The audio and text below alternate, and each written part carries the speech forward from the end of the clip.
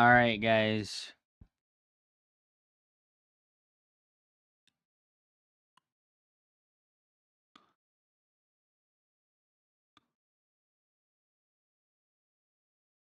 Are we ready for the big one today?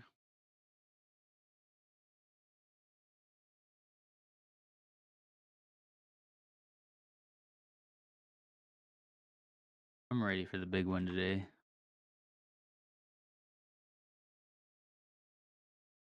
Hey, Grandpa! What's up, dude?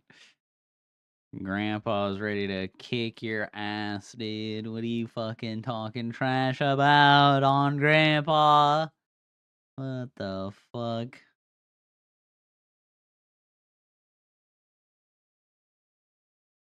I don't know if you saw my response the other day, Supreme Death one, but yeah, I'm pretty much done with Tempest Rising until they add the third faction and add replays. And even when they do those things, I don't know if I'll pick the game back up in any meaningful way.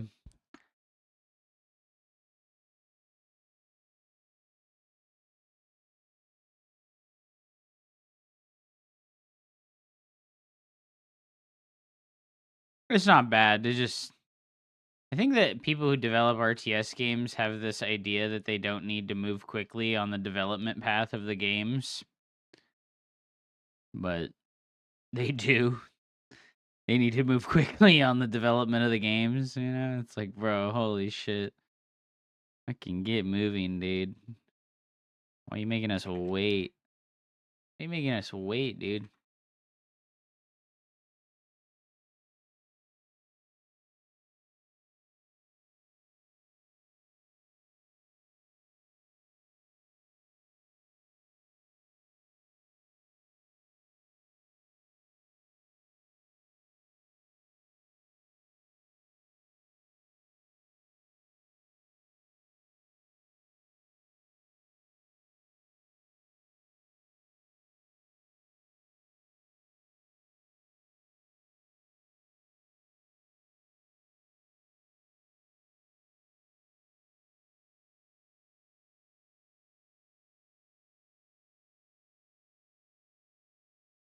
Hoping I was seeing. You were gonna watch? Yeah, I'll watch the tournament, but I'm not gonna participate because yeah, I just didn't keep playing. Seeing them make literally no progress in what's like 3 weeks now, right? Like, yeah, it's just straight up been like 3 weeks, and they just literally all they've done is like bug fix the engineers. They made like a patch that like made it so that engineers took way longer to capture buildings, and it's like, yeah, that's great, but also why didn't they fix that after the fucking beta, you know, in fucking January? It's very like well documented, like, hey, engineers capture buildings way too fast, and there was like fucking 20 responses about it in their Discord. Like, hey, engineers capture stuff way too fast. Please fix this, and then they just didn't until after the game was already out. Yeah, Droptimus. I am gonna go over the GSL stuff. Sorry, I missed your chat because you're on YouTube there and I didn't have the multi chat open. Droptimus, I will be going over GSL, but I'm gonna watch the groups from a few days ago first because I didn't watch the group with Hero in it yet. So we'll be doing that first.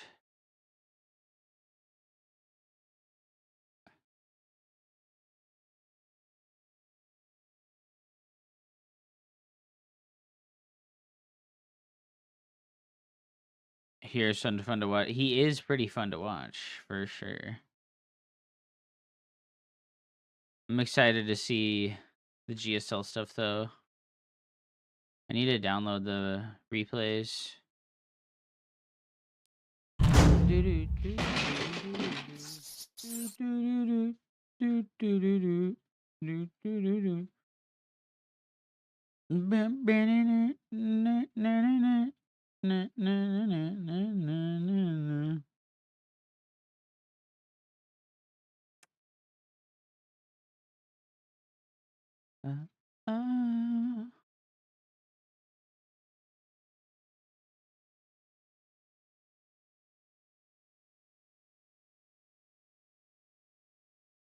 How do I download the GSL stuff? I think it's on my other email account. Hydrolus. Oh my god. Motherfucking my noob homie MMOF coming through with the sub. What's up, man? How are you, dude? You're looking fine today, brother. I'm gonna watch the GSL games. I gotta download the replays real quick. What group do I have? I have Group A. Okay, so I need Group B. How do I download this? Semifinals. Oh, there we go. Download. Download. Download. It's good to see you, dude. I hope you've been well. I want to do 2v2s later. All right. Yeah. Absolutely, man. Absolutely. Let me know. Let me know. I'm like I said, my plan today is only that I just want to watch GSL. I don't really have like grind ladder plans right now. Let me make a folder. GSL Group B 2025. Create. Show.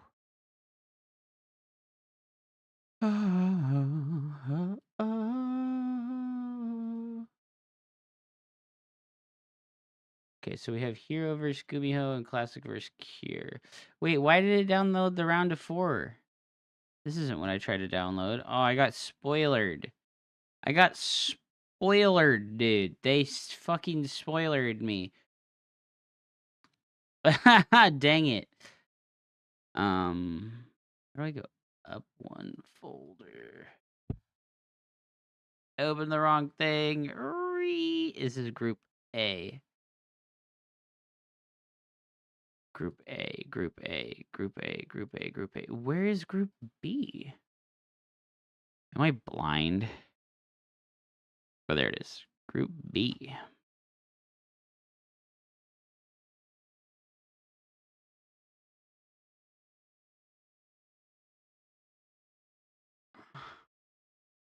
Okay. We got him. I haven't watched any Pro SC2 or Brood War tournaments this year. As far as I remember, Oliveira is still a champion. You know, Tonsi, that is the best timeline to remember. Faux show, dude. Oliveira is still the champion. He hasn't retired yet. We're feeling good. We're feeling good, dude. What? He retired? Sorry, spoiler alerts. He retired. Spoiler alerts. Oliveira retired this year? Yeah, no, he retired, man. Said, you know what? StarCraft 2 ain't worth it. Okay, I have Group B now. Let's open this. Alright, let me just extract this stuff in here. Wait, which one did I do? Group B match 5. Match 4. Match 3.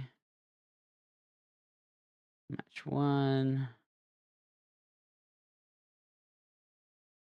That's 12. Okay. New folder. GSL round of 4 and finals. Okay.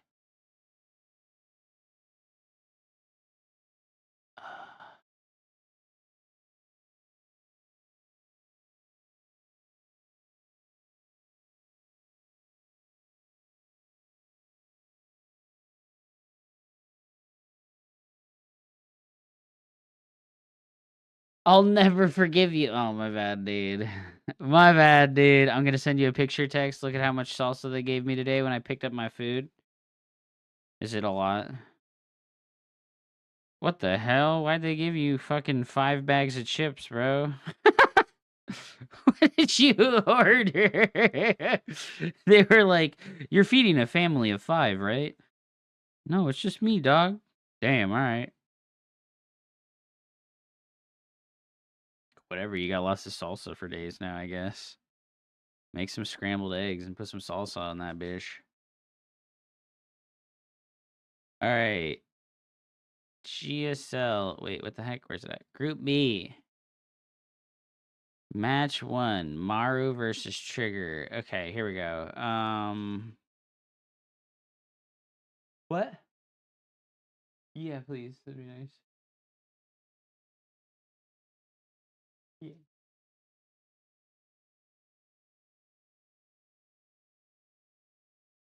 All right, we have game 1. I think I watched these ones already. Did I guess they did Group B first. Wait, did they do Group B first? Hello, Max Magus. Welcome to the stream, dude. GSL SC2. Did they do Group B first?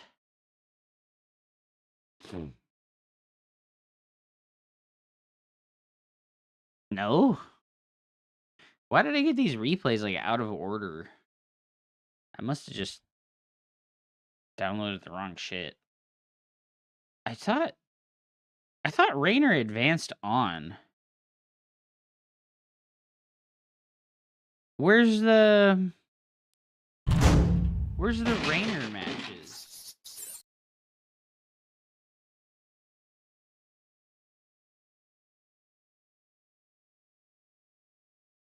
Where's the Rainer matches? Can you figure out who's a Diamond 3 player versus a Masters player just like their playstyle? I think I probably have like a 95% accuracy rating on a Diamond 3 player versus a Masters player.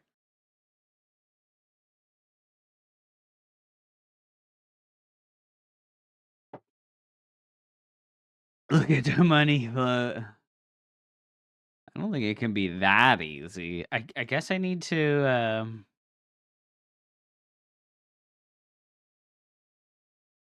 okay, 1 second. I need to make another folder for Group A because I guess I didn't look at Group A. I swear Rainer advanced. I guess I'm just tripping. We watched Group A on stream. Okay, I remember now. Show in folder. Thank you. New folder. GSL Group A 2025.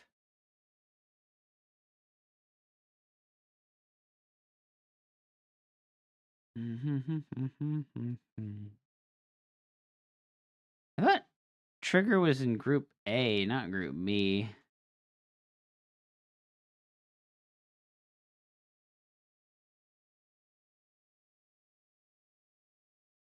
Okay. I have all of them now.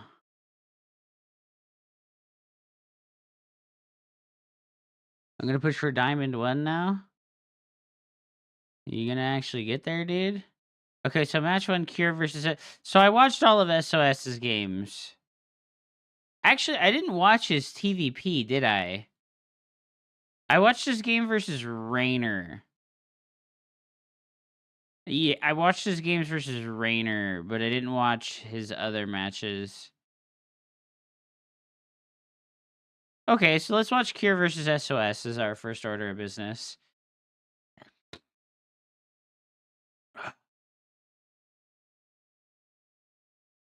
So, this is game 1 of the first best of 3 of the GSL Group A.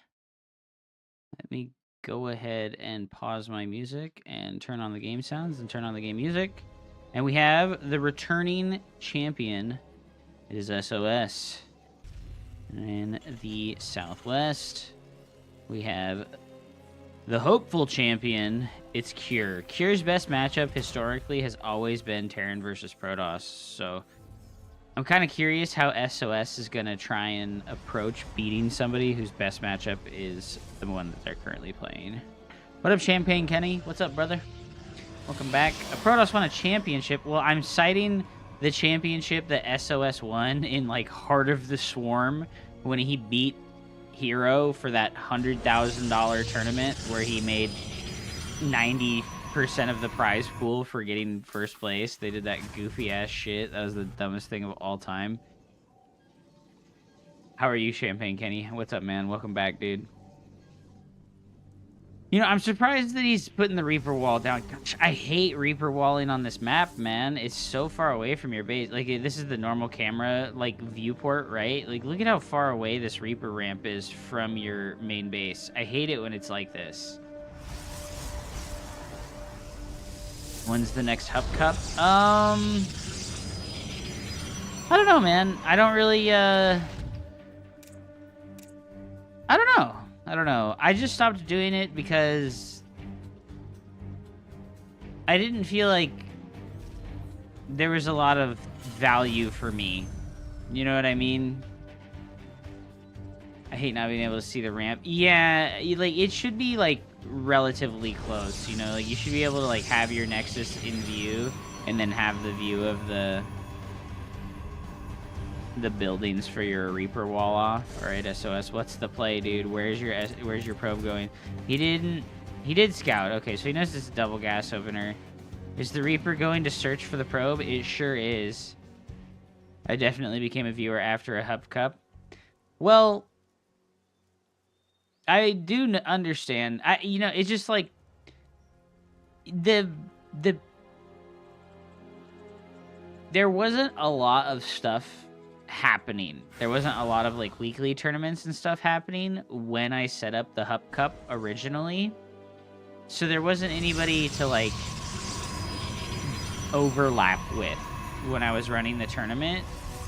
And now the season of StarCraft 2 has kind of picked up again, and to be honest, it feels like there's a random tournament every single day. And I'm just like, damn, bro, like, scheduling it is kind of a pain in the ass. I could run it again. It would come with, like, a drastically reduced prize pool.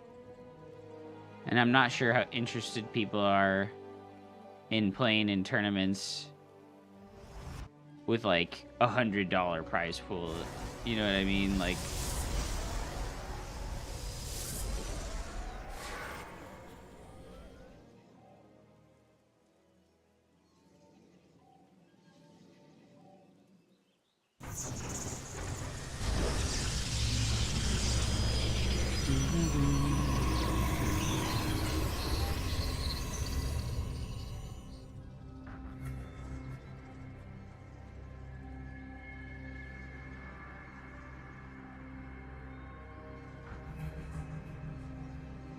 yeah, the Artosis viewers hate StarCraft 2 for sure. I could definitely stand to run. God, dude, look at how early this is. This is crazy early. His warp gates are finished, though. He used them to warp in aggressively. Oh, no.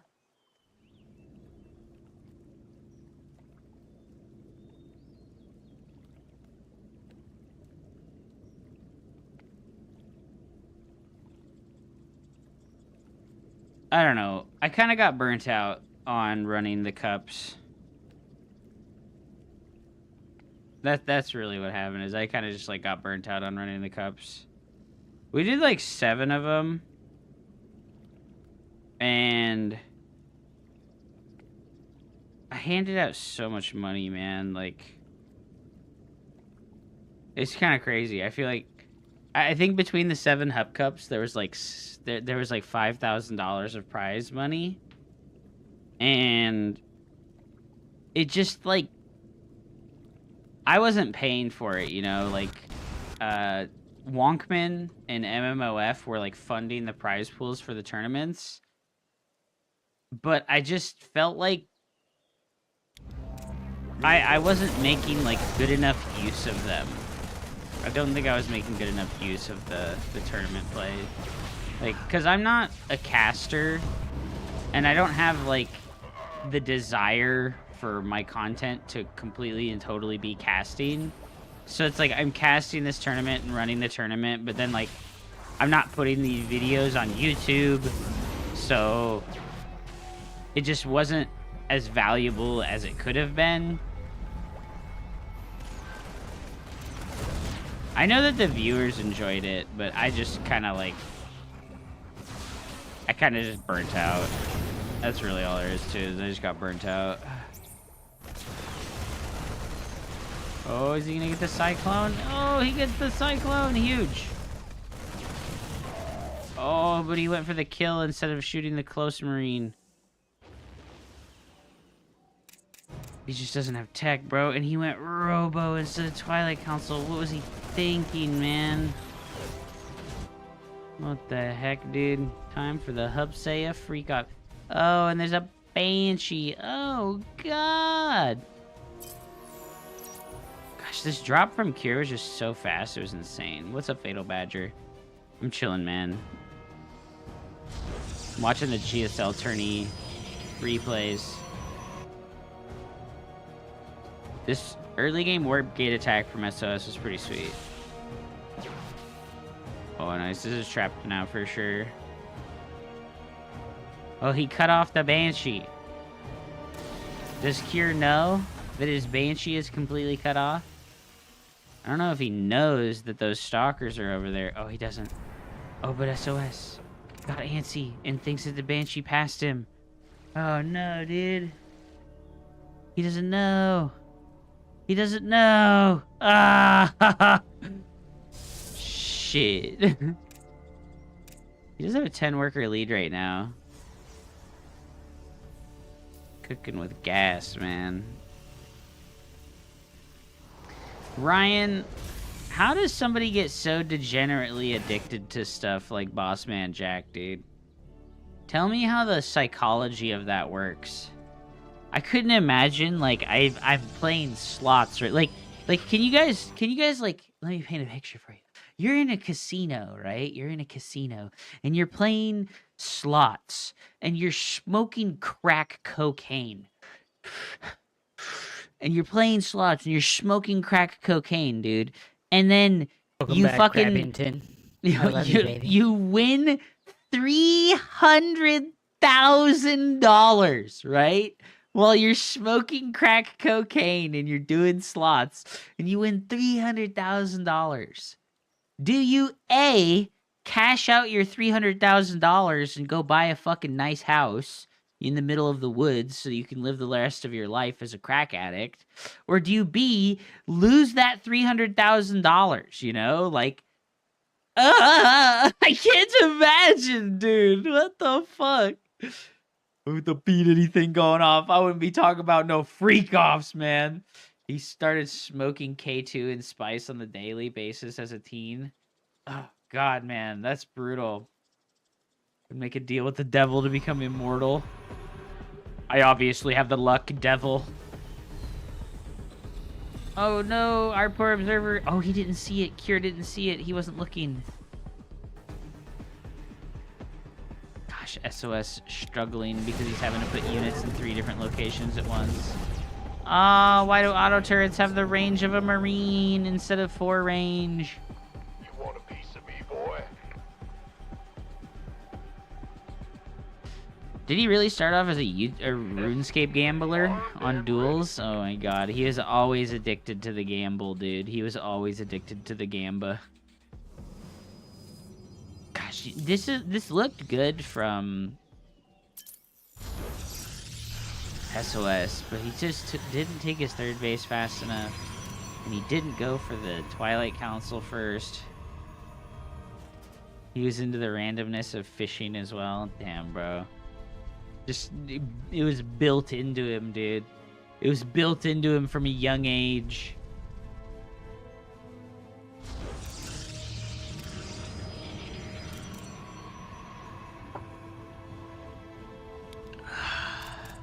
It was built into him from a young age, man.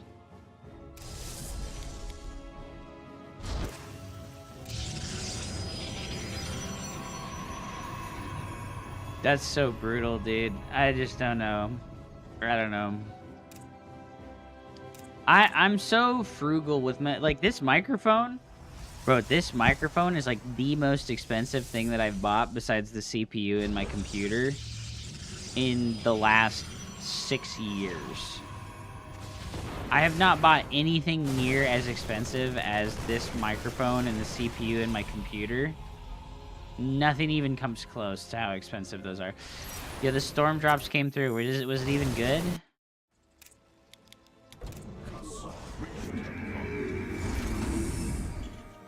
Yo, those SCVs got pulled mad early, dude.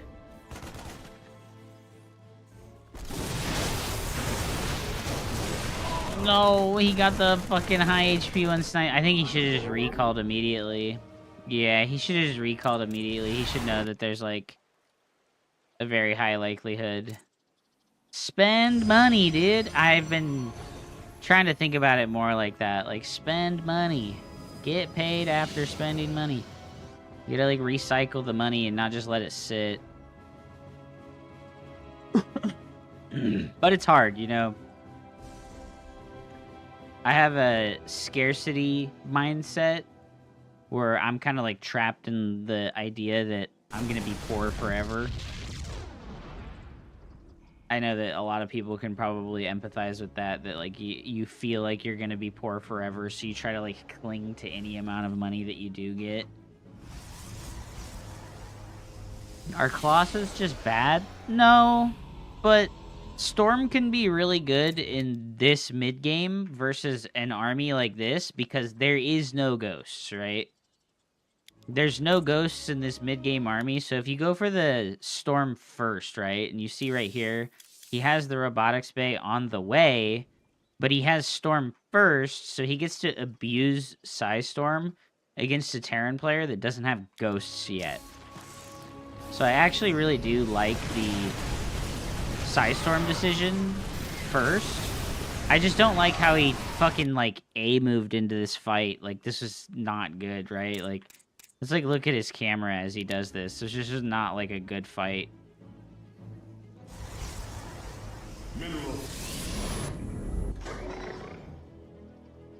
He does see the units moving out, so he knows the army's gonna be there, but he kind of, like, attacks with only half of the army at once. I just, like, this was, like, not good, right? Like, his army's, like, disjointed and not fully involved in the combat, and he has a lot of leftover units not in combat, and he just ends up losing, like, 6 zealots, and he kills, like, 1 siege tank. Yeah, he lost, like, 6 zealots there for no reason. That was pretty tough, dude. I do think that this Storm first is a good play, though. Like, a really good play.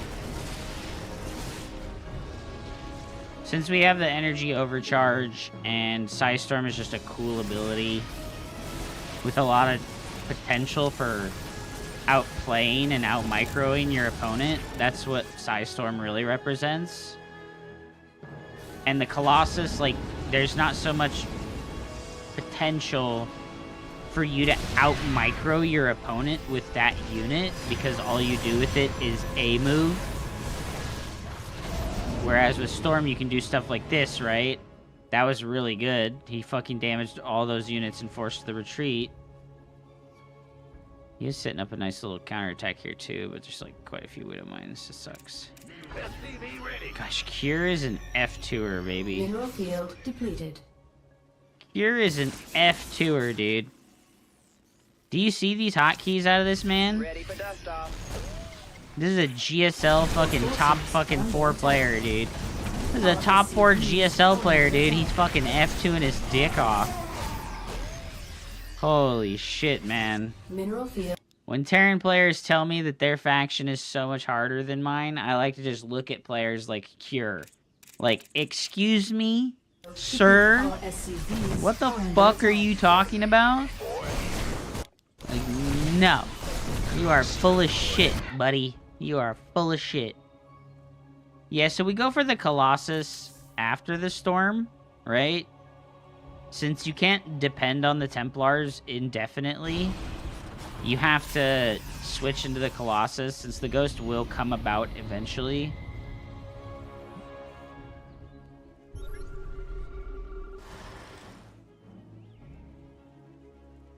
You just kind of, he's just building the army in reverse, right?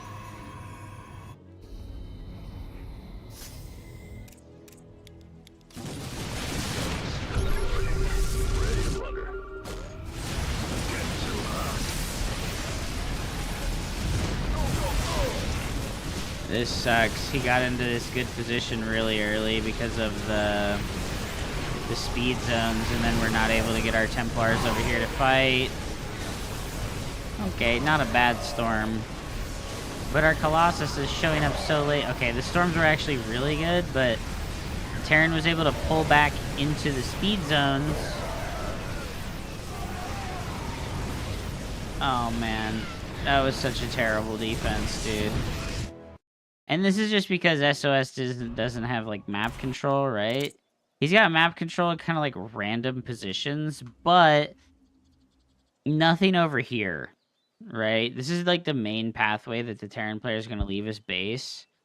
If we go back to when he originally warded the army away, and then he knew that his opponent moved out, right? And moved back home, right? We're watching here. And we know that our opponent moved home. We see it with the observer right there. He, like, looked at it. This is the point in time where, like, I think he should have just sent one zealot out to the middle of the map over here. You know what I'm saying? I think that that's, like, the easiest thing in the world to do. It's like you need to have complete and total domination of, like, the lanes between the bases. So, like, one zealot here would have warned him when the army did move out. But, like, if we just watch his vision, right? He's not really, like, paying attention. He didn't reposition his observer. He didn't grab control. And this scan goes off, which is in the middle of nowhere. And SOS just has no idea that the army's coming, so he just loses. That's pretty shitty. That's pretty shitty, dude. That's pretty shitty.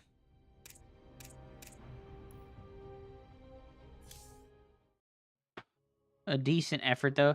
I liked the build order, the super early warp gate play. Actually, hold on. Let me go, like, look at the execution of that super. I think that was just how Harding used to do his 17 Nexus build.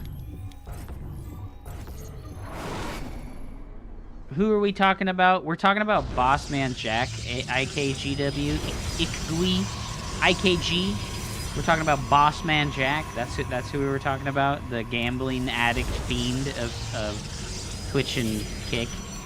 How many Chrono Boosts does he use here? It's got to be 2, right? 1. Does he use 2? Okay, well, I guess he only uses 1. And that makes the Cyber finish at 90 seconds. So his warp gate finishes at 330. Gosh, yeah, dude. It's just like this close air position. I think that with the fact that his opponent went for a double gas opener, it's probably just like straight up a bad idea from SOS to follow through with the aggressive warp in when he knows his opponent went for the double gas, right? So he knows Cure went for the double gas opener, and it should have put him into a defensive mindset instead of an aggressive mindset. Like, okay, that medevac's going to be in my base at 4 minutes flat. I need units at home to respond to this. But instead, he warps in aggressively, and then he only has 2 adepts at home to deal with the medevac Widowmine drop, right? He has so much gas floating, too, so this 3-gate attack is good, but you have to, like, I guess you just delay your gas geyser, maybe? And he went Robo, dude. And then he warps in aggressively when he should absolutely be warping these 3 stalkers in at home. I don't know. I think it was just a mistake to try and split his defense, because his warp gates are coming off cooldown right now. And he could be defending this with these stalkers and the 2 adepts at home. And then he could be warping in on the other side. I don't know. Yeah, like these stalkers that warped in at home could have been warping in now over here, and they still would have been just as effective, I'm pretty sure, because there's no attempt at a bunker here by Cougar. When did he get his first warp in?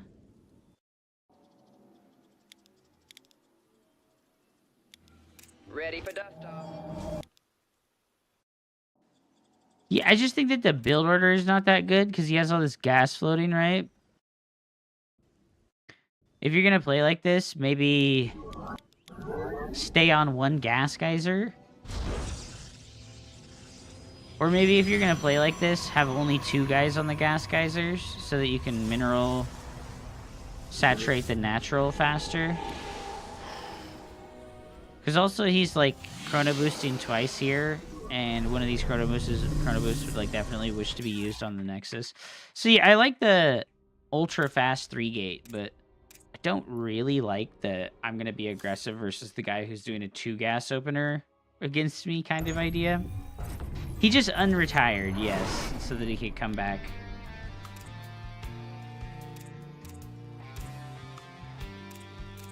Did Artosis really cast your tournaments, Champagne Kenny? I don't remember the tournaments that you ran, Kenny. When was that? I know that he did that for Buckstar Shot, but I know he also paid Buckstar Shot paid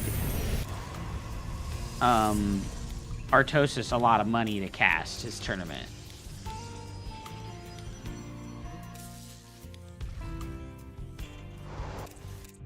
Alright, SOS, show me the way. Oh, he's doing like the same exact thing, man.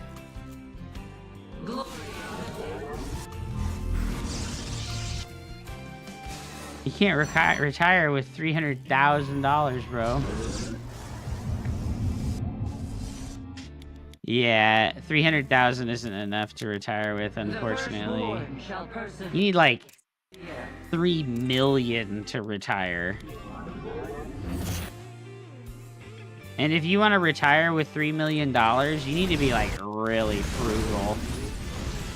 Oh, this is the Proxy Robo game. Okay, I remember this one. Gosh, SOS was being so cheesy. It's so many more millions if you're young. Yeah. If you're young, you probably need like 4 or 5 million. I return to serve. I am here in the shadows.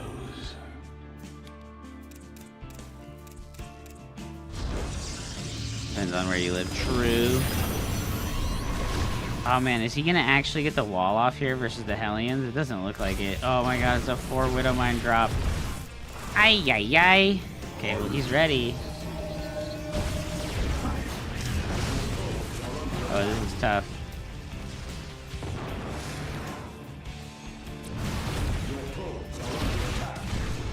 He did kill both of the depots. Cure's mega supply block right now.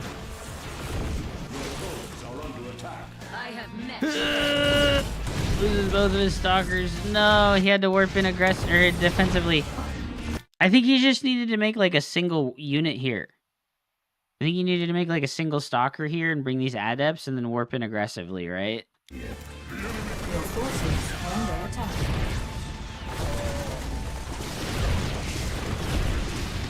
Range in Switzerland on average 19% higher. Is it really that bad? That's crazy. That's crazy, bro. What the heck? I am here. Our pylon is under attack. Higher wages, higher cost of living.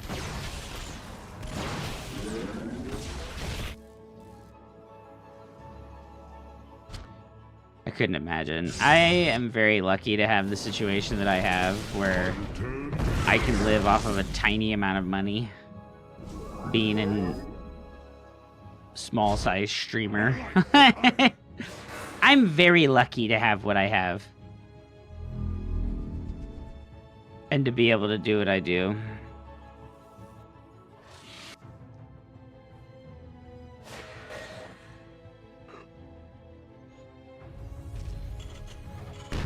Go get some more Waluda.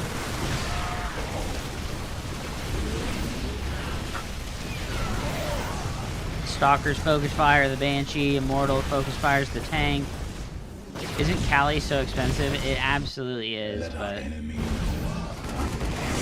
I live with my girlfriend and our other partner, and We split the rent 3 ways, so I can live, dude. And I have EBT. I have food stamps, bro. I live off fucking food stamps. You live from streaming, right? Yeah, I try to.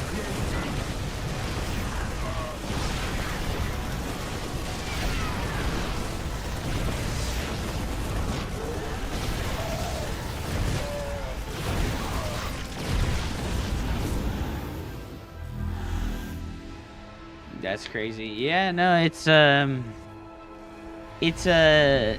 no plan for the future kind of way of living. It's a I don't have a plan for the future kind of way of living, which sucks. But it is what it is, you know, like you want to live your dream, you gotta make sacrifices. And living my dream is like being a content creator, being an artist. I think that it's probably not great to call myself a content creator because, like, my goal is not to be like Asmongold or Hassan. I'm not like a content creator.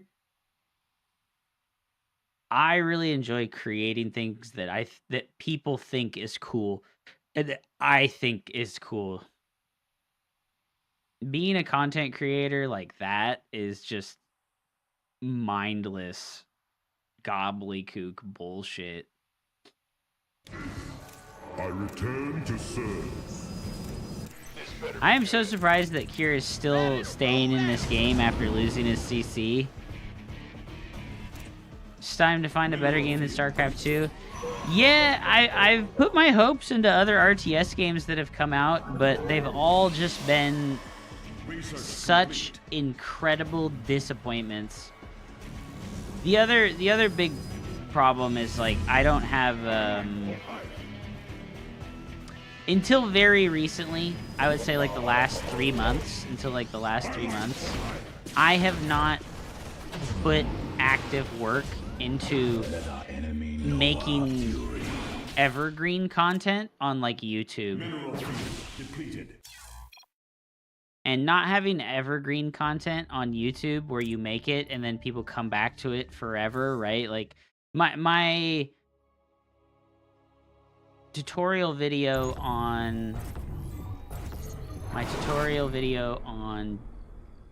Tempest Rising is almost at 10,000 views. And this video just keeps getting a couple views every day. And that's what I mean by evergreen content. This one as well. The Tempest Dynasty video is getting quite a lot less, but it's still accruing a small amount of views every day. And oops, that's what I mean by evergreen content. Like, people come and find it over and over and over again. And I just haven't made anything good enough like that, right? I made the Cannon Rush Defense Guide, and I think this is evergreen content, but StarCraft 2 is dead. You know, StarCraft 2 is just like sadly quite dead. So it just never picked up traction, right? The Unstoppable Cyclone All-In. I made a video on how to beat the broken ass Cyclone All-In while the Cyclone was bugged and broken, and it got 78 views, bro. Like, that's brutal, right? Korean class. I don't think it's because the videos are bad though. No, I don't think so either. It's definitely because StarCraft 2 doesn't have people searching for new content creators to watch. I would like definitely like here. I want you guys, when you have time, right? Go watch this video where I did the Euthermal impression, because I think that this one was really good, and I did exactly what Euthermal does, but I only got like 100-ish views on the video, and it's just because like I don't have any like clout. Okay, like I'm like painfully aware of this, but like I have no clout. I'm not an ex-pro gamer. I didn't win a tournament. I don't have any clout. I haven't been on a big stage and casted or anything like that. There's no clout to my name, right? It just is what it is. So, my videos like that don't get a lot of views, unfortunately. Here I called out that I beat fucking Supernova, the best mech player in the world, and this video is really good. I, like, dubbed over it. I, like, watched myself play and commentated over myself playing. Only, like, 70 views. It just is what it is, you know? And, like, it's whatever. Like, I get it. Like, it just sucks to, like, try and make stuff for StarCraft when you're an irrelevant person in the eyes of, like, the community, right? Like, if my name was fucking like, I don't know. If my name was, like, Cyril and I made videos like this, people would probably be all over it. 8 Dom sent sticky keys. What the fuck is that, dude? Thank you so much for the biddies, bro. I appreciate that. I don't know what the heck sticky keys means.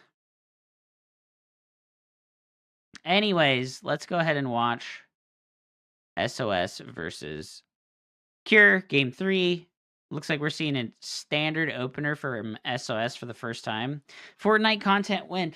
Yeah, you know, I've thought about, like, other games to play, and I know that my audience, at least the most of my... And Rillian, I do see what you've asked here. Do you have a guide on holding versus the first Terran push since last patch?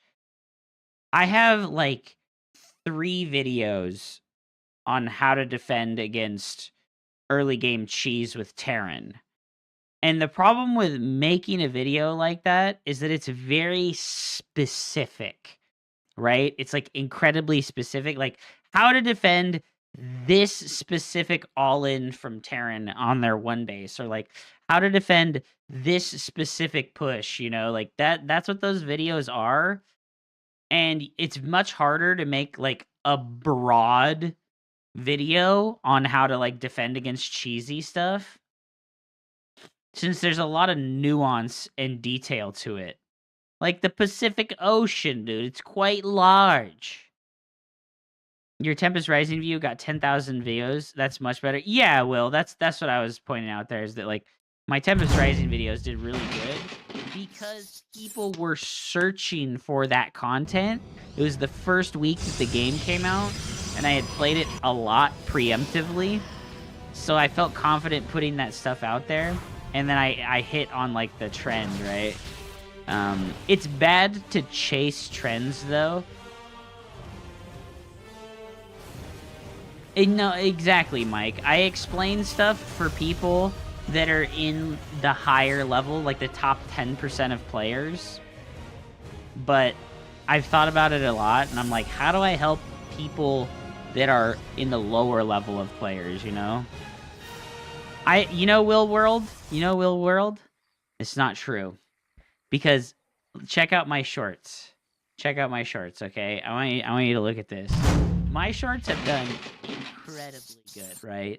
This is my most recent one from today, so that one's a little slow right now. But 1,300 views. Guess how many subscribers this got me? 0. 1,200 views. Guess how many subscribers this one got me? 1. 1,000 views. Guess how many subscribers this got on this video? 0. 1,300 views, 0 subscribers. 1,700 views, 0 subscribers. So there's something to the shorts where it's not helping, you know? It's not helping move that subscriber metric at all, unfortunately. And the big problem for fucking me, right, is that you cannot monetize your YouTube until you have 1,000 subscribers. So I've gotten 120,000 views on my YouTube videos, and I've gotten $0. Which makes it pretty tough to be like, yeah, let me just slam out a bunch more videos, you know? Like, it's like, oh my god, dude, like, fucking A, man. Like, this sucks ass. That's pretty bullshit. Yeah, no, it's pretty bullshit. It sucks, dude. We got this. I believe, I believe, but it's like I said, I'm kind of like struggling for like what to make that like is gonna get me subscribers, right? Because we can like go look at the analytics real quick for like one or two of the videos. Like if we look at this video, right, it has 11 likes, right, and 0 dislikes, and it got 113 views. But if we look at the analytics, I got 1 subscriber, which you know what? 1 out of 100, that's actually really fucking good. Just to be realistic, that's like really fucking good. But look at my impression click-through rate. It's 1%. I got 7,000 impressions on this video and I only got 68 views. Only 68 people out of like 6,900 clicked on this video. So that's terrible. So either my title for this video was really bad or my thumbnail was really bad. I don't know what happened with that one that it was so bad. This one, can this cheese beat the number 1 Tempest Rising player? This one did okay. Look at 300 views, 3 subscribers, bro. Good shit. The reach, 6% impression click-through rate. 6% impression click-through rate. That one did really good. And then my most recent one, this is the one where I just reacted. Like, I just watched the esports storyteller video. 97 views, 0 subscribers. 3.6% click-through rate. So 3.6%, I think if you have an impression click-through rate above 3%, that's technically good and that's normal. But it feels pretty bad. It feels pretty bad. Like I'm used to 0 or 1. Yeah. And then for the Tempest Dynasty video, right? This one did like insanely good. Like I got 82 subs out of that. So it's kind of like for every 100 views you get, you should get like 1 subscriber. You should get like 1 subscriber for every 100 views that you get. And look at it, 60% of the views came from the YouTube homepage and the up next. So this one was really big for me, right? This one was actually really big for me. And the reach was really good. The impression click-through rate was 5.5%. It got 112,000 impressions, which is crazy. That's a crazy amount of impressions. And then the most funny fucking stat about it is like, look at the age demographic. 0 people under 25 years old. This is just like the demographic of like RTS games is old. Like, the demographic of RTS games is old, bro. Like hella old. Like it's funny as fuck. Like look at this. 62% of the viewers were between 35 and 44 years old, bro. I had 1.2% of my viewers on this video. So like 120 people who watched this video were above 55 years old. That's wild, bro. That's fucking wild, dude. Like think about like some fucking 60-year-old dude. But yeah, then like 0 revenue feels fucking bad, man. Let's look at RPM, right? Hold on. Wait, where did I I'm braining Control C. Control V. So YouTube will give, if a video earns $10 in revenue from RPM, from 2,000 views, the RPM would be $10 per 2,000, or 1,000 views equals $5. So revenue per thing on YouTube is $1.20 per 1,000 views, right? So that doesn't seem very good, but it can range from like $1 to $10, right? It can range from like, channel average RPM right now is about $6.50 per 1,000 on a year ago. And this guy's channel was educational trade work, right? Lowest channel average has been $3.50 to $4. So if we put me on like the low end of like $3 per 1,000 views, I could have made like $30 off this video, dude. I could have made $30 off this video. And that's not a lot.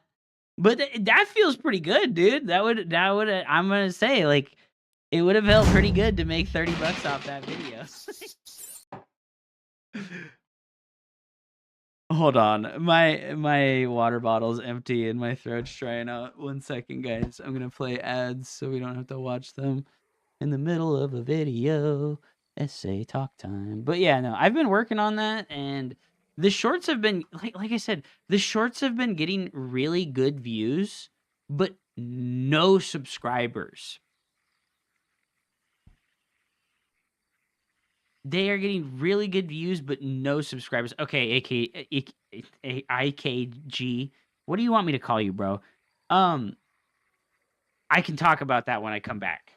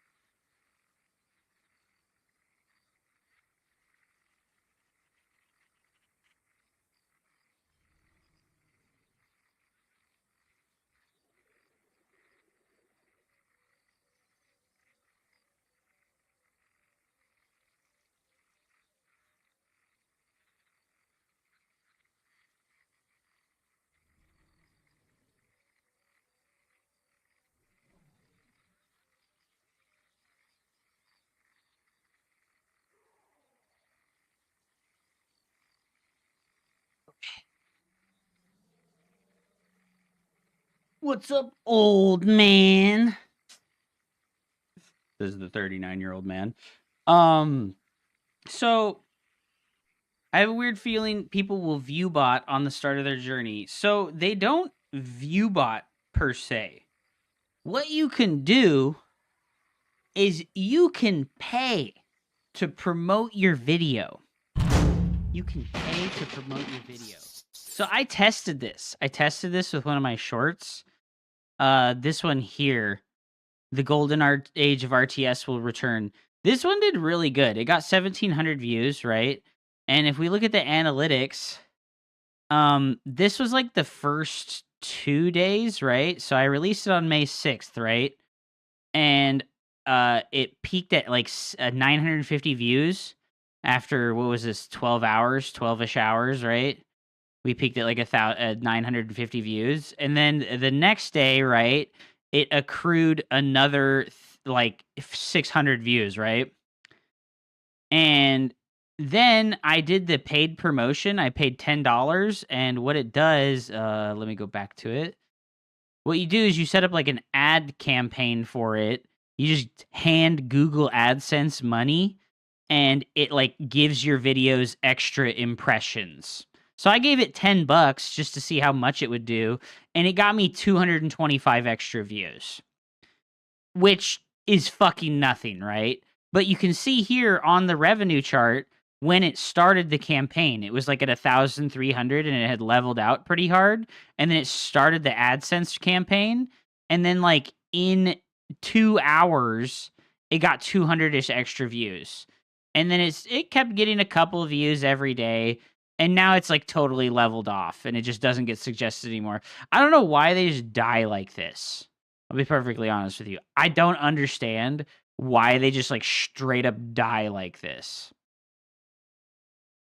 There can't be only 1,800 people that would watch this clip. You know what I mean?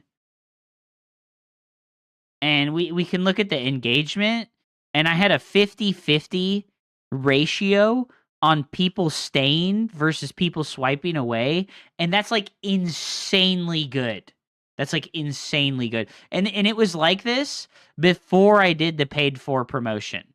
It was like this before I did the paid for promotion. Like, so I don't know. Like after I did the paid for promotion, it like continued on a little bit, but I don't know. It was weird. And as far as the paid promotion thing is concerned, you can ask it to do. You can ask it to promote so that you get views, right? You can ask it for audience growth, video views, or website views. So technically, if I wanted to, I could be like, hey, promote my video. I want more audience growth. Like, please get these people to fucking subscribe to me and like just add one of my videos and like pay $100 and bam, I could be at 1,000 subscribers. But also, like, why am I not just getting that organic growth? You know, like if those people that saw the ad would subscribe to me, why am I not just getting the fucking the subscriber growth to begin with? You know, like I don't know, like. So you'd have to pump your channel, or you'd have to be a cool boy with hella friends. Yes, you have to pump your channel. You have to be cool. And look at, I made it so that it only sent the ads to like relevant countries, not like fucking India and fucking Azerbaijan, dude. It's only United States, United Kingdom, Poland, Germany, Canada, right? Like I didn't want it to send it to like random countries that wouldn't give a shit about it. And it did work, right? Like it got it 1,000 impressions and it got 225 views from those impressions. So like $10 isn't that great of a turnover for like 200 views and 0 subscribers, but I didn't do the thing for the subscribers. Like,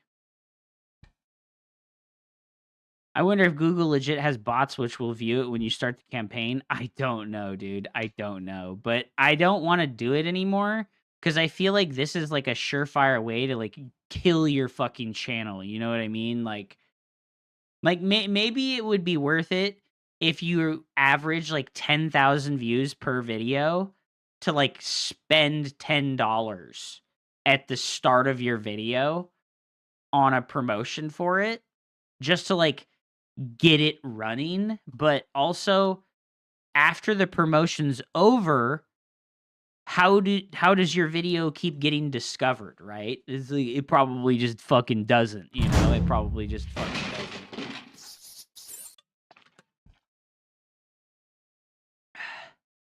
I can pay Hup to do a free-for-all with viewers, and he casts it if Hup wants to. I'm down. I'm down. It gets buried after the campaign. Yeah, well, also, it's like, it's not a none of my shorts, right? My shorts are not searchable. And shorts, right? Like shorts and Instagram shit and TikTok stuff, those things are not searchable. You don't search for a short to watch. You open the reel of shorts and you just look at the first one that it puts in front of your face, and then you scroll to the next one, and then you scroll to the next one, and then you scroll to the next one. You know what I mean? So shorts are not something where like you look up a thing. Like how do I assemble a fishing rod? And then you look at the first short that comes up. No, if you're like searching for something like how do I fucking build something or how do I make something, you look at like a long form video first to figure out how to do the thing. You don't look at a short to figure out how to do it, because the short isn't going to have that, like, it's not going to have like the depth of information that you're going to want if you searched for something. If you just like have this passing interest and you're swiping, right? Swipe. Oh, this one's going to tell me how to make a fishing rod get put together. Or, this one's going to tell me how to put a fishing rod together. And you watch the 45-second short of how to put a fishing rod together. And you go, cool. Swipe. You know, like that's how people consume shorts. This is cancer. Yo, hi, Pimplar. Thank you so much for the 500 biddies, dude. I'm watching GSL and yapping about YouTube analytics right now. Thank you so much for the support, dude. I really appreciate that. You're a baller, dude. I hope you've been good, man. I know that a month or two ago you talked about you lost your job, so I hope that shit is fucking... I don't know if you lost your job or you quit or whatever, but I know you were in between jobs, so I hope that shit has worked out for you and you fucking figured shit out, my man. Found a new one. Congratulations, man. I'm happy for you, dude. Don't fucking work yourself to death for a job, though. Fuck them. Fuck them, dude. Bare minimum. Get the paycheck and leave. He's pimping Templars, dude. He's pimping adepts.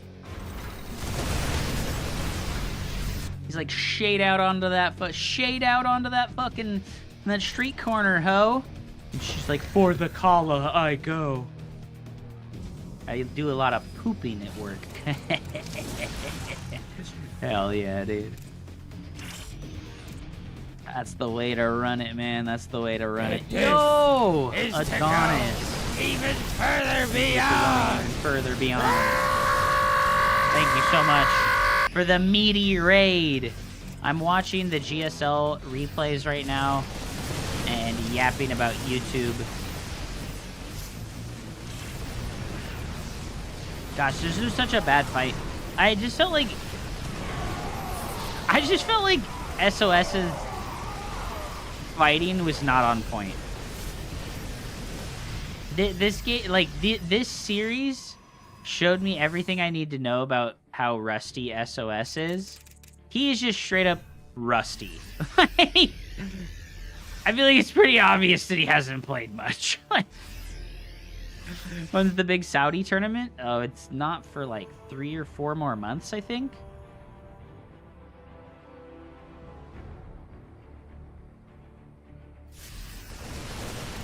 You know what sucks? I made a YouTube video, right?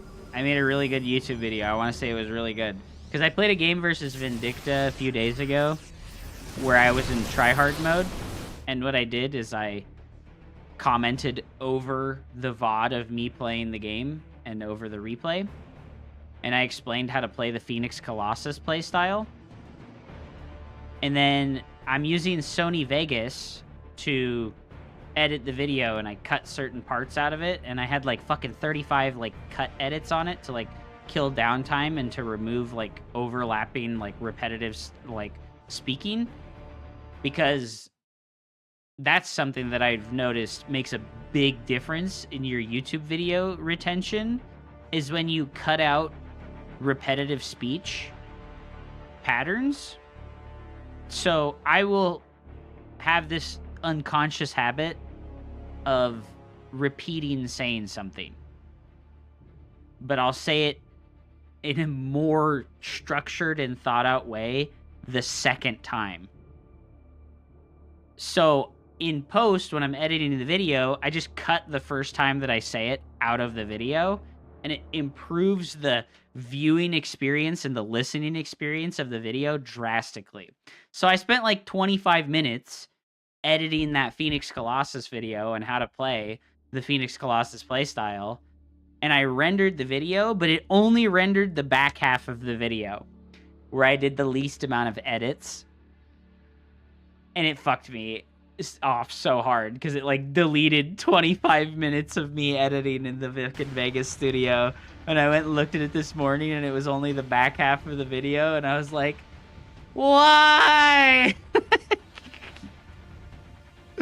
Oh my gosh, so dumb.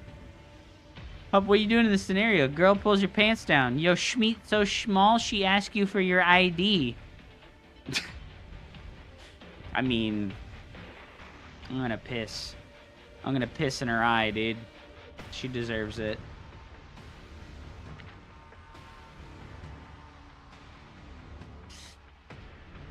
Yeah, what the fuck, bro?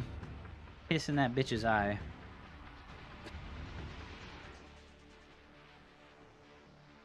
I'll never forget this crazy story this guy told me when I was in high school.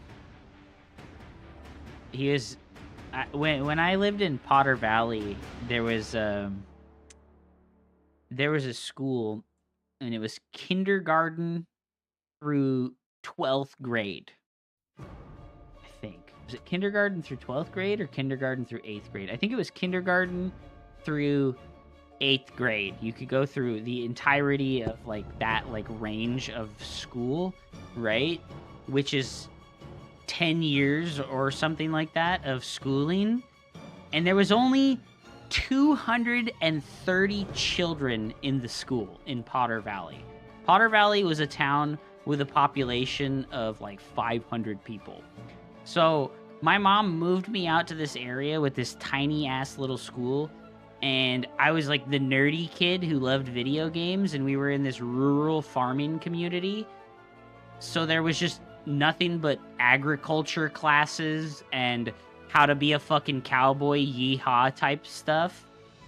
So I remember being in one of the agriculture classes, and we were digging holes and learning horticulture stuff. And I was like fascinated. I was like, this is so cool. Like, I love this. And the other kids in the class were like, you were a city boy, weren't you? And I was like, what do you mean? And they're like, you got soft hands, kid. And I was like, I'm like fucking 15 years old. Like, what the hell are these weirdos talking about? And I remember I got to be friends with like the popular kids, which were the football players. I was friends with like the football players. And I remember one of the football players telling me this crazy story where his girlfriend cheated on him, right? So he was pissed off about her cheating on him.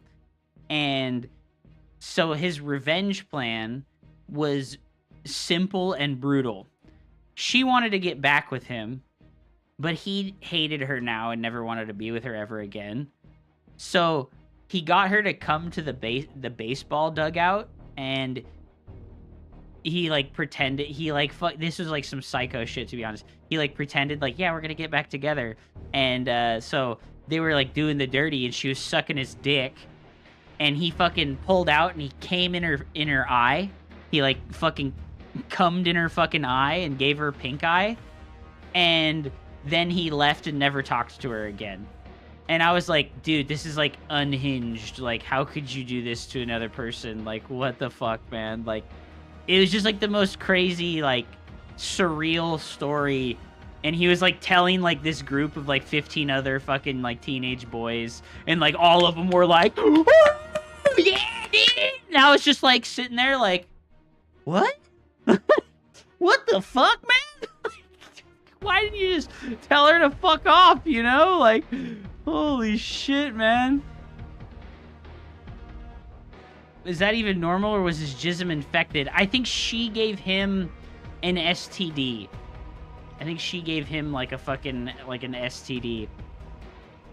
So he like revenged her by giving it back to her in her eye. Just absolutely brutal, dude. Oh my fucking goodness, man. Dude, look at how useful Colossus are. I just want to like count the amount of times that these fucking stupid ass units shoot at a fucking building. Look at how useful these Colossus are being. Depot laser, depot laser, depot laser. Oh my god, look at them fucking not shooting. Oh, they actually shot the army. Depot laser, depot laser, depot laser. Look at how useful Colossus are, man. Oh my god, depot laser. Bro, that had to be like 80% of the shots the Colossus fired during this fight shot buildings, man. Like, That is brutal. This is why Colossus are stupid and bad. Is that right there? Just got done checking out your video about RTS. I'm glad you watched it, man, and I hope that you went and checked out the Esports Storyteller channel because his videos are really good. A lot of high effort stuff on his channel. My God, SOS letting this game slip out of his fingers like this is brutal. Yeah, it just sucks that he went for the counterattack like that. I think what you need to do is you need to represent your army here in an attempt to threaten the planetary fortress and send a zealot run by to the third base. Like, if we go back here, right? Let's imagine SOS threatens to attack the planetary fortress, but does not attack it, right? Imagine a world where you threaten the planetary fortress, you come here, you poke it with your Colossus while you hold position the rest of your army, and then you zealot run by this base, right? That is how you win against a Terran player. You can't attack a base. It doesn't work. You need to spread their attention, right? So fucking 8 zealots go attack this base and clean up all the workers while the Colossus shoot at this planetary fortress.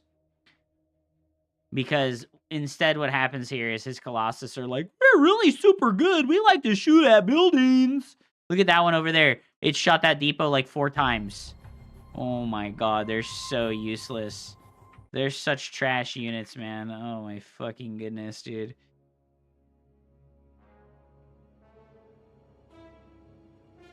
I guess we already watched this, huh?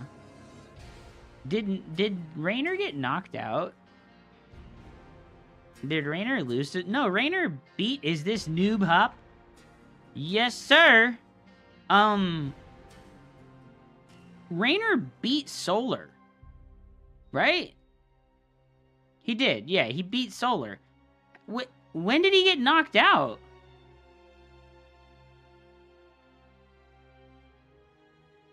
I'm confused. When did Raynor get knocked out? Where's the Raynor matches? Because I know he advanced. He didn't advance?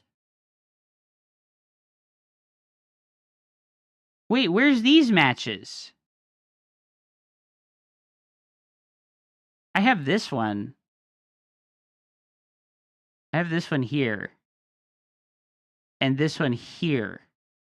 But I don't have Group Stage B.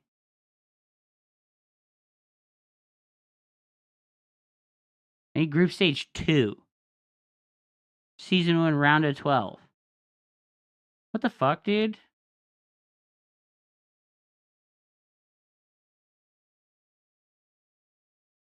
Neither match 1 nor match 2 in Group A and B can be read in-game. I'm confused. Where are these matches? Where's the hero matches? I have Rogue Nightmare, Maru, and Trigger. And I have Kira, SOS, Raynor, and Solar. But I don't have the stage 2 of the tournament. Where's the stage 2 of the tournament?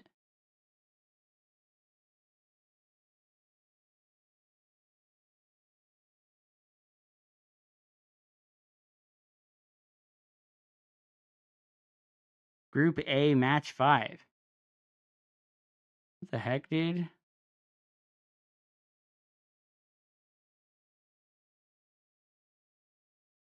Is this is round of 8? I'm so confused.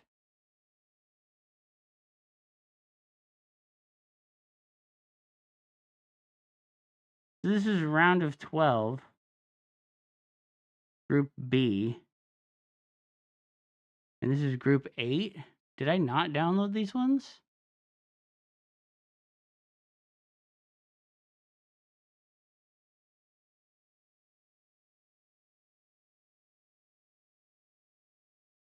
I guess I didn't download these ones.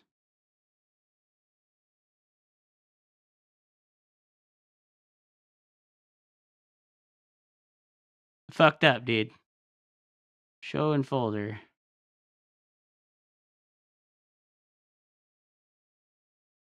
GSL.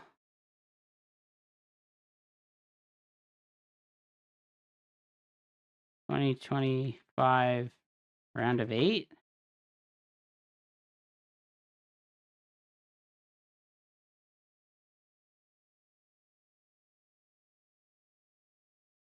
Sort by date. What the fuck? Descending. Is that Beyond versus Rogue? Is that what happened?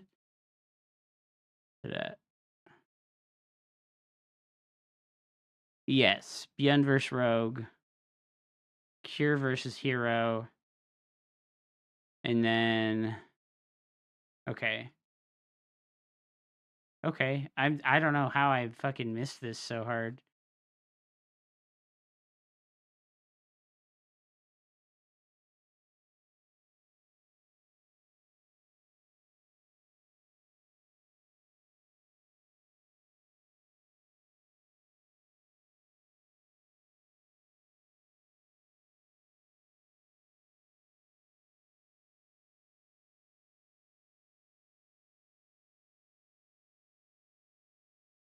What the heck, dude? I'm confused how they have this laid out. Because where's these matches? I don't have these ones. These ones, like, aren't on there.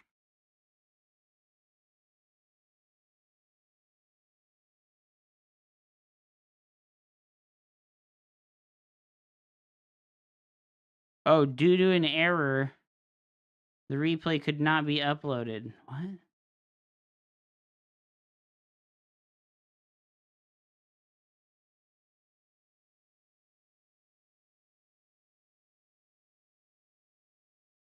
I'm so confused right now. Why is this... I guess they just don't have the...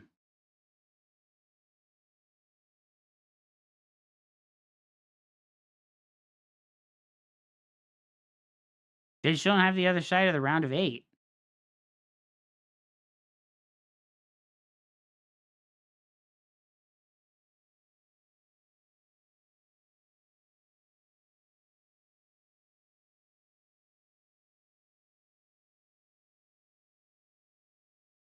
That is called GSL Beyond versus Rogue. Cure versus Hero. Cure versus Hero.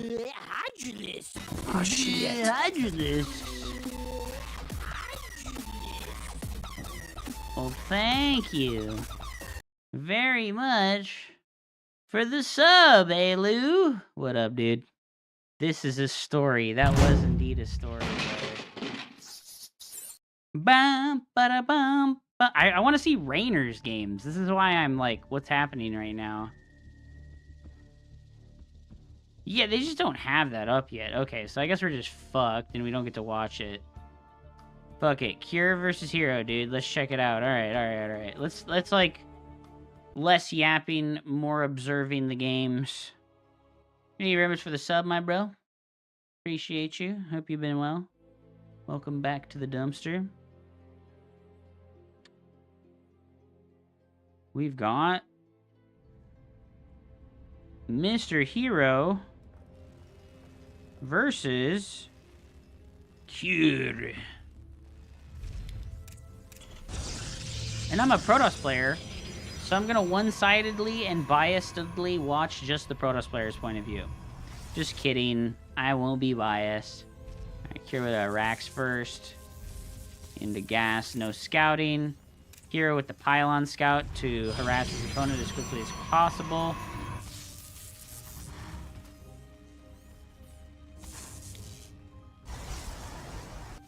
Double gas from Cure. Hero does identify the double gas opener.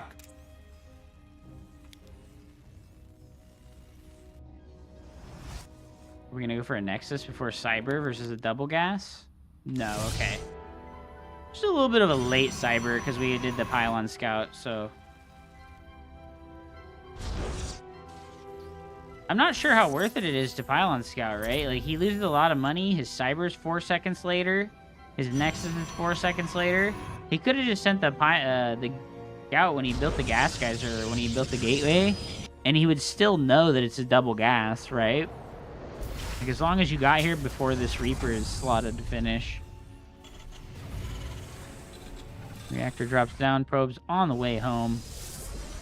Add up first unit out of the gate.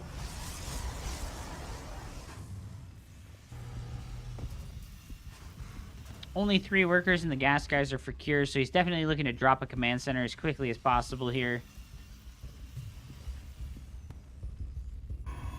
Reaper comes in the natural. Nice early shield battery from Hero. He's not taking any chances. Is following up his adept with a sentry, just to be extra careful. Tech Lab does come down on the factory. Kier does really value and think the Cyclone Opener is very well rounded, right? He knows that he can be super defensive with the Cyclone or aggressive. Starport is getting delayed here, so he can drop the CC first. Is he going to just, like, not build out of the racks to get the starport? That's kind of what it looks like, right? He's going to just not build out of the racks to get the starport? Yes. Okay. Makes sense. Second gateway coming up for Hero. Twilight Council is the option for opening tech for Protoss. Hallucinate does come in, sees the tech lab with no research going, so he knows that it's a tank or a cyclone, and all he has to do is come back in with this Hallucinate scout to see what's going on. Is he going to let it die? Oh, he's going to let it die and not see. Okay, he does see that it's a cyclone, so what's the play by Hero here, right? Third racks, or third gateway? Or third base? Maybe third base. Pylon comes up on the edge of the map. Tank is the follow-up from Cure, as is customary. You go for that tank after the first cyclone because you need to get prepared for that Blink Stalker timing attack. We've got about a minute and a half before a Blink Stalker aggression can become available for the Protoss player. Protoss is just going to go 2-gate expand. Okay, I like this choice from Hero, right? He scouts that the Cyclone is the first unit out and knows that he can defend with a lower amount of units since it's not a tank first. Since the Cyclone and the tank take the same amount of time to build as each other, and if this was a tank instead of a Cyclone, 2 tanks would be incredibly scary to deal with here. But just a single tank is something that we can deal with a smaller amount of gateway units. Hallucinate does indeed find that medevac on its way across the map, so Hero is aware that this attack is incoming. Oh, he doesn't have a Guardian Shield right now. Okay, he does have a Guardian Shield. Is he going to just let the base go? I'd be surprised to see him let the base go. Is he going to just try and wait for Blink? I think he's just trying to wait for Blink. Nice adept positioning. Does intercept a couple of Marines in the middle of the map, which is nice. Does have to cancel the third base. Unfortunate. I don't like the triangle third base decision. I prefer the line expansion on this map. Banshee is the follow-up. No cloak on the way. This does mean that the stim pack and combat shields of Terran will be very delayed this game. Since the tech labs are both working on the starport and the factory non-stop, we just aren't going to have a tech lab with our barracks for a very long time. Which means no stim and combat shields upgrades, no bio army upgrades. Very small amount of units here. Oh, almost gets the Cyclone. I think some force fields here would be better than a Guardian Shield. Oh, pops the Guardian Shield anyways. Doesn't seem to care too much. I really think a couple of force fields there to zone the Marines out would have been a better play. Blink Stalkers do get recalled home after killing 8 workers on the other side. Very nice by Hero, actually. Aggressive Blink comes in. No Guardian Shield available here. Do we have a recharge? Not yet. Would have been real nice to have that right now so that he could blink in. Marines with no combat shield and no stim. Not able to take out those stalkers. Resources lost looking very favorable for Hero here. Did he add extra gateways during this? He did add a single extra gateway during this and then 2 more. So 3 extra gateways came down after his third base was canceled. Very nicely done. We're looking for some big, heavy aggression here from Hero. Does he have a Warp Prism on the way? No Warp Prism on the way. Templar Archives, though. And Charge is the follow-up. Nice blink. Snipes the tank. Gets out. Bunker does finish, but we're going to have vision of the high ground. He does know that there's a tank up here, right? Ooh, I don't like this blink. I don't like this blink, guys. Oh, nice split, though. That was a perfect split. Taking out the tech lab is actually a big deal here, since Kier was probably looking to flip his extra barracks here onto that tech lab so he could get both of the upgrades at the same time. Definitely going to be drastically slowed down now. Oh, double Banshee does come in. No damage managing to get done here. Hero just one step ahead at every turn. Very nicely done. No cloak on these Banshees either. If there was cloak on these Banshees, they would have been able to actually wreak havoc here. But because they are haggard, no cloak Banshees, they're just sitting there ineffectually. That's a feels bad moment. Terran's like, man, I really wish that I had made those tech lab upgrades for my flying units. So yeah, as we're seeing here, Stim not starting until 7 minutes into the game. That is incredibly late. No combat shields started even yet. Third CC comes down here. Kier is going to be trapped as the defender for about 3 minutes. So maybe looking towards 10 to 11 minutes, we might see Kier able to move out on the map and have some kind of map dominance once again. The Banshee does come in here, but there is Blinkstalkers positioned just properly enough to stuff this aggression. He does manage to get seven worker kills with that Banshee. You know, equalizing the worker count for Kier here, actually pretty solid. Nicely done. But the storm drops! Oh, no! Nice. Okay. Tit for tat. 7 probes go down to the Banshee. 7 probes go down to the Archon Templar drop. Fart, big lurk. Good to see you, Doug. Love you, brother. Thank you for the lurk, my man. Archon does come in here. These SCVs are damaged. They are going to be getting one-shot by the Archon when they're damaged. 11 SCVs going down now. Third CC floating out here. It's not an orbital command yet. I'll take your Skrill. Guys, I have something cool to share with you. When I was at EVO last year, the fighting game tournament, I bought a cool fucking keychain for my buddy Max, and he doesn't know about it. It's Zero and Mega Man, and they're back to back. It's really cool. It's like acrylic. Zero and Mega Man back to back. It's really fucking sick, and I need to give it to him. I really need to give it to him. I've been holding on to it for months now. And he just hasn't come and gotten it for... I told him that I had it. I was like, bro, I have this super cool thing for you. You need to come fucking hang out with me so I can give it to you. But he's been like, yeah, I just want to sit at home and play World of Warcraft. I'm like, man, what the fuck, dude? Just keep it. Oh, man, no way. I want to give him that. I think it's the clip. He loves Mega Man so much. Why are you talking about the game instead of talking about random BS like what you had for dinner? Well, Chenla, you predicted for me that I would be doing that, and I did indeed do that. Wow, a precariously positioned observer directly on top of the army. Kier is looking right at that observer, and he can't see it.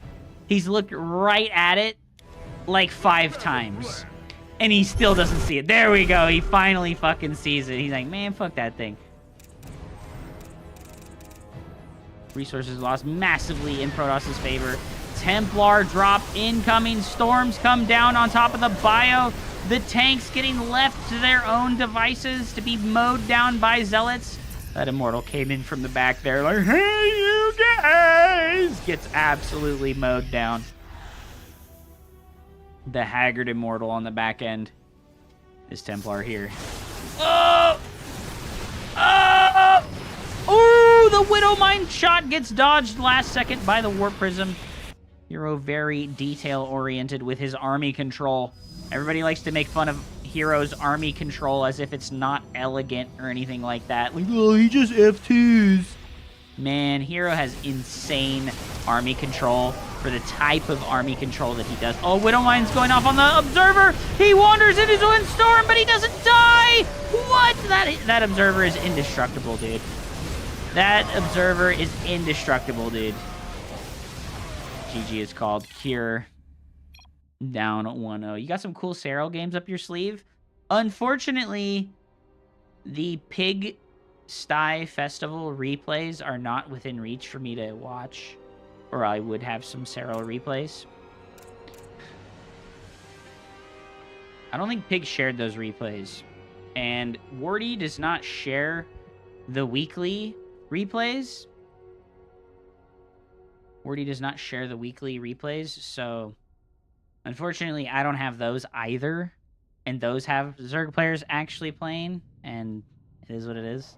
Sorry, Raw Steel. Maybe next time, baby. Maybe next time.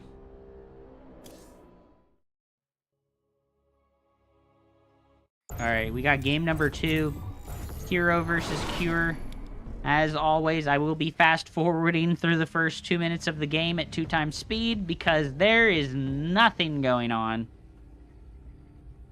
And people still say, oh my god, we start with too many workers and there's no strategic variety. Like, bro, come on, man. I don't want my early game to be 5 minutes long. You need to be on like 20 different Patreons and Kafais to get all the replays. Yes, you do.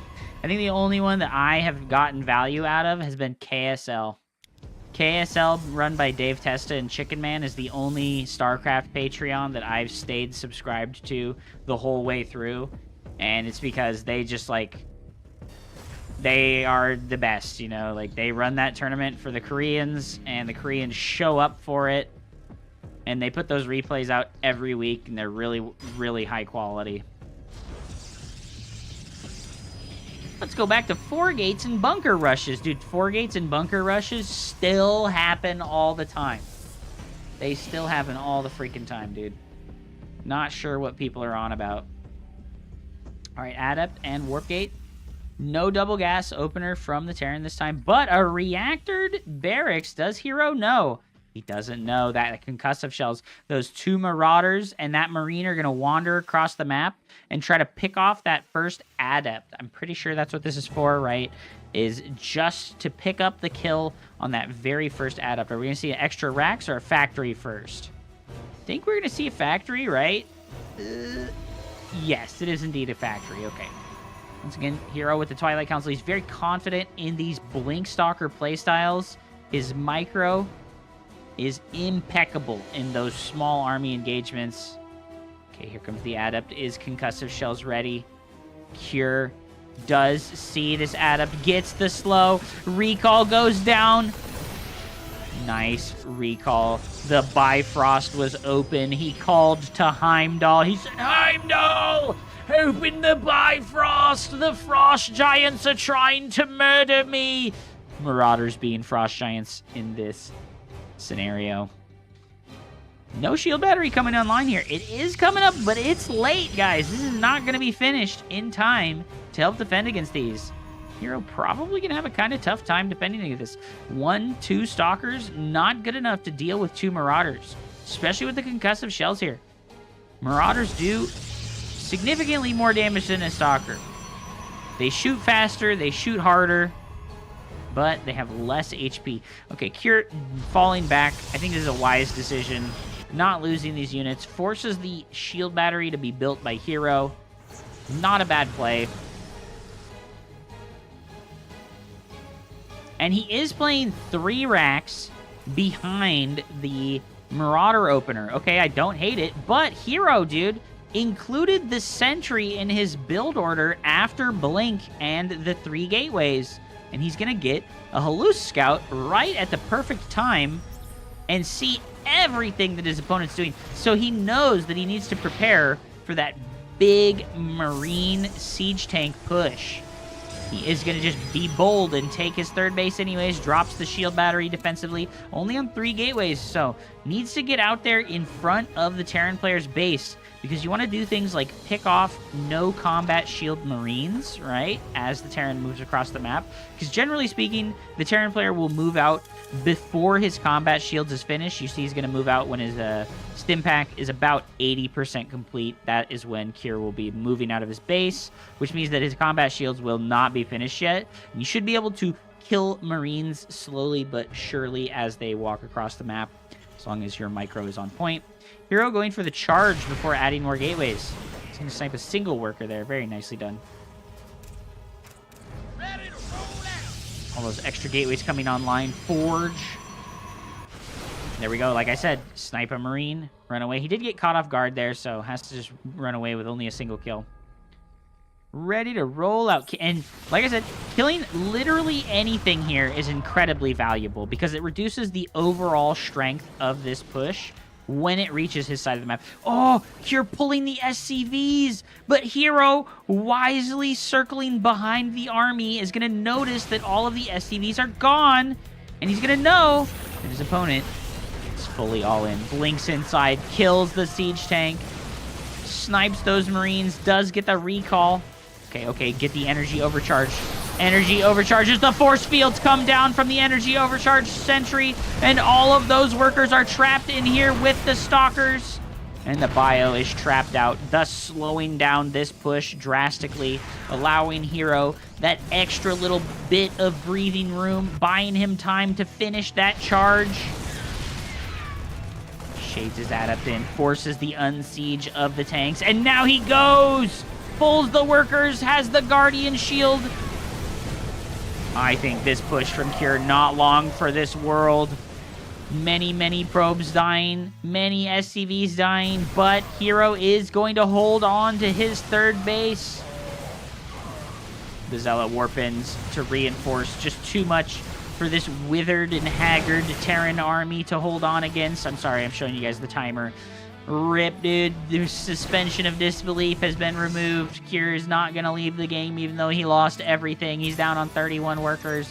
But it's all okay because mules! Mules! Duh! Gotta love the mules, ladies and gentlemen. +1 attack. Hero is just going to try and end this game with the swell of gateway units. Cure BMing here. I think he's hoping that Protoss throws, right? He's just really hoping that Protoss throws. He's throwing down 4 more barracks. He's going for the 7 barracks, no starport build. Beautiful. Charge lots do come in. Oh my god. Imagine you pull all the workers and then you float enough money to just build 4 extra production structures, dude. What the hell? Oh, the siege tank pops out into the waiting arms of those laser sword boys. And Cure is going to GG out. I love this. I love this by Cure, right?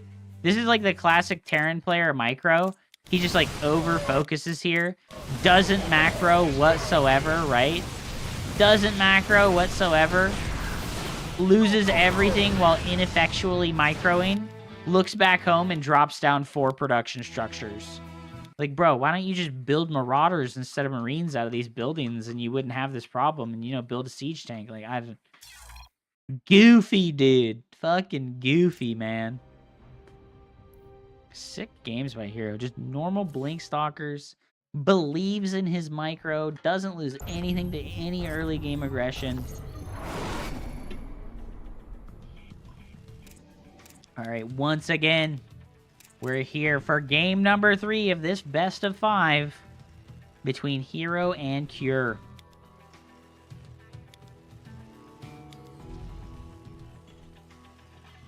How you guys doing today? Are you chilling?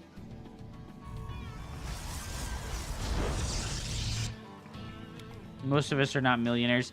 Yeah, the economic situation of the StarCraft stuff is very spread out, right? It is unfortunate that we have such a big spread. And I mean, if you look at it, right? Lambo's making $1,700 to $2,000 a month off his Patreon. Hearthstone's making $1,500 to $2,000 a month off of his Patreon. Euthermal's making $1,500 to $2,000 a month off his Patreon.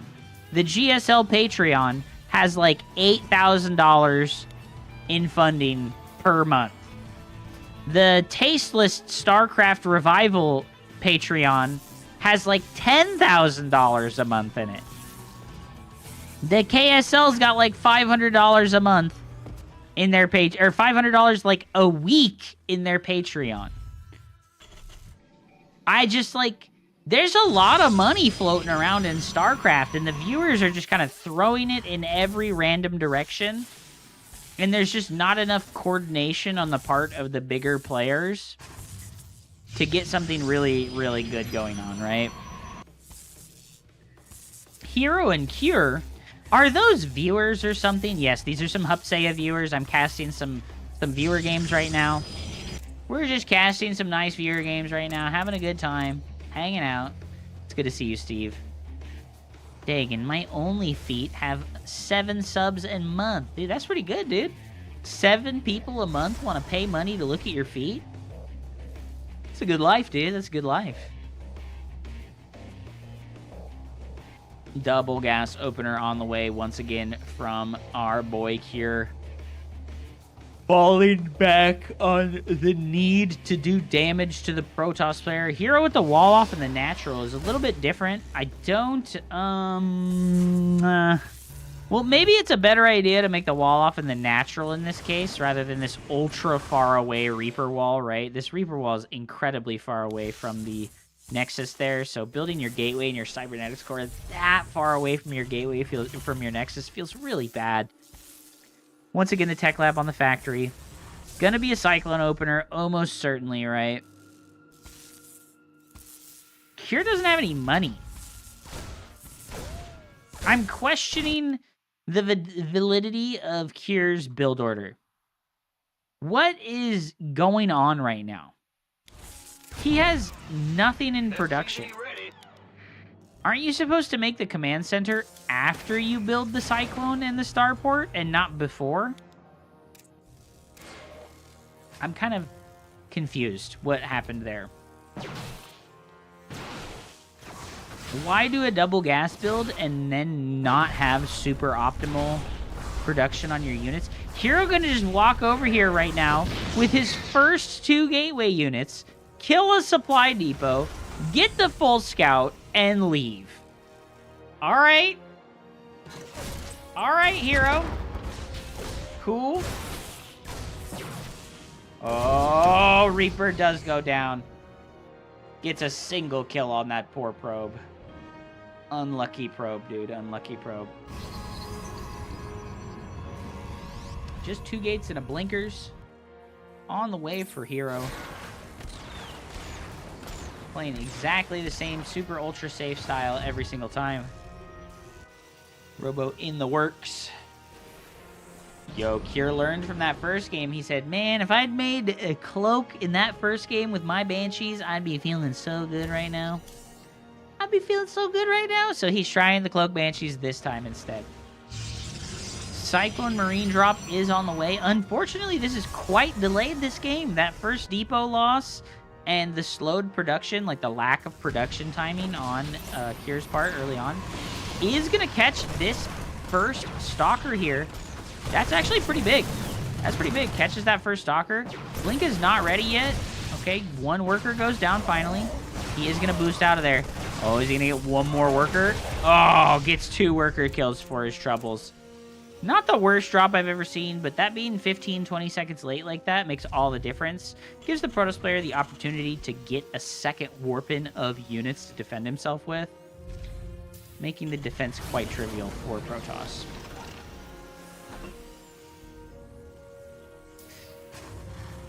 Warp Prism on the way. Alright, dude.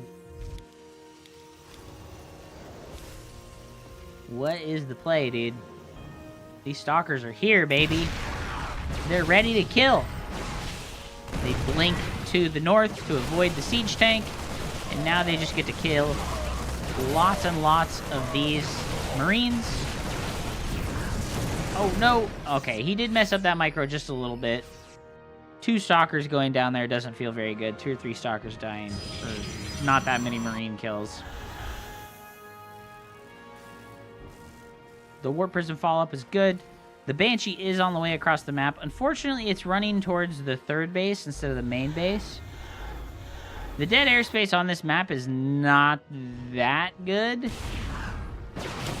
Hero does blink straight in here into the main base. Sniping down workers left and right. 7 workers gonna go down here. Blinks directly out of range of that siege tank, but the double Banshee. Banshee in the main base, Banshee in the natural. Probes going down here. Those stalkers not ready to deal with this. There's just not an observer yet. Has to recall an observer to the natural. 7 probes down. Portal's still ahead in workers, even after killing 7 probes. Very nice. Many tank. Many tank. This is 4 siege tanks that Kier has out right now. If he can join up all 4 of these siege tanks together, he has a chance of ending the game. Once again, Hero losing his 3rd base to this very standard timing attack, right? This is a very normal standard timing attack from the Terran player. Stimpack nowhere near completion yet. Cure maybe just a little bit frazzled. Not producing out of his factory for a very long time here. Third siege tank does get dropped off. Cybernetics Core is going to get taken out. Hero pulling the trigger. Dives in, loses the Colossus immediately, but gets on top of the siege tanks. Immortal is fighting over in the natural. There is no energy recharge with which to save that Immortal with the shield battery. It's looking okay for Protoss, but a total army reset is not a good thing for Protoss by any means. Cure, though, no 3rd CC on the way. What is he going to do? 13 probes. This Banshee in the main base with 16 kills, guys. Oh my god, no! 15 kills on the fucking Banshee, dude. Oh my god.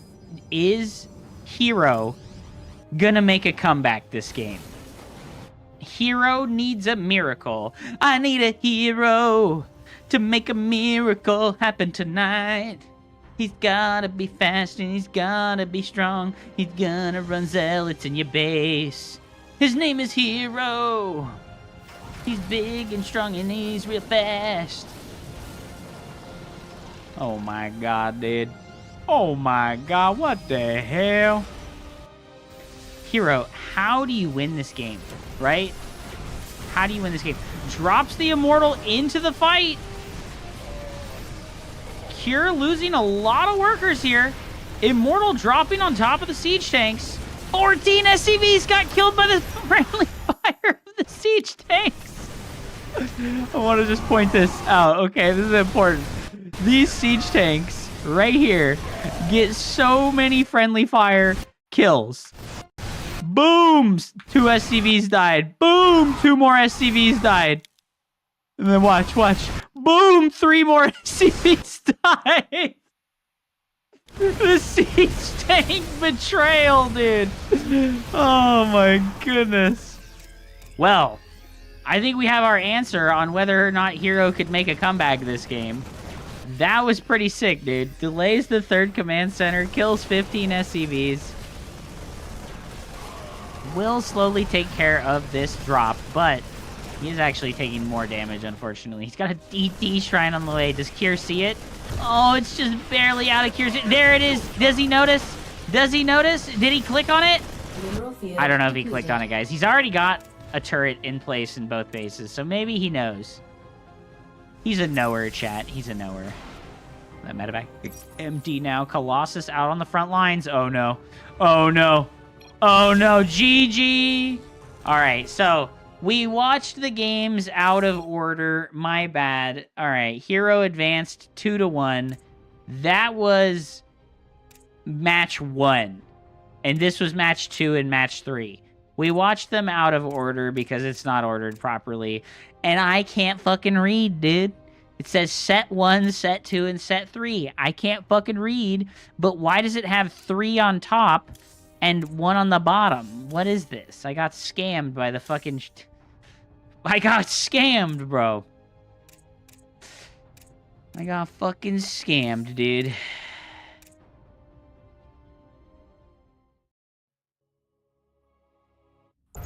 I think I'm done with casting for now, and I want to go play some games, guys. I think I'm done with casting for the moment, and I want to go play some games.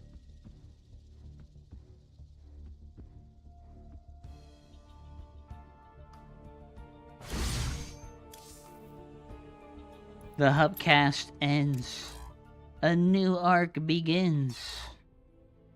How you doing, man? I'm doing pretty good.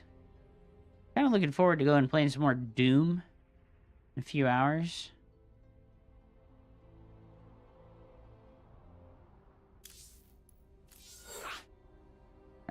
Huptacular. Huptastic. Having a huptastic day. Get in the hup chopper, dude.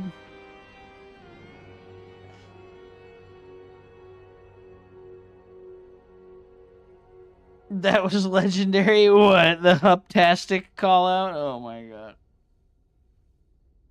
How is Dune? I have not played it, but I watched a lot of streamers play it, and it looked kind of bad. It looked jank.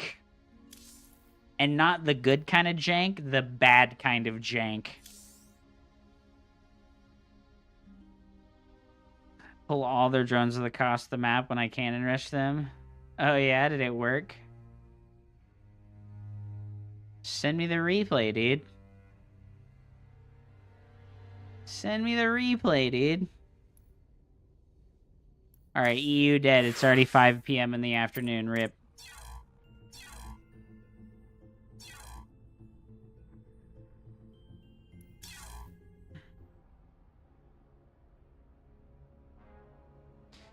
It did look good at first, but yeah, after watching the bigger streamers play it and how, like, janky and not finished it was, I was like, this ain't so good, dude. This ain't so good, dude.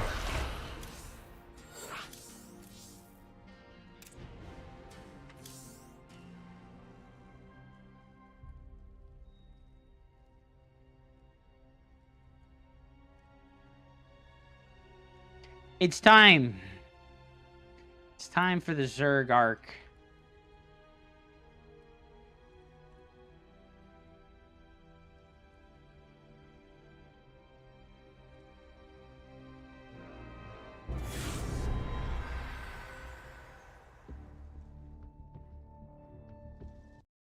Sad times. What? Wood melting? You want to see some RimWorld, dude? Wood melting's like, when RimWorld?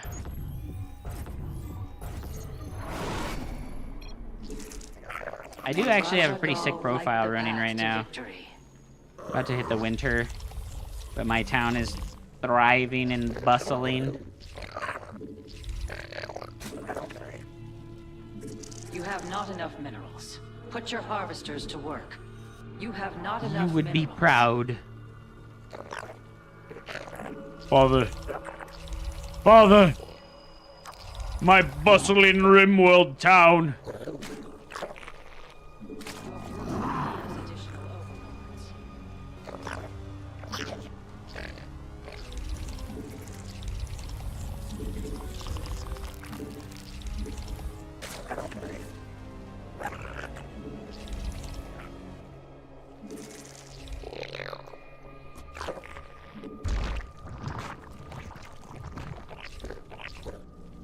YouTube guy who does meteorology just got his bachelor degree. Has 47,000 Mineral viewers. reserves are insufficient. Holy shit. That's insane. You have not He's like, enough maybe I should have been a YouTuber instead of a meteorologist. Okay, we know he's north.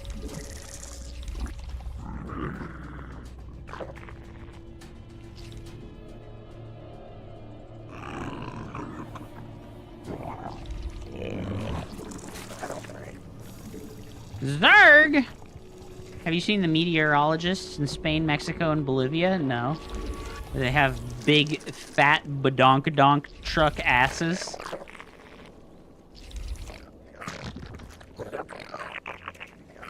Yeah.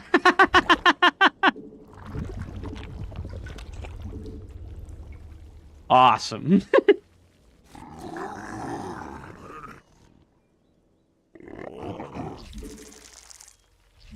You must harvest more Vespene gas.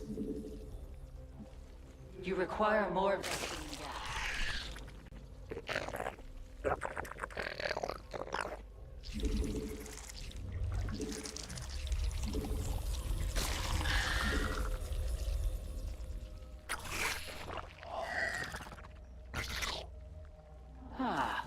new queen has emerged from your hive cluster. Our next unit needs to be an overlord.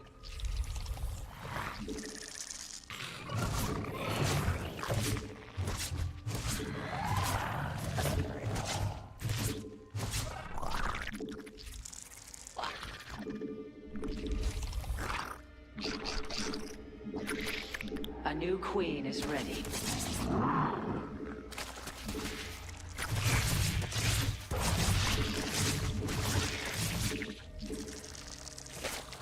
A new queen awaits your command.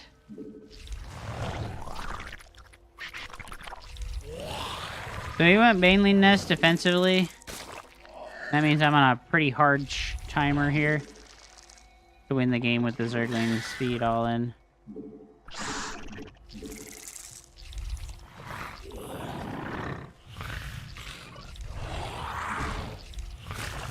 You've not enough energy. Evolution process successful. Your brood is spread too thin. Spawn additional overlords.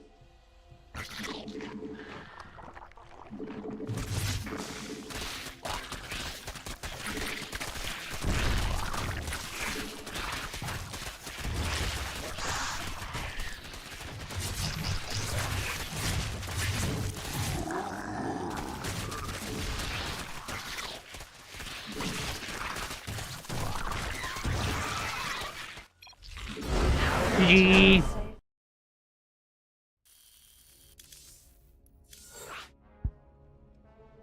Why he make a Baneling Nest and then make no defensive Banelings, right? Can't get away with that. Can't get away with that, dog. Can't get away with all that.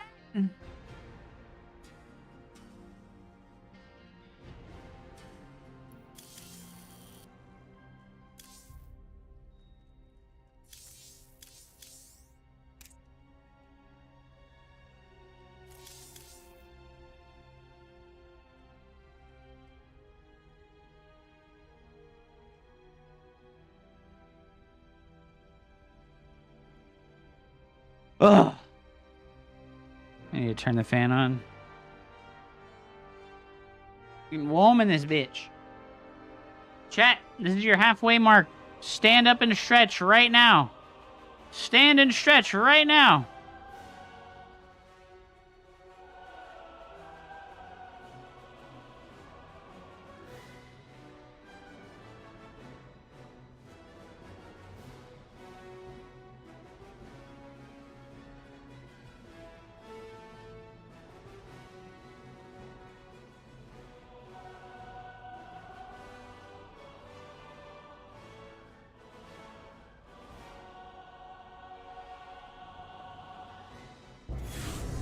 It has been done.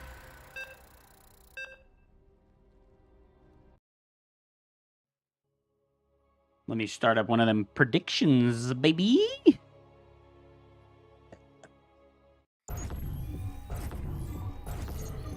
We got a ZVT in the good old Diamond League, dude.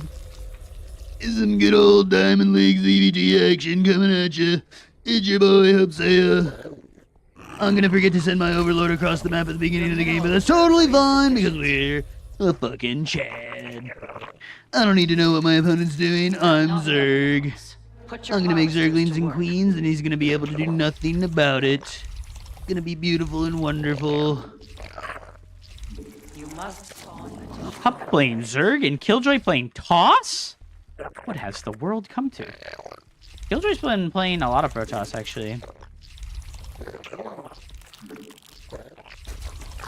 You got me hounding, hounding.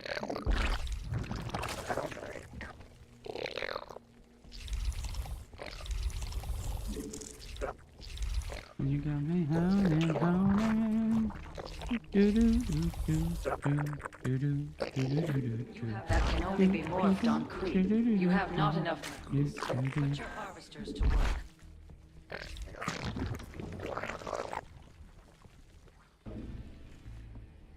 What do I have this as? B? Okay. Hounding, hounding.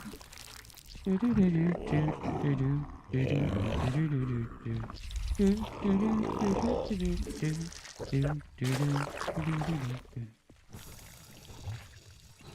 up, Weaver? Welcome back, man. I'm chilling, my man. Told myself that I needed to broaden my horizons as far as StarCraft 2 is concerned and just, like, play the other races, even if I'm not worried about, like, Your brood being good at requires them. additional overlords.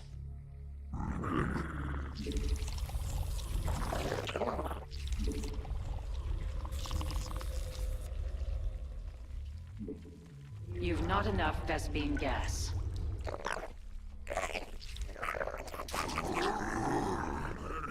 You must harvest more Vespene gas.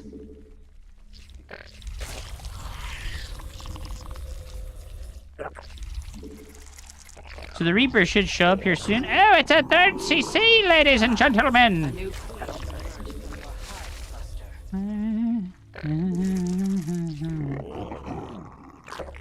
A new queen awaits your command.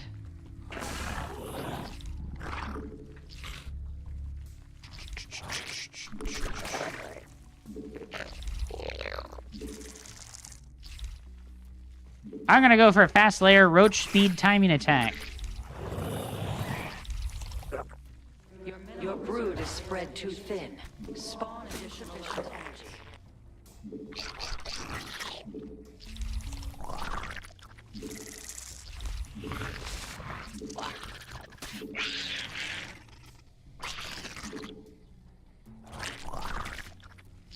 You must spawn additional overlords. Since he went 3cc, he should lack siege tanks in sufficient numbers to stop me.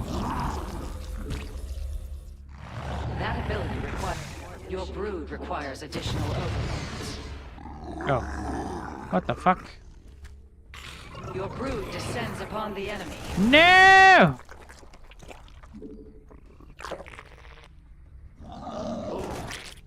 Wait, why is he able to see it? Oh, why was he able to see it? What the fuck? You've not enough energy. What the hell is this? Ah, a new queen has emerged from your hive cluster. Your brood is spread too thin. Spawn additional overlords.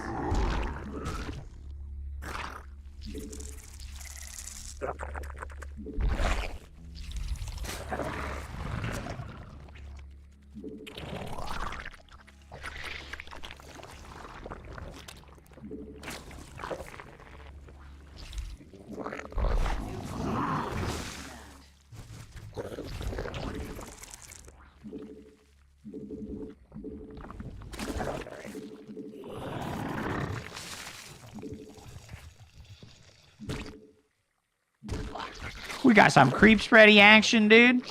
Oh, he's just accidentally rallying over here like a dipshit.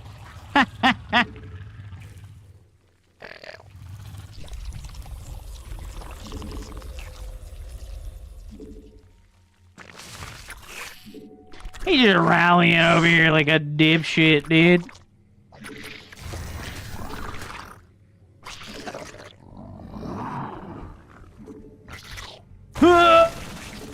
You must spawn additional overlords.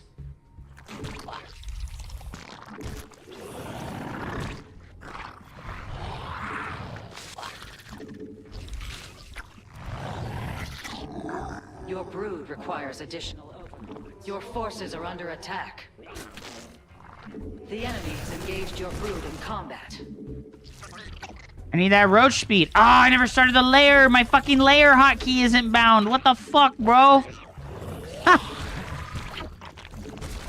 You must place that on. My hotkey for the layer isn't bound, dude.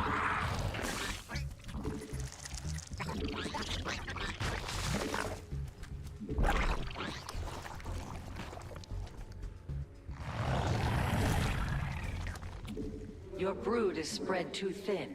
Spawn additional overlords. Why don't I have a layer button?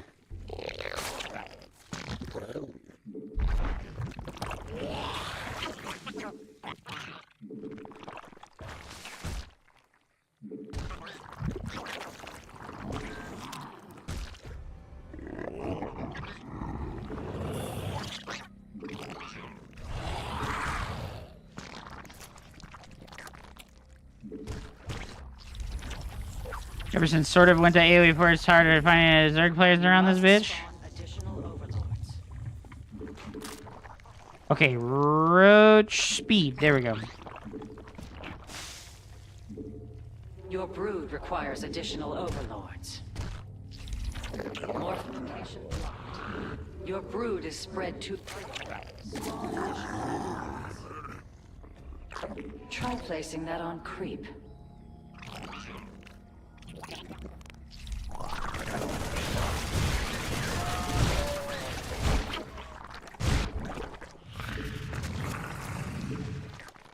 Unacceptable. Your brood descends upon the enemy. Your brood has developed a new mutation. You must spawn additional overlords. Your forces are under attack. That can only be morphed on creep.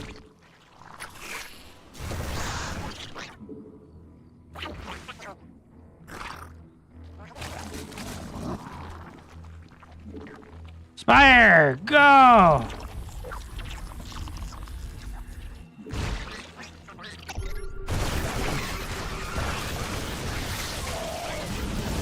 You require more Vespene. Your brood has evolved. Okay. Upgrade finishing soon. You've not enough. A mineral field has been depleted. The spread of your creep has been compromised. The enemy has engaged your brood in combat.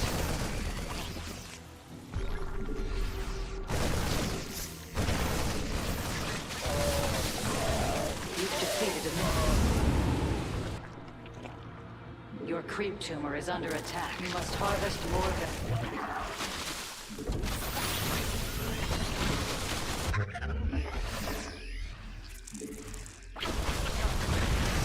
Your brood descends upon the enemy.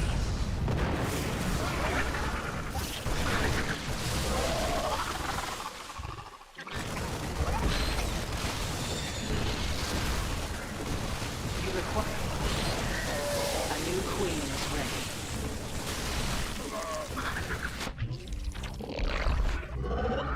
The enemy has engaged your brood in combat. You've gathered all available minerals from a cluster.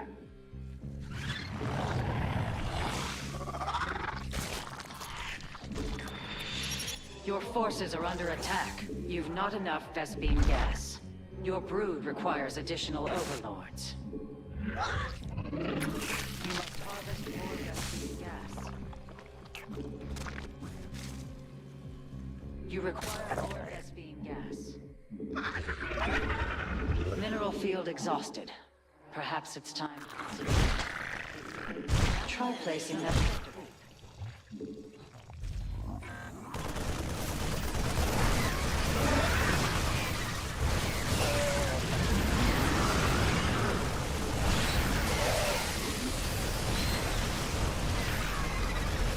Your forces are under attack. You've not enough Vespene gas. Insufficient energy. Your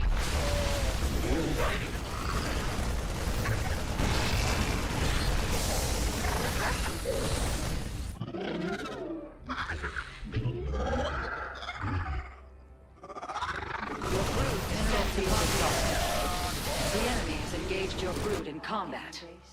You must harvest more Vespene gas. Oops.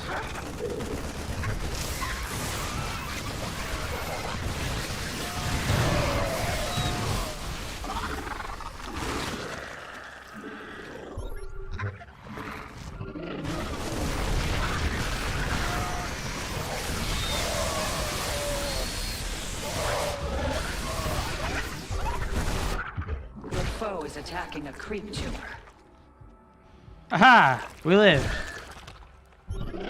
The spread of your creep has been compromised. The enemy has engaged your brood in combat.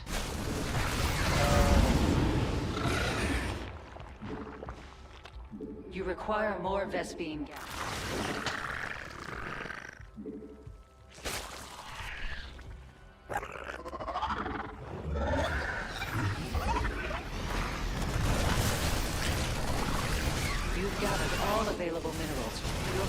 assault your drones. Would you not defend them? You've not enough Vespene gas. Your forces are under attack. Your drones are being slain.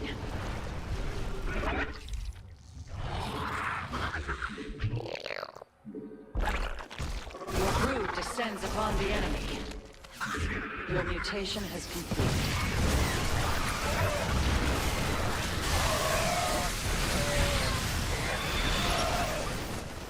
The enemy is exterminating. Your hive cluster is threatened. You've depleted a mineral cluster.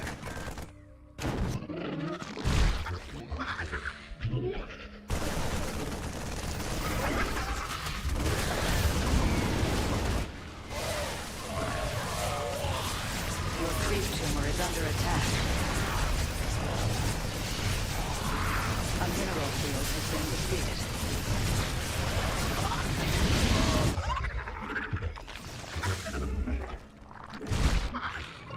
The enemy assaults your hive cluster.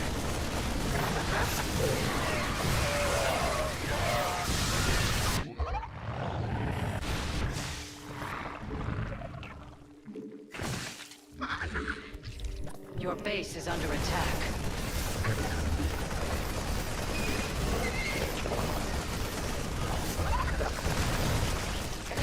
Your forces are under attack. The enemy, the spread of your creep has been compromised. Your creep tumor is under attack. Morph location blocked.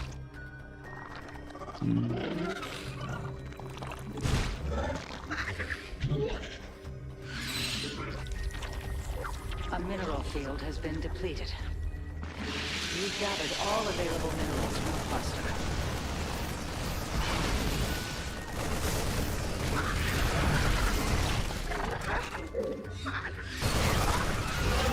Mineral field exhausted. Perhaps it's time to consider a hidden base. You require more Vespene gas.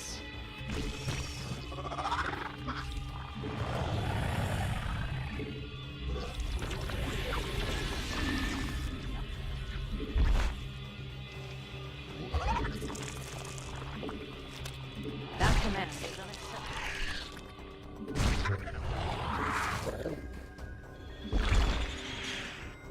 The enemy assaults your drones.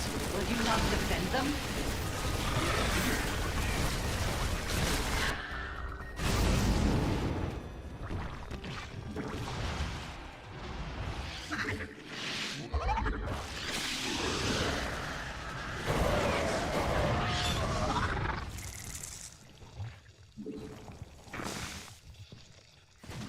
Your foe is attacking a creep tumor. Did I never get speed? Oh my god. Your mutation is complete.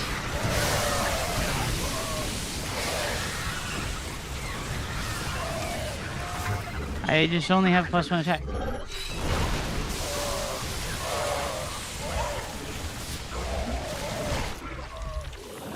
Your mutation is complete. By the gods.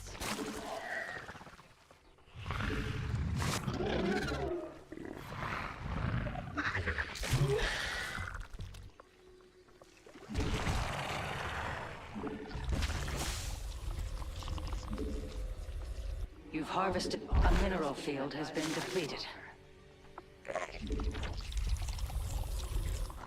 You must place that on creep.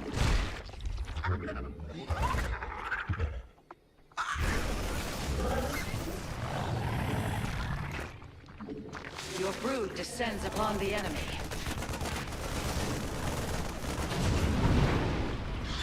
Ow. Evolution process successful.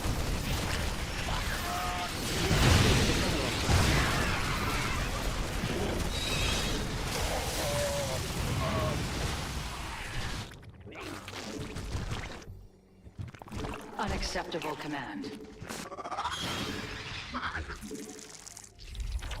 My shit is just still not fucking... Mineral field exhausted. The spread of your creep has been compromised.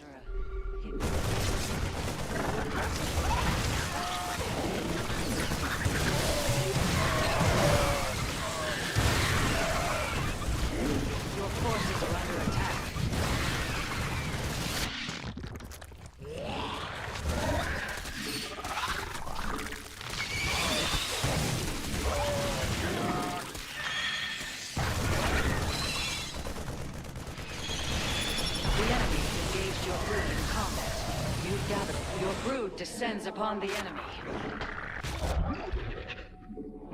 A mineral field has been depleted. I just lost all those fucking You mutas. have not enough minerals. For no Mineral reason. Field exhausted. Perhaps it's time to consider a digging base.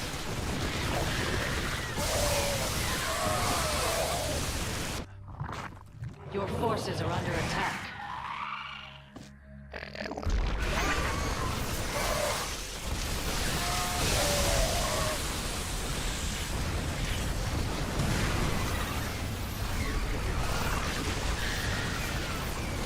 Your mutation is complete. Your mineral reserves are insufficient.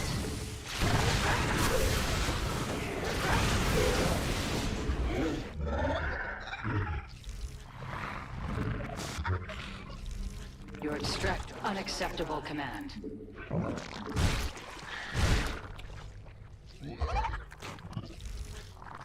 That command is unacceptable.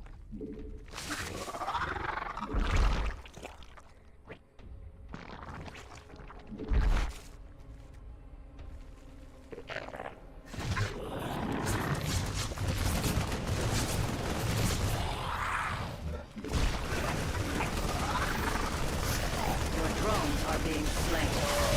The enemy assaults your hive cluster. Ah. The enemy has engaged your brood in combat. You have not enough minerals. That's Your so base is under annoying. attack.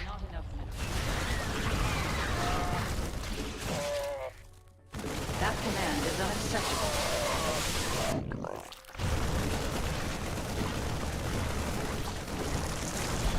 Your base is under attack.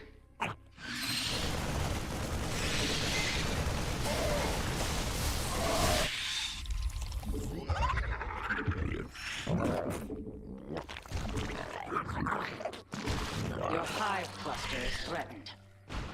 Your forces are under attack.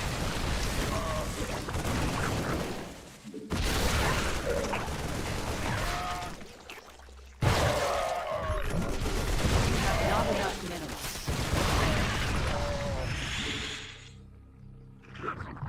minerals. You've depleted a mineral cluster.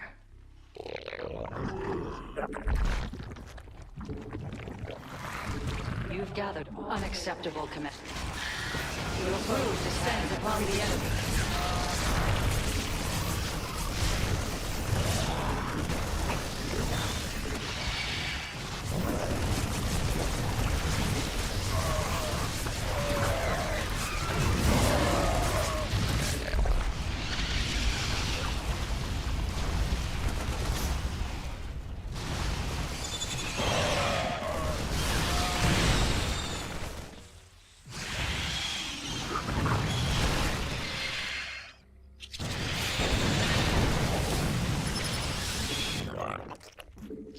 Your forces are under attack. Your mineral reserves are in. Your brood descends upon the enemy. The enemy assaults your hive cluster. Wait, did I just get obliterated by a fucking stupid ass widow mine? Oh my god, I totally did. Oh. The enemy has engaged your brood in combat. The enemy is exterminating your drones. You've gathered. I also never got fucking adrenal glands. Morph location blocked. I'll never get adrenal glands now. Oh my god, everything's low on HP! GG. You become one with the eternal night. GG. Uncup, dude. That's me, bro. Uncup, dude.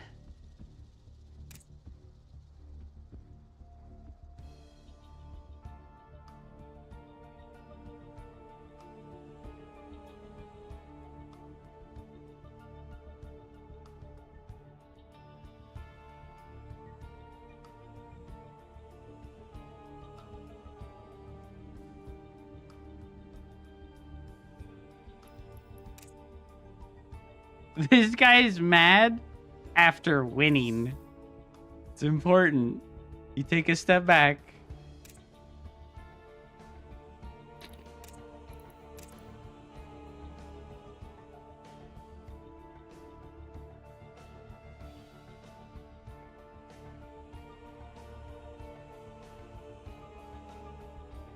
You're just as regarded, you dumb shit.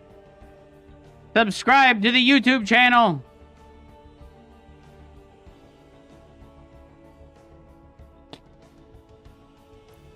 What an idiot. Look.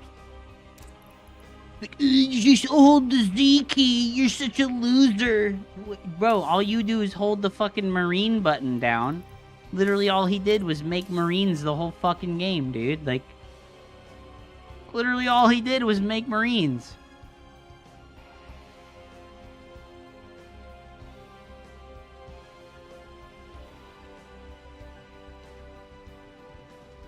You have 11,000 games played.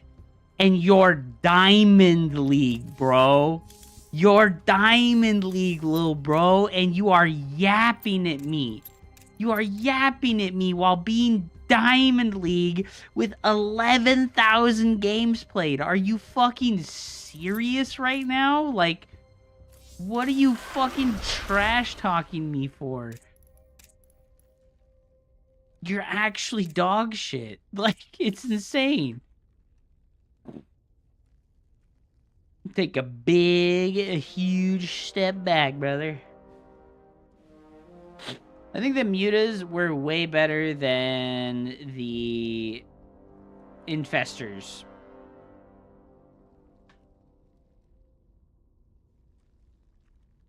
ZVT makes you want to flip the desk over. I don't find it to be too bad. As long as they don't play mech, it's pretty... It's fun. I don't want to say bearable, because if you say bearable, it's like you're not having a good time, right? Like you're fucking absorbing the mental damage of the matchup, but...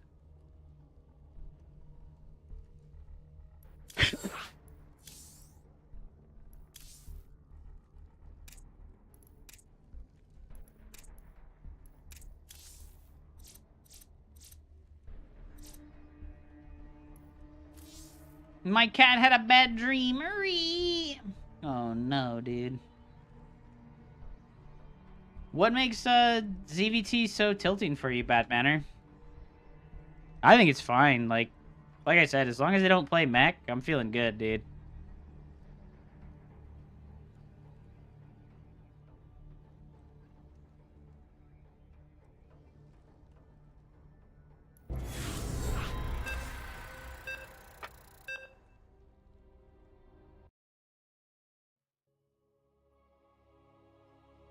All right, predictions out, kids.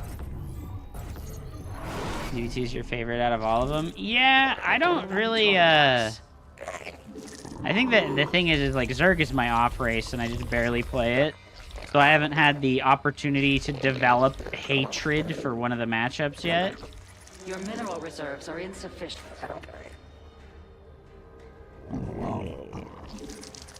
Maybe we'll get there, you know? Maybe we'll get there. Hopefully not, though.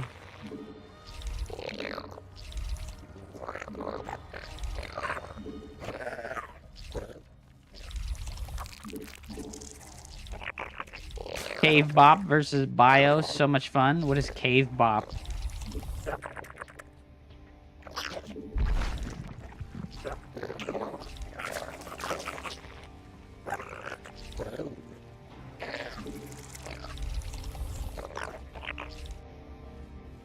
You mean Bio? You have What's up, Zamax? Welcome back, dude. Cave Bop is Lurker Roach.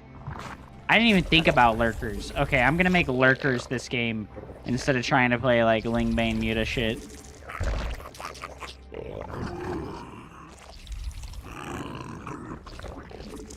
I fucking completely forgot about Lurkers. Oh, dude. Can I, Pitois? Fix hotkey. Why? Why? Bro, I just need to... God, what, this fucking asshole, bro. Why? Why? Actual fucking asshole, dude. StarCraft players are like the most obnoxious people ever. What the fuck, dude? Jesus Christ, man.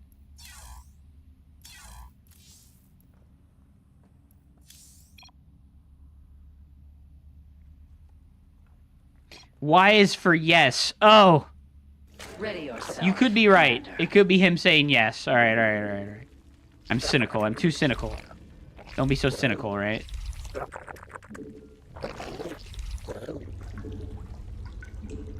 You must spawn additional overlords.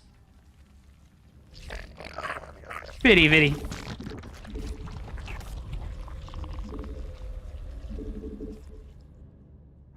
I just didn't have a button for my freaking lair last game.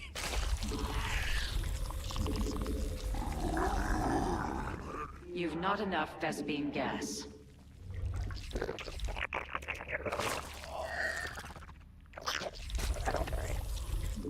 Your forces are under attack. A new queen is ready.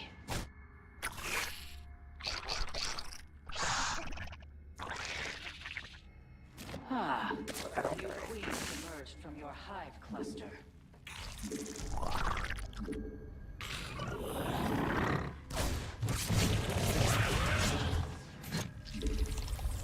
Your brood is spread too thin. Spawn additional overlords. You must spawn additional overlords.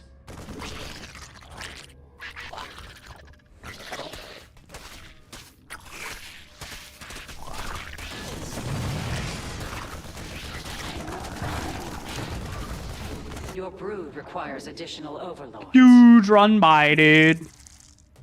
Huge run by, dude. Tactical genius. I'm too smart to be a Zerg player, dude. A new I'm queen too awaits smart to your be a Zerg player. It is what it is. requires more energy. And his Reaper's back at home? Because he's like, oh shit! Oh shit! Zerglings! Your brood hive cluster is threatened. Evolution complete.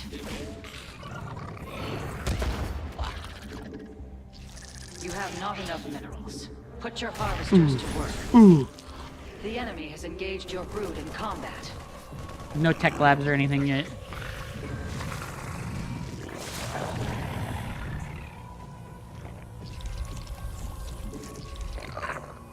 Your brood is spread too thin. Spawn additional overlords.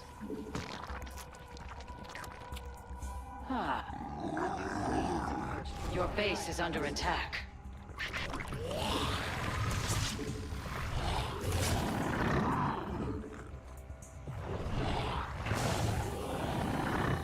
What the hell happened to my camera hotkey Descends location? upon the enemy.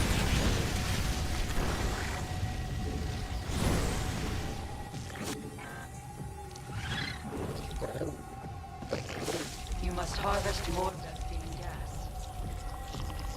You require more Vespene gas.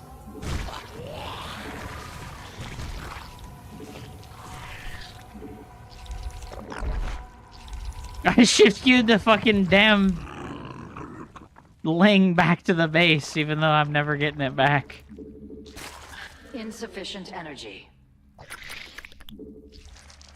The enemy has engaged your brood in combat.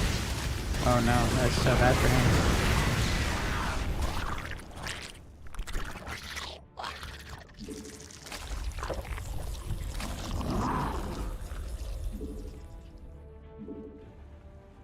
A new queen is ready.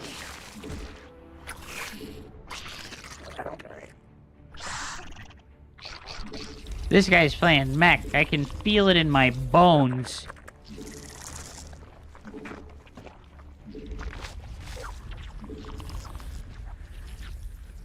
My music stopped.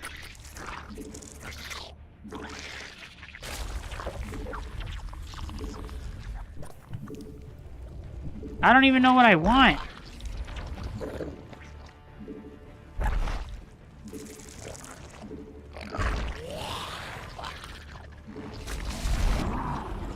Unacceptable command.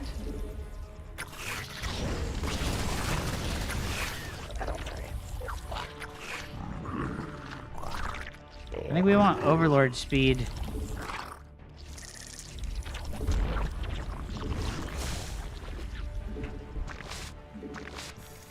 You've not enough. I did not mean to do that.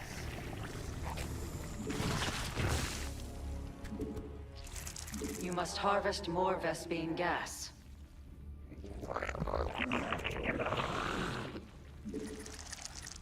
The enemy assaults your hive cluster.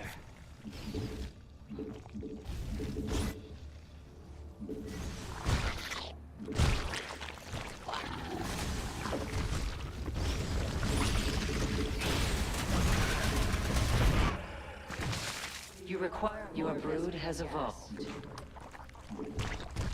That command, your forces are under attack.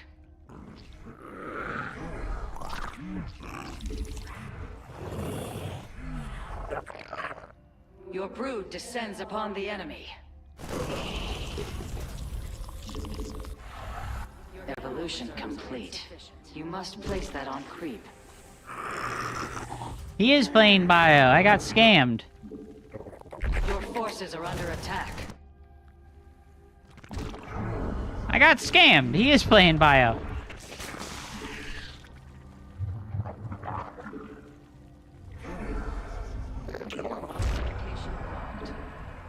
Your brood has developed a new mutation. You have not enough minerals. Your mineral reserves are insufficient. Unacceptable command. That command can only be morphed on creep. The enemy has engaged your brood in combat. Your forces are under attack. Mineral field exhausted. Perhaps it's time to consider a hidden base? Evolution process successful. That ability requires more energy. You've not enough energy. Morph location blocked. Your brood has evolved. Okay, we go Lurker Den now. You've depleted a mineral cluster. Ah! Your foe is attacking a creep tumor.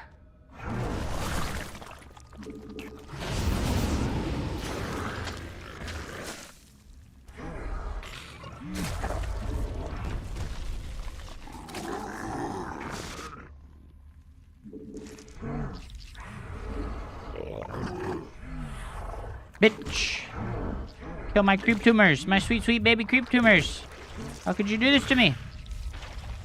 Oh, I have a lot of larvae here. Oopsies. You have not enough minerals. Put your harvesters to That's so annoying. Can't do anything about that airspace.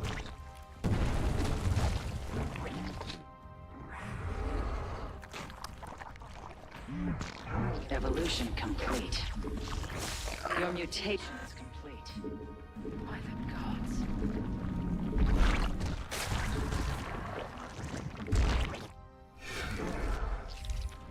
I need this. I need this. Morph location blocked.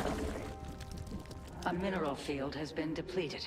I think we're gonna just rely on... The spread of the enemy has engaged your brood in combat.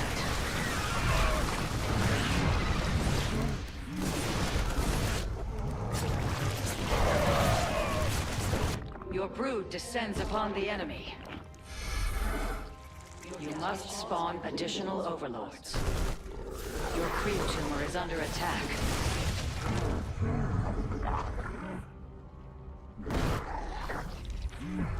Your forces are under attack.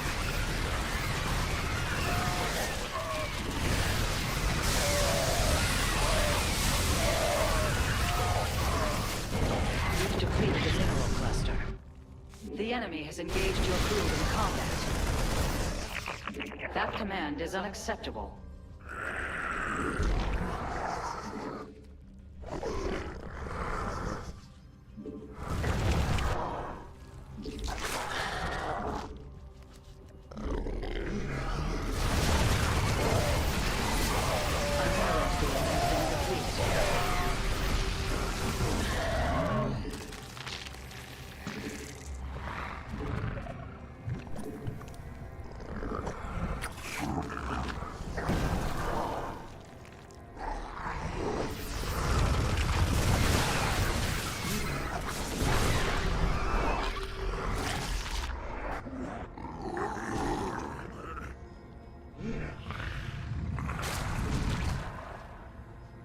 Your brood descends upon the enemy.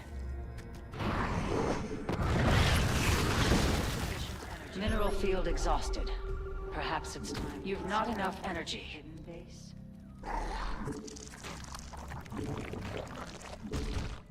Your brood has developed a new mutation. Unacceptable. Your forces are under attack.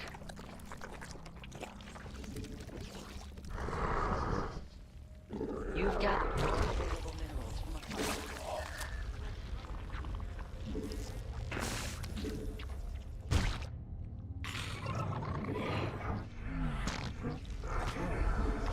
A mineral maximum supply. Even the swarm has its limits.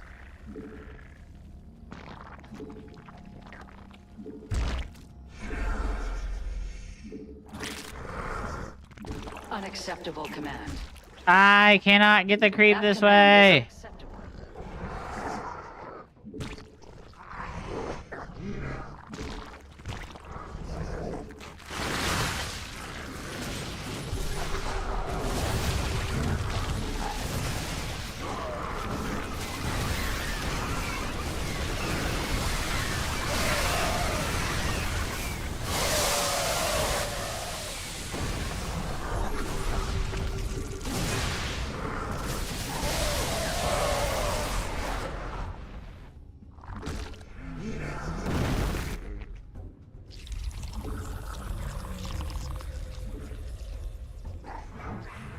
Morph location blocked.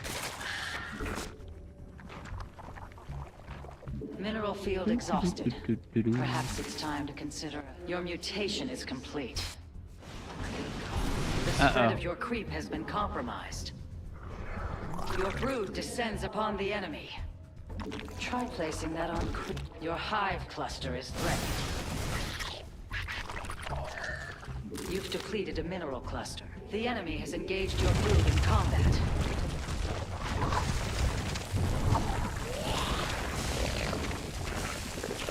Your base is under attack.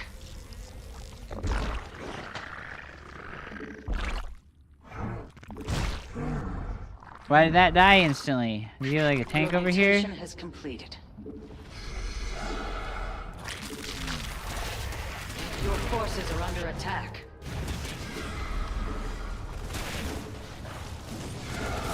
You've gathered all of the... Your brood is spread too thin. Spawn. Your brood descends upon the enemy. Evolution process successful.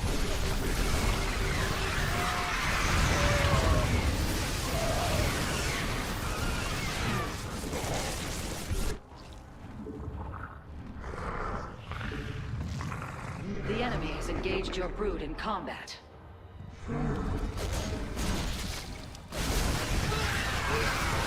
Battlefield exhausted. Perhaps it's time to consider a hidden base. Your brood has evolved. Oh, I don't have this ability bound. I have to fucking click on it. Your brood Awesome. requires additional overlords.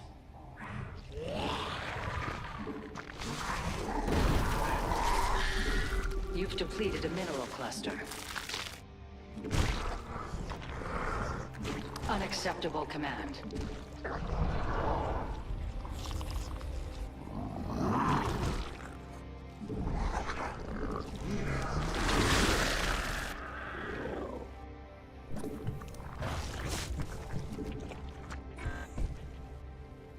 Your forces are under attack. Your creep tumor is under attack.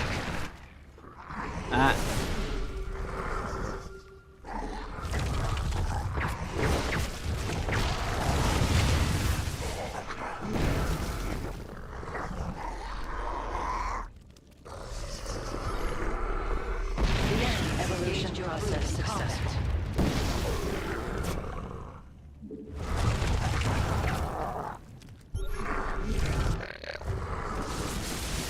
Your brood descends upon the enemy.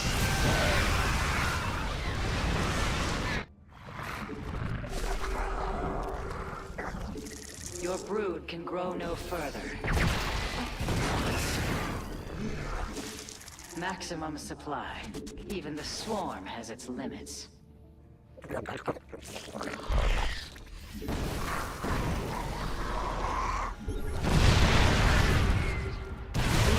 engaged your brood in combat.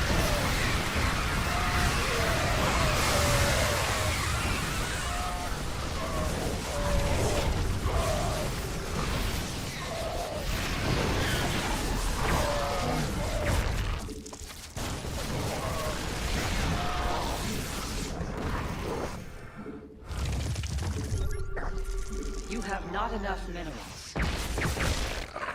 No, my last Lurkers. Oh no. The enemy assaults your hive cluster. Oh no. Your forces are under attack.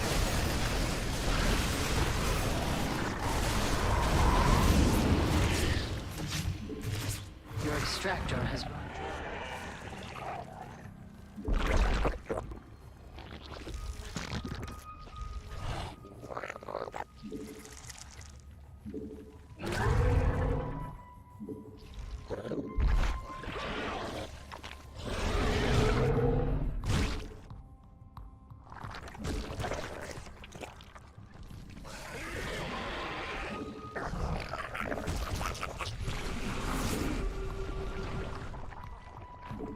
I'm coming, buddy. I'm coming.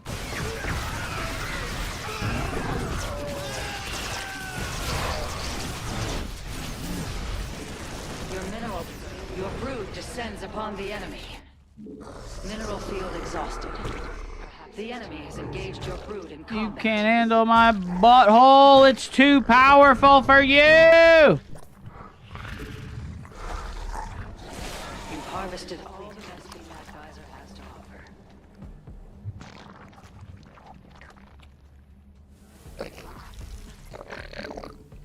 Your brood descends upon the enemy. Your brood is evolved. You've depleted the mineral cluster. Which one's binding cloud? C. Oh, there we go. Okay.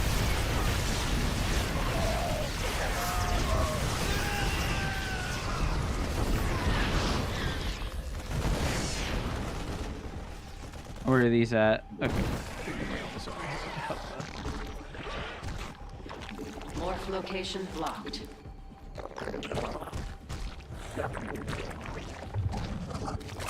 Your foe is attacking a creep tumor. You've gathered all available minerals from a cluster. A mineral field has been depleted. Your drones are being slain. You've depleted the mineral cluster.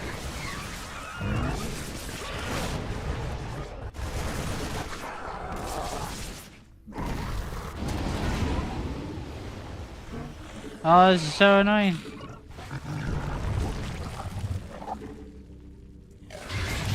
Your creep tumor is under attack. I don't have the fucking stupid goddamn thing bound. You have not enough minerals.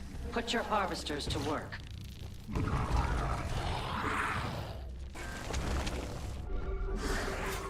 Your foe is attacking a creep. That command is unacceptable. Your extractor, the spread of your creep has been compromised.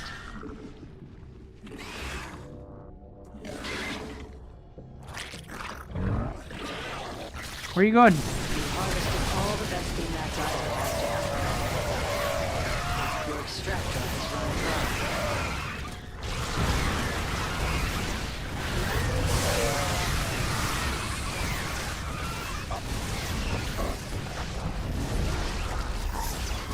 Your mutation is complete.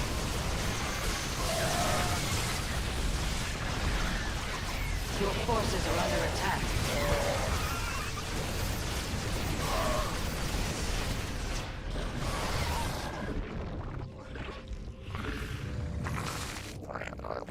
Your brood descends upon the enemy. I just don't have the fucking burrow key, fucking hotkey, Mineral dude. field exhausted. Perhaps it's time to look for a hidden base. I meant to make fucking infestors. Did he kill my infestation pit? No.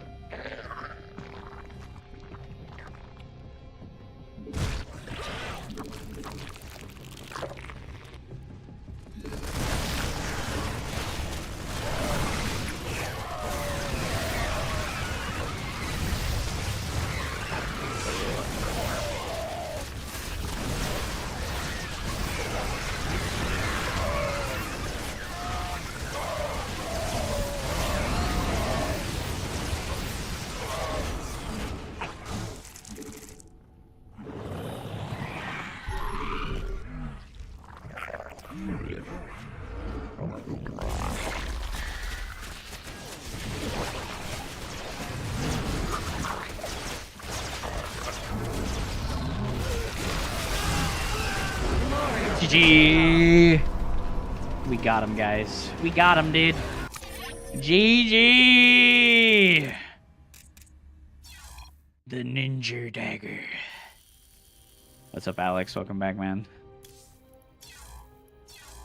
How do I not have a fucking burrow hotkey, dude? What is this? How do I not have a burrow hotkey, man?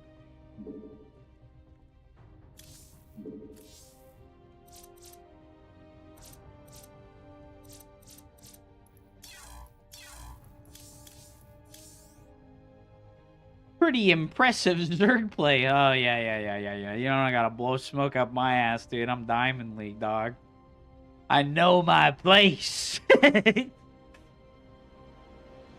Why do you need a button for the layer anyways? You only make one layer per game. Just click it. Oh my god, that's the dumbest thing I've ever heard in my life.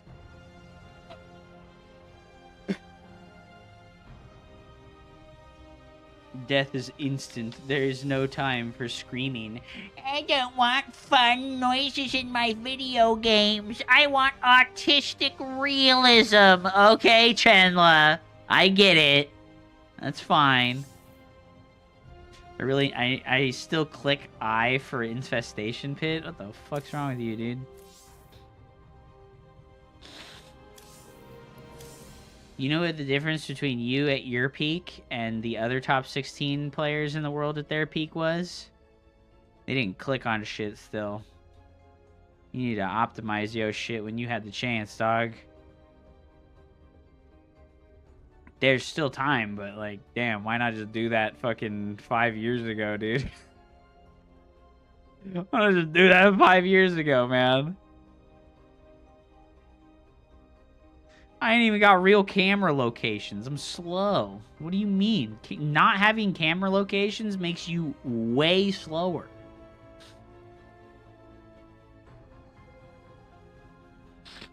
Ah, Chenla, those are called bad games. Games that have bad hotkeys or do not allow conflicts, those are called bad games. And I don't play them, as showcased by the fact that I quit Tempest Rising. And I quit fucking Age of Mythologies. And I quit fucking Stormgate because of the hotkeys. Like, that shit is not acceptable. That is not acceptable things to have in an RTS game. Didn't have to deal with that bullshit. Shouldn't have to deal with that bullshit, dog. Shouldn't have to deal with that bullshit. Get out of my face, you dang bug.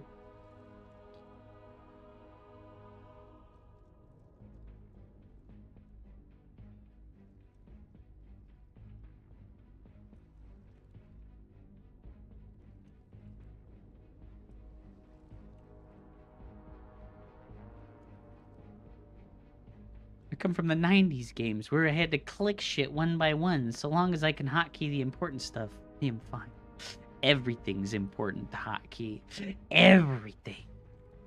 There's nothing that's not important to hotkey. The hell are you talking about?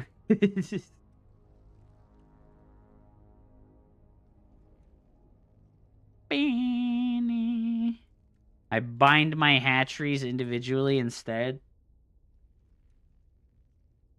Do you even use the F keys?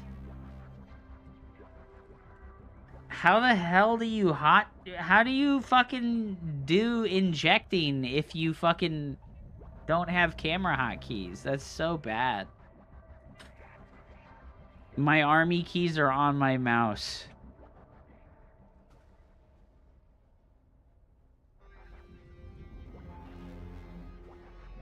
Alright. I gotta disengage from this one. I gotta disengage from this one, dude. Holy shit. That's fucking brutal, dude. That's fucking brutal, man. What the fuck, dog? Yoza Max, thank you for the lurker suggestion. They worked fantastically. As a new player, okay, Alexiu LR. As a new player, what should one play for an easier and more efficient time in StarCraft? Protoss and or Terran. I don't like the Zerg. They're bugs. Enough said. Well, Alex, if you're still here, I think the best faction to pick for beginners probably Terran. The high end is harder to reach as Terran, but the low end is much easier to reach. Because it's just so much more straightforward, right? God tier mechanics, mouse button clicker. Holy shit, dude. Literally like we're playing fucking World of Warcraft in this bitch. That's crazy, dude. That's crazy, dude. What the hell? Razor Naga OP, dude. True. The Razor do be OP, baby. Okay, we did a couple of games with Zerg. It's time. Lambo used it too, I think. No wonder he could never win a tournament. Mouse buttons, bad. Mouse buttons, really incredibly bad. I want you to, like, do an experiment, okay? I want you to tell me what happens when you click the mouse buttons on your mouse. What happens to your mouse hand when you're clicking those buttons?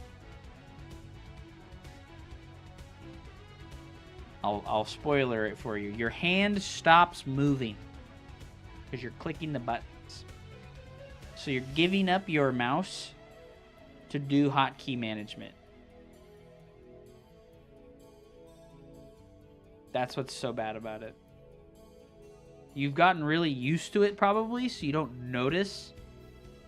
But when you hit buttons on your mouse movement stops. You don't like keep moving the mouse when you press the buttons on the mouse. You pause, press the button, and then resume moving. What about a mouse joystick? That's actually legendary. That's actually legendary. Mouse joystick. What the hell, dude? Dude, do you know the what's the Razer product where it's like a keyboard, but there's like a joystick where for the thumb, and it's like, gosh, I can't remember the name of that thing. That weird Razer product. I can't remember the name of that dang thing.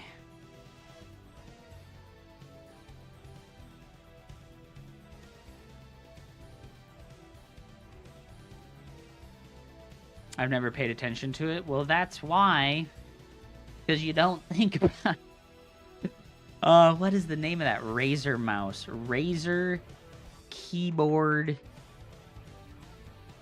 joystick. The Razer Tartarus. This thing, dude. This thing right here. My buddy Jeb played World of Warcraft with this thing. And he used this thing to, like, turn the camera. To, like, turn his character. He didn't have, like, turn left, turn right bound on his shit. He used that. Isn't that wild? Dude, I always thought that, like, maybe this could be your arrow keys. So that, just wait, just, like, imagine for a minute. Like I said, if you're... So here's another thing to think about in RTS games. When you want to move the camera, you give up your ability to move the mouse for any other reason than to move the camera, right? Like, if you want to go click on the minimap, you got to move over to the minimap and click on the minimap, right? Blurp! Which one did you play? I don't have the headphones on. Haha, get fucking scammed. Anyways, imagine if this thing was tied to your camera movement, right? In an RTS game. Instead of moving the camera with the mouse ever, you just always move it with this fucking joystick thing. That would be crazy, right? That would be fucking crazy. You don't have fucking camera locations. You don't have any of that shit. You just move the camera with this fucking joystick on your keyboard hand. That would be wild, dude. The Razor Nostromos. You'd have to be a wizard, right? You would have to be an absolute wizard. Currently unavailable, dude. Rip, man. It's for MMOs though. And you know, my buddy Jeb swears by it, so I think it's just super cool. Logitech G13 programmable game board with LCD.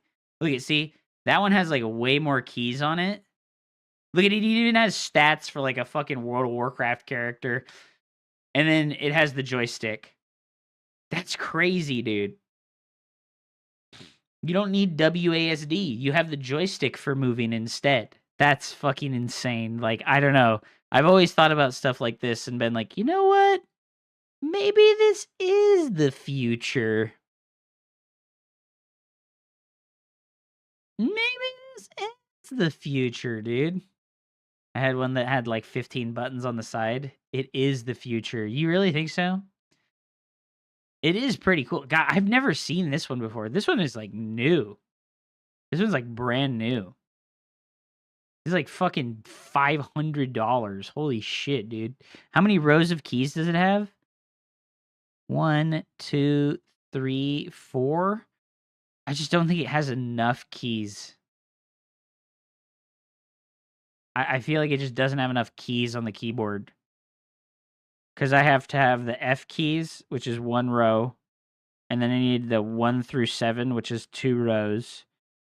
And then I have 3 rows for the hotkeys for like building and stuff like that.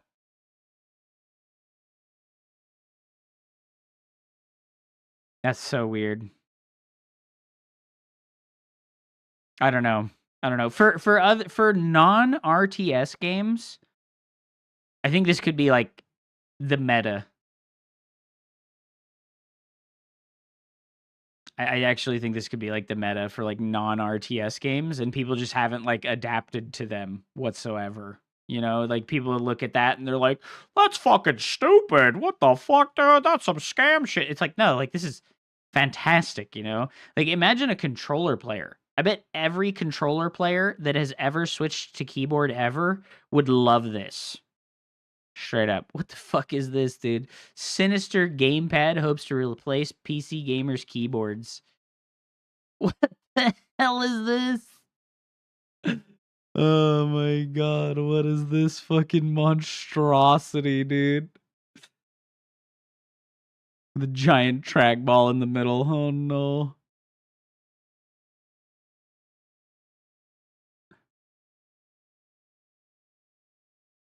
What is this monstrosity, dude? Holy shit. I don't know. I think it's cool.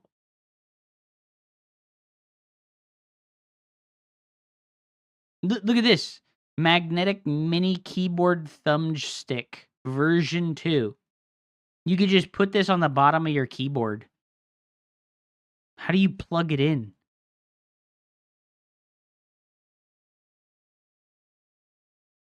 How the heck do you plug it in? It's like a USB-C port. That's so weird. I could just imagine this. This is crazy. Looking at this stuff is crazy. Like,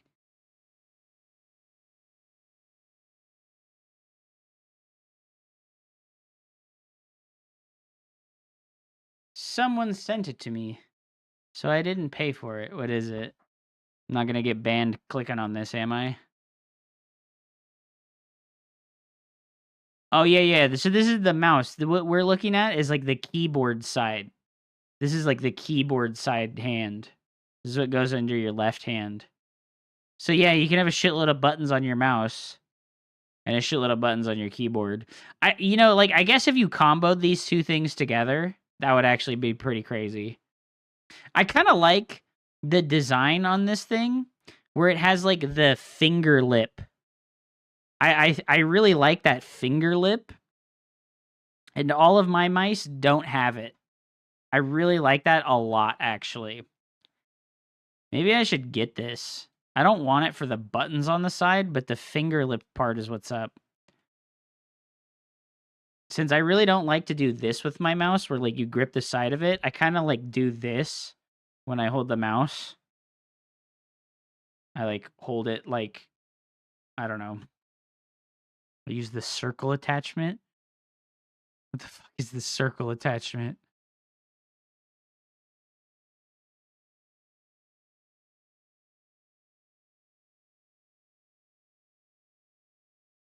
Oh, look at that one. It has the finger lip on both sides so that you could be like a fucking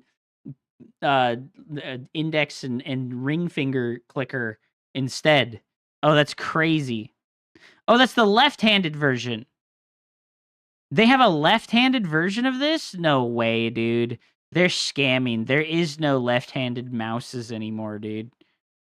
There are no left-handed mice in the universe. They stopped making mice for left-handed people. It's actually a tragedy.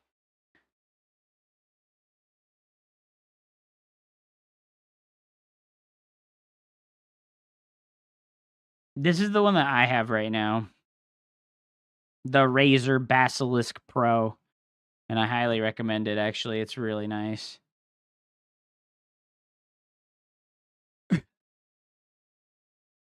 Why is this one half the price? What's wrong with it? Just control the game with your brain chip, dude. That's the dream, man. I heard if you use your left hand, it's like someone else is jerking it. Ugh. This is the attachment? Oh, let me see this one. Oh, that's weird. That's really weird. I don't know about that.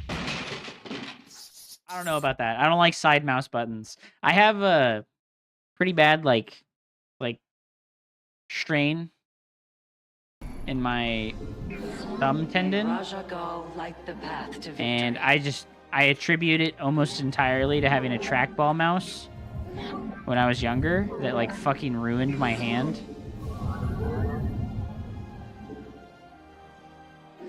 You have not enough So using side mouse buttons on my thumb feels really bad. Like physically, it is not good for me to use those.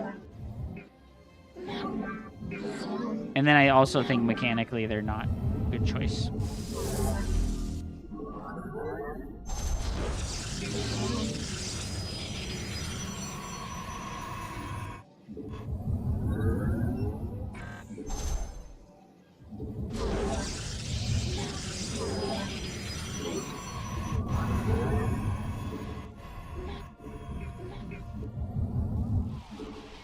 Alright, so I have a new PvZ playstyle that we've ripped off from Max Packs, and I practiced it quite a few times last night, and I feel pretty confident in my ability to execute it today. I'm not going to try too hard to multitask, I just really want to execute the build order really well. That's the important stuff here.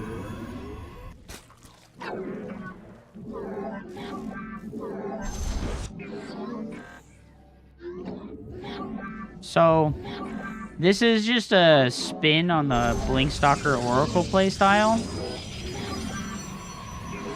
where we go for a Void Ray first instead of the Oracle, Put your harvesters to work.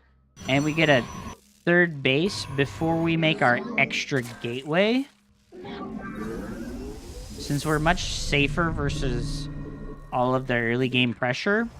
And one of the major adaptations that we have here is that we don't chrono boost the... You must place that in a Oh my power gosh, field. misplacing the Stargate. I just lost like 3 seconds on my Stargate. That was amazing. We don't chrono boost the first adept, because there's no reason to chrono boost the first adept. We just put chrono boost here instead.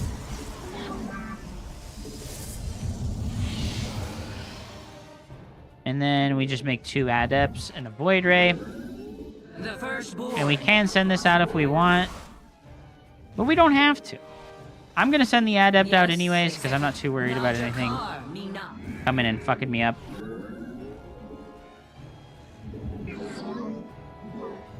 But like I said, Void Ray first. Combat awaits. Give us your command. And then we Chrono Boost this You have not enough minerals. twice. We serve with And we've got eyes on his third. glory to the Do not make a third Adept. forward. I'm going to send the probe over here now. He's scouting his Nat. It looks like about 12 workers, and I just saw an extra one popped out there, so we know we're not getting Zergling cheese too hard. Ire shall be reclaimed. Put another Chrono Boost on this, and this will affect our Oracle and our Void Ray. To glory. Void Ray kills the Overlords. Third base goes down. Pylon here, so that we can hide the Adept. Channel the light of Iron.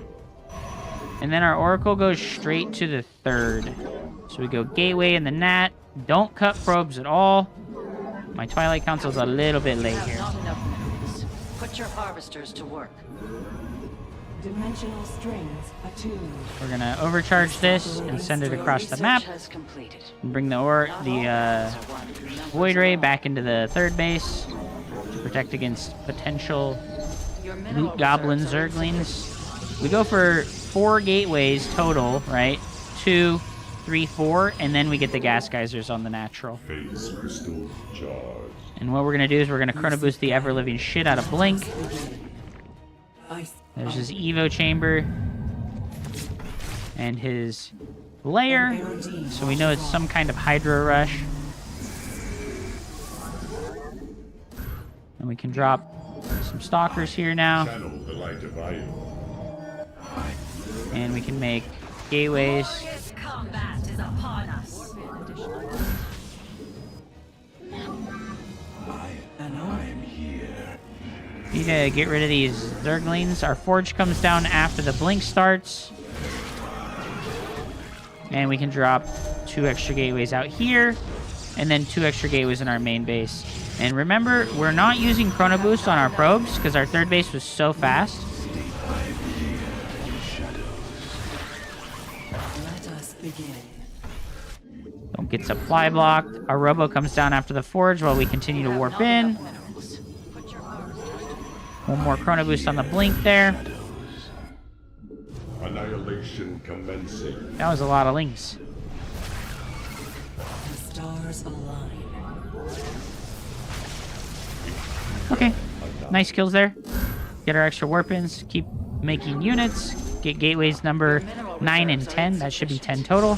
And now we can get our Templar Archives. Enough minerals. This is a nice kill on the Overseer here. Void Ray needs to go this way.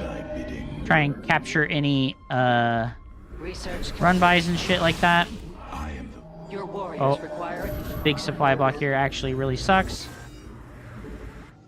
additional minerals are required.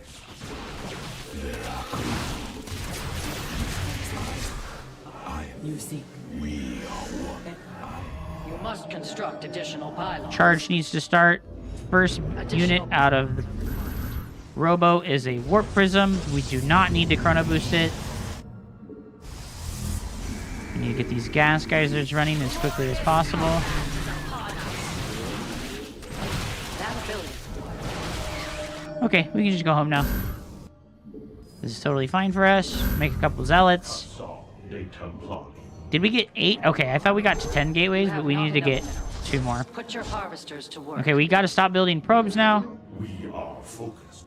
We'll overcharge this, and I will make a cannon and a battery at this base. What we do is we set up the prism to go to the main base, because we killed the vision that protects the main base from vision here, right? So our prism goes there, we make our 4th, we make more Templars, and we get ready to attack his front base. Okay, that really sucks that he's going mutas. Oh my god.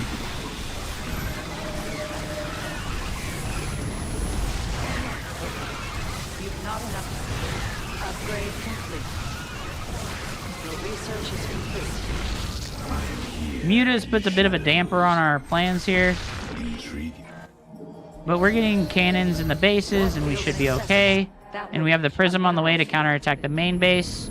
So even though this is a bit of a disaster, it's okay. Just make more Templars. Make cannons in all the bases. Research complete. Those cannons in the mage should finish, but we can make some stalkers there. Vespene gas. Okay, get ready to warp in over there. We gotta come defend here. Sucks. Files your base. Slay them. Okay, we do have Storm now. But we don't have any energy, which really sucks, but it's okay. Because we've done a good job. Now we can get Field the exhausted. warping in the main base. The Prism. Hidden base. Oh my god, why are two Mutalisks Your just mineral sitting here? reserves are insufficient. Why are there just two Mutalisks sitting there chilling? You have not enough mineral. Warp field inaccessible. Alright, that kind of sucks, but no big deal. Okay, he's making roaches now, so he's transitioned out of the mutas. I think we can transfer some units, or some probes to the third over here. Alright, not a lot of damage, but some damage. Cluster. My charge. I wish my Oracle was alive, so that I could make more stasis words, so I'm going to anyways, right? I think we're going to just remake the Oracle here, so that we can make stasis words around our third, and we can go ahead and make more. Oh wow, he actually continued to make mutas. The enemy is assaulting the access point. Alright, we're gonna have to use the stalkers to like chase the mutas around. You have not enough minerals. Put your harvesters to work. The enemy threatens your probes.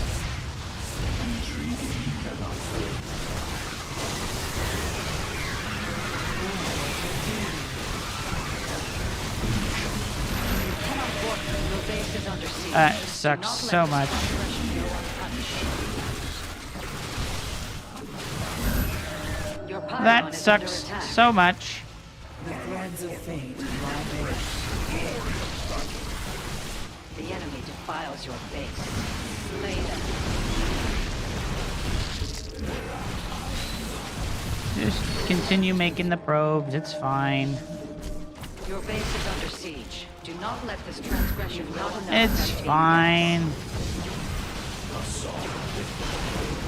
Your We mineral can Chrono reserves Boost are all our insufficient. Nexi right now, and we can make stasis swords here. You have And we not can get some enough- extra cannon defenses on this location. Oh my god, this actually kind of Your sucks. mineral reserves are insufficient.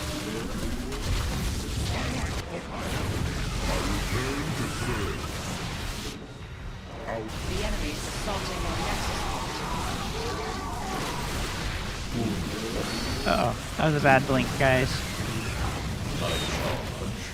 How can I An upgrade has been completed. You cannot warp at that location. You've It is depleted your relatively difficult to get a fucking base on this map. interpret?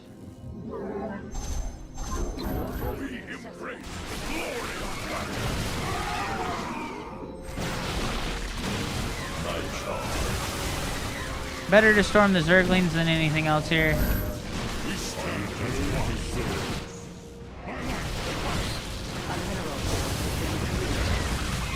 I am the voice of the eclipse. The enemy is assaulting your nexus point. I need cannons at this base to defend myself. Field inaccessible. That location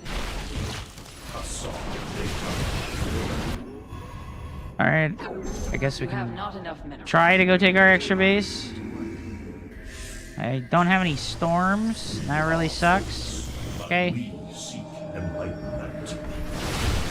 Alright, we just fall back because we know we are on the defensive. No need to go get ourselves killed. Just fall back, leave our prism or our Oracle here to defend. Get back over to this side of the map. Probably appropriate to add a couple more Archons to my army.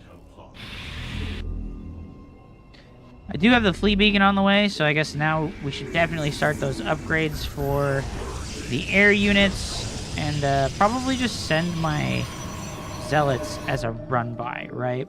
I don't think that they're going to have any value in my main army here. We seek You cannot warp at that location. What was that? What was that? The threads of fate. He doesn't lie have the bare. gold base or this base over here, so I know his shit isn't actually that good right now. Let's just leave this here Najakar, Mina. and distract him. I see. He's got this base, right? Mineral. I have met the enemy. Perhaps it's time to consider Oh, we forgot about that for a little too long. Focus fire the lurkers! Okay, we have only one Stargate, but we can still pump Tempests out of it slowly but surely. Our Zealots over here doing a good job. We can probably kill that base. You've gathered all available minerals. From Definitely need to keep making Immortals and stay in a position where we can intercept the lurkers as they come across the map, right? Yeah. my charge. Our Okay. Oh, we never started the mothership. That actually kind of sucks. as one. We are returned to serve. We seek Alright, he is trying to move up on this location, so let's just make a bajillion cannons on this side of the map. Make use of their surge in Upgrade. Oh, move back, Templars! Move back! Nice! To the Nerazine. Out multitasked him. He was forced to pull his units over here to deal with the Zealots, and then these lurkers got left alone over here. GG! Thank you very much for watching the video. I appreciate you. You're the best. Like and subscribe.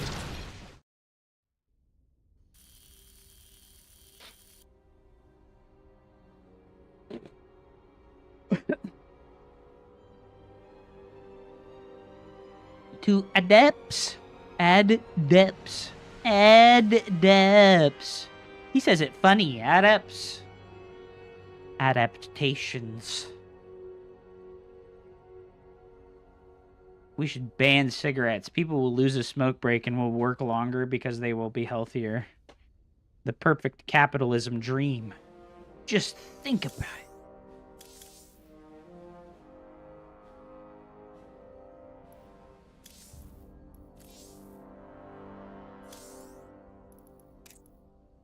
Damn, it takes a lot of effort to spew like that nonstop while you're playing, man. It takes a lot of effort to spew like that while you play.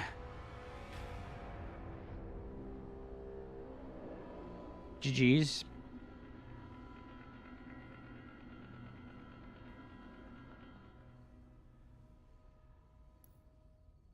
It's good to see you all. I hope you're chilling. Old fart with a young heart. Do you still wish to know my computer specs? I can show you the specifications of my computer if you would still like to see them. Almost top 16, baby! Hell yeah.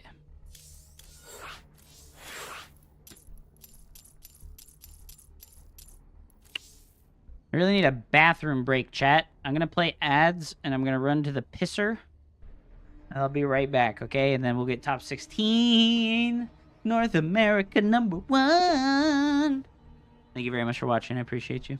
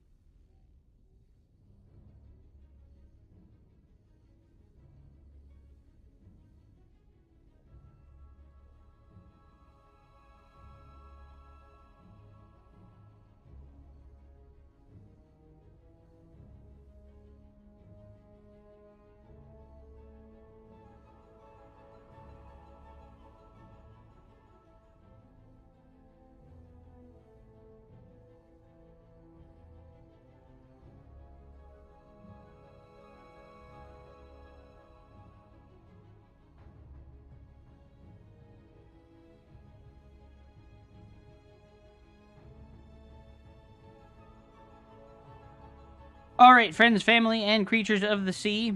Here's my plan while I eat an apple with some peanut butter, my favorite snack in the entire world.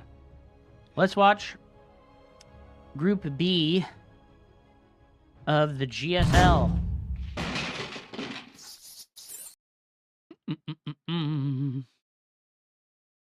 So Classic versus Rainer. Since I don't have the replays, they just don't have it on the website yet. I might as well just watch the cast and enjoy State and Tasteless.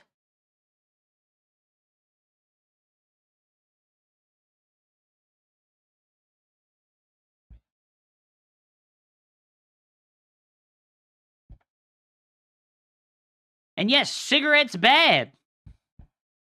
But money. Money, money, money, money, money, money.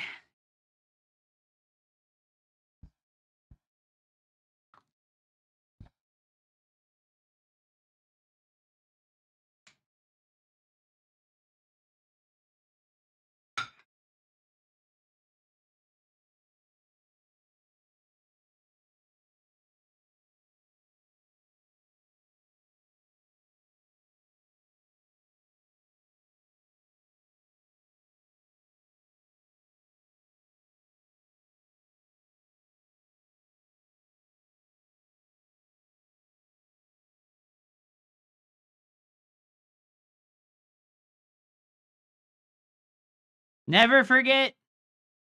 There's no YouTube audio? Oh, my bad. Okay, well done. Never forget when Scarlet was in Korea and she had corn.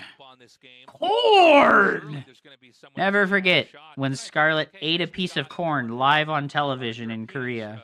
Players in North America dominating. Someone's going to come through and at least win one, but it hasn't happened yet. No, it hasn't happened. We've been close, but it feels like we haven't been close in like 13 or 14 years, you know? Yeah. Which is strange also because you think back to like 2010, 2012 era of StarCraft 2, and there were always moments where somebody like Huck would come in, and he had this insane run where he was like winning Home Story Cups and DreamHacks and MLGs. He was perennial championship contender.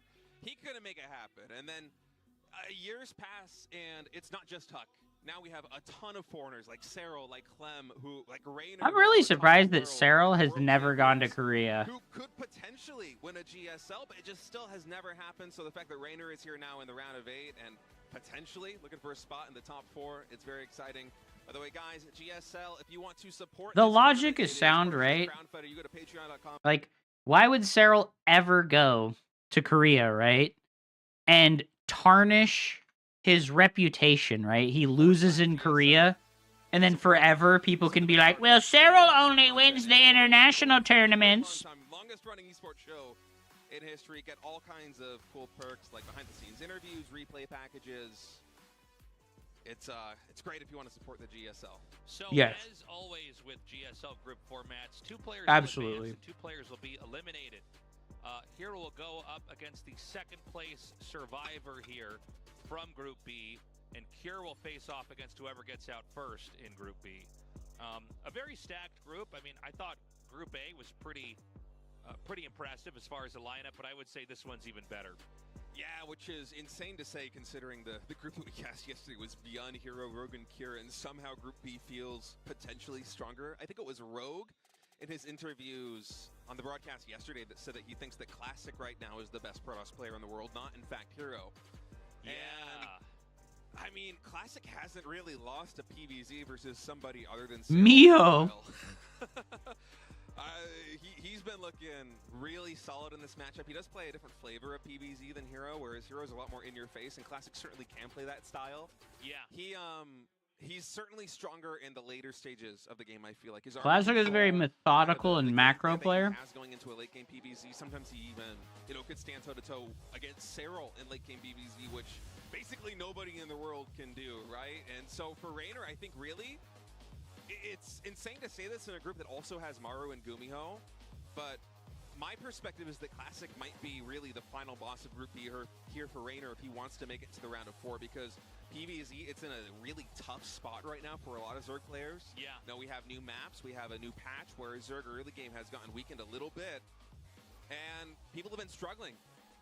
in this matchup, especially on the Zerg side. Very few players have been able to adjust as well as somebody like Serral has in this matchup. And so for Classic, who is arguably the best PvZ player in the world right now, I want to see what Raynor does here in these games. Is he going to try and play Classic style? What's wrong with his haircut? Classic, who is arguably the Bro, you think he's had his haircut in the last 3 months? No shot, dude. No shot.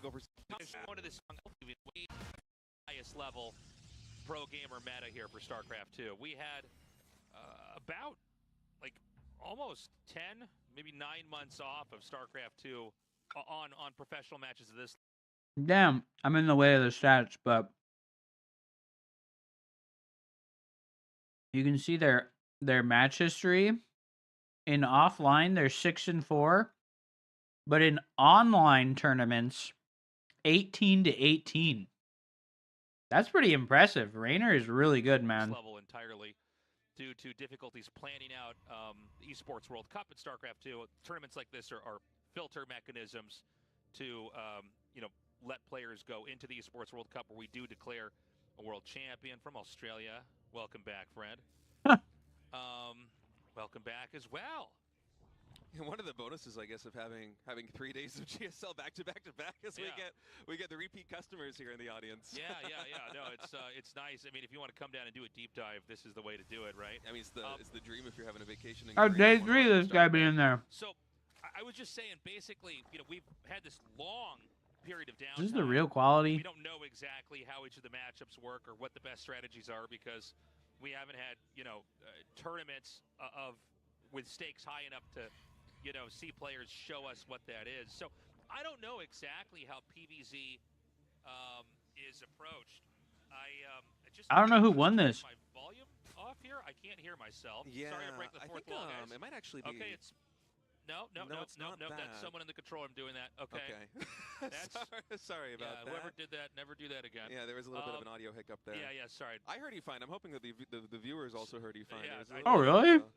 No, For a second, I thought you had knocked your cable loose or something, but it's all fine now. State Anyways, let's see what State is like one of the best players to ever come out of North America. But he never had like a super convincing tournament run. I think he only played really seriously for like the first year of Legacy of the Void before quitting and becoming a much more casual person. And he played Age of Empires 4 and got really good at that.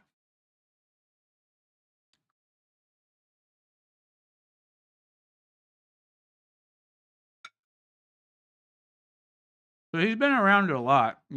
He was like top 5 player in North America during like Heart of the Swarm, I think. It's replaced Battery Overcharge, which was the defensive ability that Nexus had previously. This is a new global cooldown spell that I believe it charges up 100 energy on any energy unit in the Protoss arsenal in a range around a Nexus every minute, and it costs the same energy as a Chrono Boost. And one of the things that I've been loving playing this in PvZ personally, just charging up Sentry for timing attacks or just charging up Oracles and being a real nuisance because they basically never run out of energy. But you can see on this Oracle, it's just sitting at 64. So Classic, instead opting to Chrono Boost other things like his worker production. This seems to be the way that pros are approaching the game. He was a Protoss player. A GSL Code-ass caliber player, which is a little bit of a downer for me because I wanted to see a lot more shenanigans with this ability when it got added. Like I said, it is something that I've been incorporating a lot in my gameplay because it's fun. But I guess it wasn't.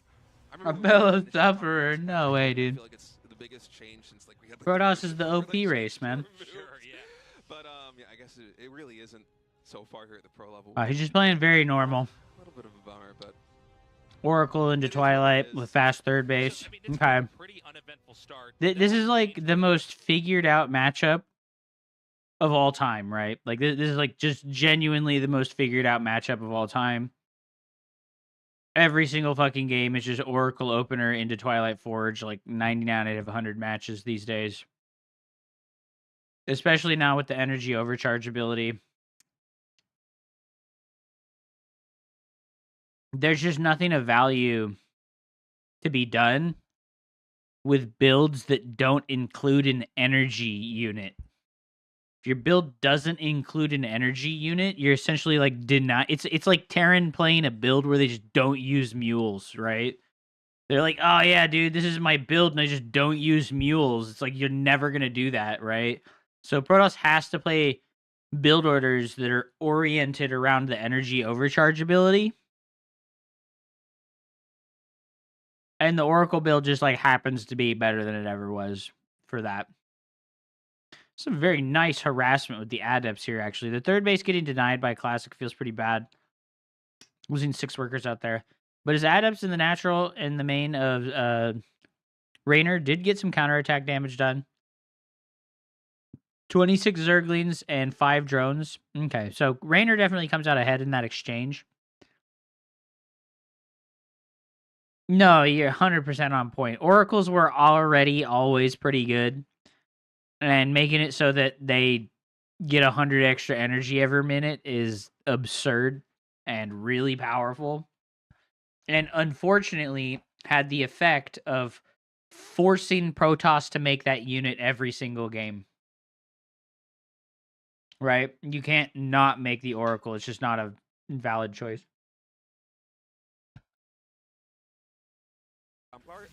I imagine he is just going to be recharging them basically nonstop. And it's like, it's basically like having maybe another Templar and a half worth of energy regeneration happening. Storm is on the way. Like, it is a lot of additional energy. No Blinkstalker pressure. And it's kind of insane to see the unit stab as we saw there in a moment. I think it was like 3 Stalkers, the initial 2 Oracles.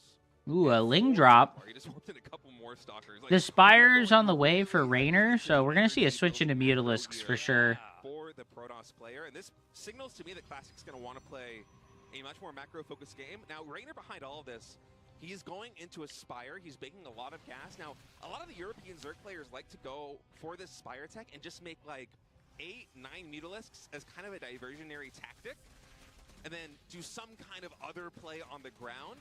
But this is a lot of gas banked up here for Raynor. I'm wondering if he's going to commit even more into the Mutas. He did get the cancel right there on the 4th Nexus. Now coming in with a Ling drop in the main base. Classic not expecting this. More Good reaction, though. Deals with it before it can do too much damage. Now, how many units are we going to have coming out here for Raynor? 12 Mutas. That's a big commitment, Tasteless. There's a lot of money. 12 Mutas could really blindside the Protoss here. I mean, keep in mind there's a lot of Templars at play here. We've had this trend actually in ASL. Every once in a while, these two sister tournaments, they mirror each other. Stuff that's happening in StarCraft 2 impact StarCraft 1, or StarCraft 1 impact StarCraft 2. And this has been a big trend as you basically, as a mid-game push comes out, because what Classic's doing isn't that different from what Protosses do. I like the way that Classic is using the Oracles here, just following that giant group of Zerglings around, because the Oracles are the only unit fast enough to actually chase Zerglings. Just lets him know which side of the map to have his army positioned on. Unfortunately, he's going to be completely and totally blindsided by these Mutalisks. And I don't see a way to deal with this. Because, yeah, he's recalling in the main, right? But then the Lings are going to attack his 4th base. All his probes are getting pulled. Oof. Oof. No wall around his cannon. His Templars are exposed. They're missing it. The Templars all got captured by those Lings. Oh, fuck, dude. 24 probes going down. I think this is a pretty GG moment, unfortunately, for Classic. A tough game 1. Tough game 1 for sure. There must be a capture card problem. Protoss is so imbalanced. ZVP is unplayable. True, dude. 89 workers to 49. 40 worker advantage. Baneling Nest. +2 melee. On the way for Zerg. You know, he's investing in the Mutalisk air damage upgrades as well. So he's going to continue to make that unit too. Which is a little bit surprising. Like, gosh, if Classic makes this death push work, it will be an absolute miracle, right? He's not in parity on army. You know what? He is kind of in parity on Artie because there's 13 mutas and not that many Zerglings, right? I don't know, man. Rainer does lose the 5th base. Classic did keep his 4th base alive, actually, when those Zerglings were attacking. So having the 4 different worker queues, like you can build workers from 4 different buildings at a time, like you can recover your economic like strength pretty quickly. Oh, these Archons getting trapped and not focus firing at all. Oh, damn. Muta's running into the back of the fucking 3rd base again. That Oracle not getting clipped though by the Ravager Biles. Nice multitasking. It looks like he's on point. Unfortunately, this cannon is natural is going to get taken out. And the Warpins there are not going to be enough to take out these Mutalisks.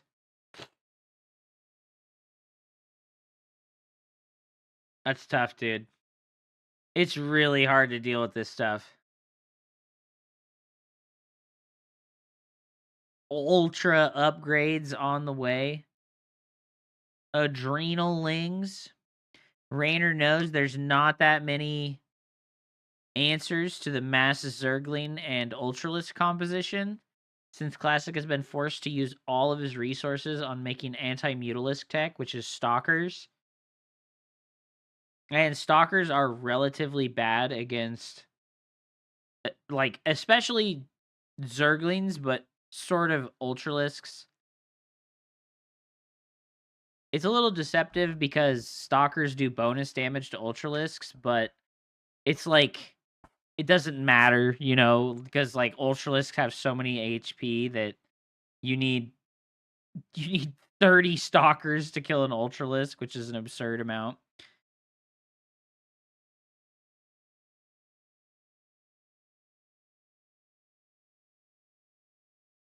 Holy shit, dude. Kai Cenat has 200,000 viewers.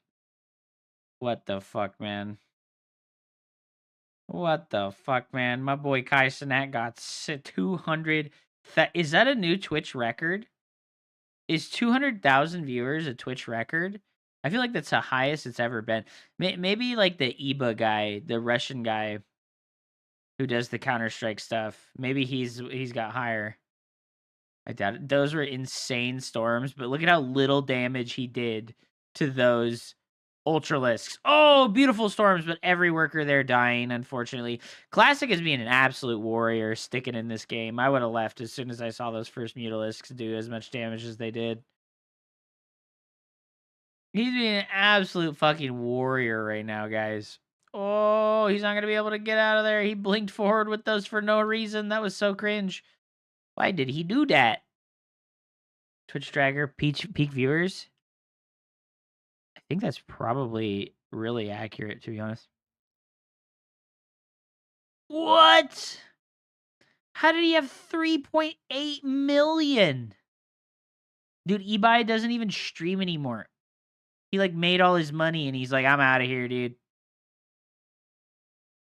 Dude, what the fuck? When this guy streams, he just has 50,000 viewers. Look at that one. Special event, 779,000 viewers. What? What the fuck, man? Yeah, Kai Cenat is doing his Streamer Academy thing right now. He's like teaching other people how to be streamers, dude. Stand up, y'all. Stand up, y'all. Stand up, y'all. Can we know how much money Kai Cenat will make today? I have like 50 average viewers, 50 to like 70 average viewers, and I make like let's say $100 in ad revenue every month, which is okay for my amount of viewers. So if we can just like extrapolate like 3 zeros onto the end of that, that's having 5,000 average viewers in a month. And Kai Cenat has like 50,000 average viewers. So he's probably making like some absurd amount of money. Oh my, nigga, I can't hear you. Is he muted? What the fuck? Oh my, he broke his, nigga. This nigga broke it. Nigga. Oh my. Kai Cenat makes more money in a single day This nigga broke his PC. than I make in This nigga, a year. KJ broke. Nigga. Nigga, your PC is broken, nigga. Your PC. Okay, nigga.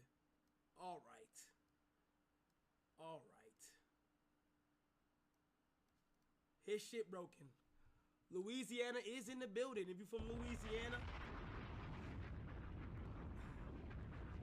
welcome. You're the OTK board game night. Welcome. All fucking 5 of these people combined. Emaru, Soda Pop and Seer, and S-Fand. And Extra Emily. Only 60,000 viewers. Those are like 5 of the top 10 streamers on the entire platform. And they aren't able to get as many viewers as Kai Cenat. Shaq. That's insane, bro. Welcome to the university. Is he live? He's been streaming for an hour and 40 minutes doing this. What is he even doing? He's not live. He's doing the official lineup. Oh shit. What is he even doing, bro? Oh shit. Oh shit. Here come these niggas. Here come these niggas. The bitchy. My bad, Jack.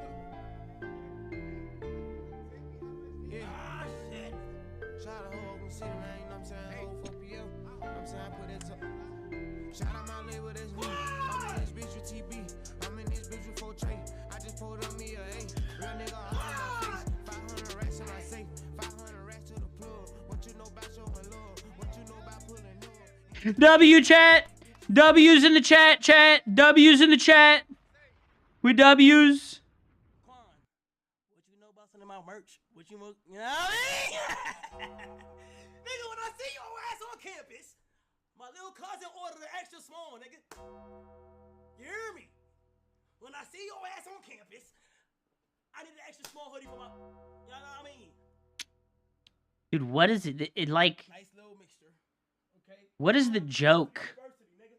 You are a student. He applied to be a student, and he applied to be a fucking, what's that shit called? What's that shit called? And a professor. W's in chat. W's in chat. Okay. Somebody said that shit. Bro, I still didn't get my shit. This guy got 20,000 viewers Okay. watching Kai Cenat. Oh my god, bro. Holy shit.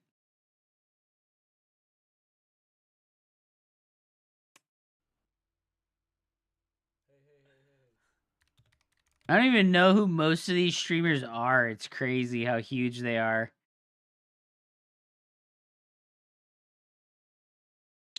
It's like crazy how huge some of these people are. And I have no idea who they are. Look at Queso's 24/7 VOD rerun. Has like 3,000 viewers. Oh my god, dude. Queso just turned his stream on 3 minutes ago. Turned his stream on 3 minutes ago, 11,000 viewers. Think that's real? Right? So, and by time... That's insane, bro. I mean that time itself is made up. I mean the clock hours of the daytime is made up. Which means if somebody else made... Do you believe that? Turns his stream on and 3 minutes later he has 16,000 views. Like, what? That's actually insane, bro.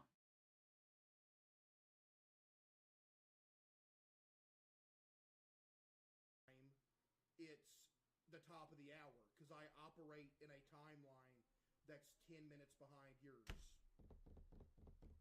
So therefore they can't fire you. And if they did fire you, you could take them to court and get some money off of it. Hey! I'm just trying to put y'all on, bruh. Okay, look here. Right? Tell me I ain't. Dude, I don't even know what to say, bro. It's so crazy. Thinking about the like amount of people that are just like lurking and sitting and waiting to watch Queso and Kai Cenat is fucking insane, dude. Hillbilly Kai Cenat. Hillbilly Kai Cenat. Oh no. Oh. All right, I need to go rinse my hands off, and then we can watch the rest of the classic versus. I'm sorry, I got derailed. That's just crazy to me, seeing how many fucking. It really is like it's just crazy to me, like. And yeah, Ranger, you're right. When money comes so easy, it must be incredibly easy to make funny, interesting content like they do when they can make so much money, right? Like, imagine you could go to work and you could make like $10,000 a day. How long would you work for? And like, for how much, right? Like, I don't know. It's wild.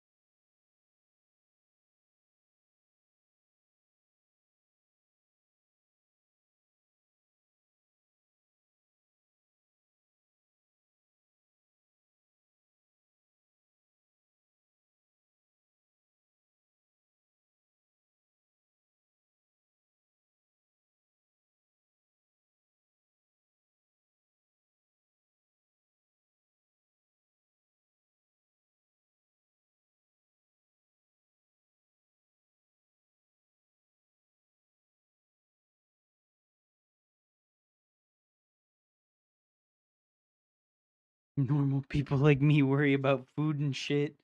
Am I gonna be able to pay rent? I know, dude. It's not. It seems really unfair. It seems like really unfair, right? Like, but Kai Cenat and Queso, like, they're just obviously such natural born entertainers that I don't want to say like, oh, they deserve it, but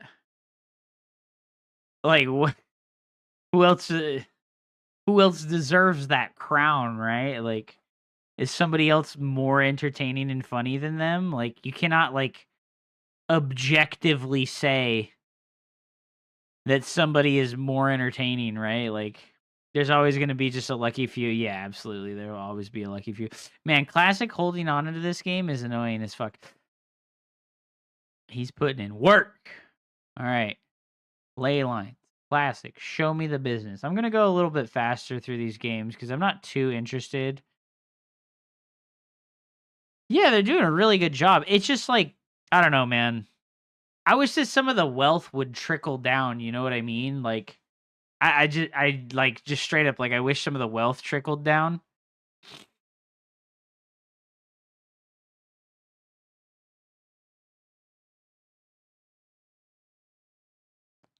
I think Kai Cenat would get complete silence at random open mic stand-up comedy show. I think so too. The reason why he's funny and why his content works so well is because he has a silent captive audience, right? The only way that they can speak to him is through the chat.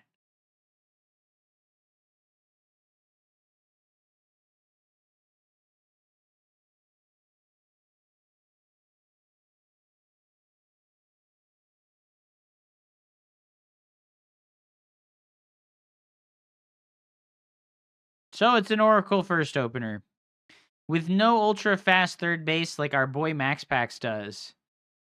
All right.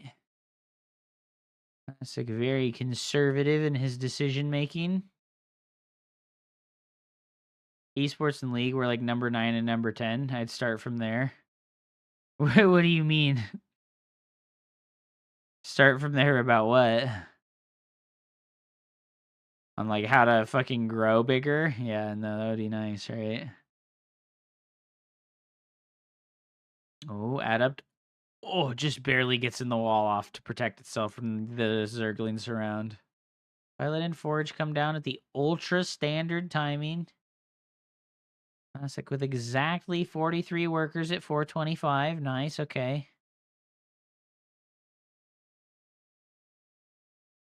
Queen's perfectly positioned to ward away the oracles. Okay. I think he could have taken that opportunity to try and kill that one, but doesn't want to risk losing the oracle. Just comes in there for the scout, zooms through. At like 4:30, he zooms through with the oracles to see what's going on. He did see that the lair wasn't started yet, so he knows it's most likely going to be roaches. If a lair isn't started by like 4 minutes and 30 seconds, it's almost certainly going to be a roach play from Zerg. Since otherwise, oh, nice distraction. Oh, Raynor, though, just barely notices in time.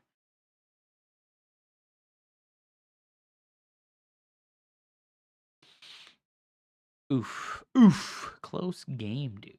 God damn. Overlord finally getting taken out by these stalkers. The pesky, haggard OG Overlord from the beginning of the game tries to slowly crawl its way into the main base with its disgusting, sluggish appendages. Ugh. Zerg, gross. Zerg, gross.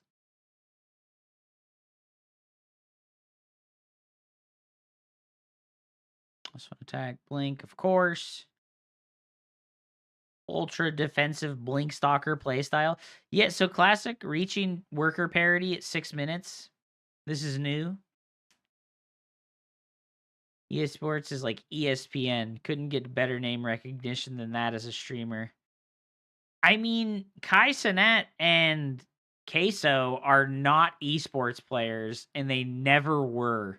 So how the heck did those guys like get their starting? You know what I mean? Like how were they one viewer streamers?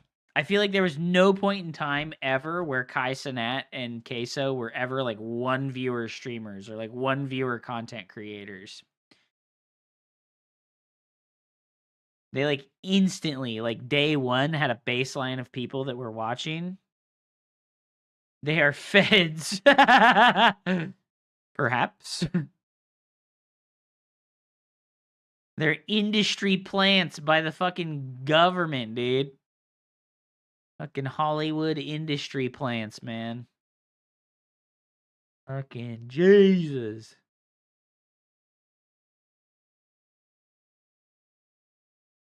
We're getting psyoped into thinking that fucking loud fat man and short black dude is very funny. They were like, we need a Kevin Hart figure to take over Twitch.tv. I'm surprised that players like Raynor even fall into stasis traps. Well, so the thing is the faster you're moving, the more likely you are to like get caught by an invisible thing. Because seeing invisible units requires you to slow down and do like a slow visual scan to see if it's there. So Raynor is playing so fast that he's just more likely to miss the invisible things. Kevin Hart is painfully unfunny. I agree. Kevin Hart is like painfully unfunny. I really don't think he's funny at all.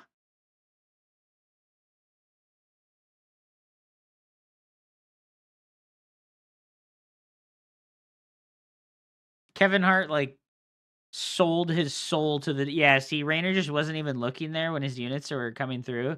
He sent those units as like surround, right? He was trying to surround from the get like the wraparound on these units here, but he sent them on a shift key order path, and that's why they ran into the Stasis Horde, because they just weren't visible. He like wasn't looking at them. Lee Beacon is on the way for Classic. Classic says, I am a macro player. I will make every single unit that I am allowed to make.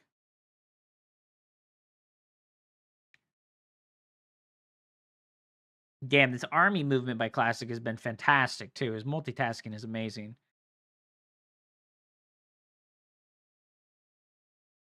Countless hilarious black comedians and too many to list, and somehow he becomes the household name. Well, I'm not kidding when I say he, like, sold his soul to the devil. When it comes to, like, corporations and media, it's like, do you really think that he didn't get some kind of help from someone really high up there, you know? Like, he had, like, a billionaire friend who was like, hey, bro, let me take pictures of you with my dick in your mouth, and I'll give you fucking $5 million to run an ad campaign for yourself. Like, I need that blackmail to make sure that you'll pay me back. Like, I don't know, dude. What's up, Cytotonic? Welcome to the stream. Wow, what? I don't know what to say. It's just like, that's kind of what I imagine with those backdoor shady fucking billionaire dealers, dude. Like, blackmail? That's racist. You know that's not what I meant. I said ninja. I said ninja dagger.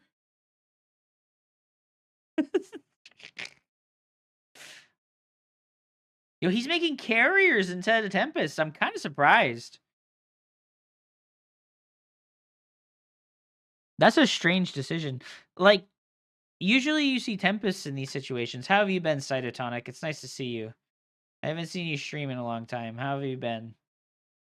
Are you still doing art? Still making art for all our wonderful StarCraft peoples? Yeah, I'm surprised to see carriers, man. They're just not good versus lurkers. Like, there's no other way to put it, but like carriers are not good versus lurkers. Oh, the storms come down, but they're not very good. The Banelings clean everything up. But a couple of cannons do finish over on that side of the map. Another storm comes in, and that Archon's going to finish and clean up these Zerglings. Damn. Nice control by Classic on both sides.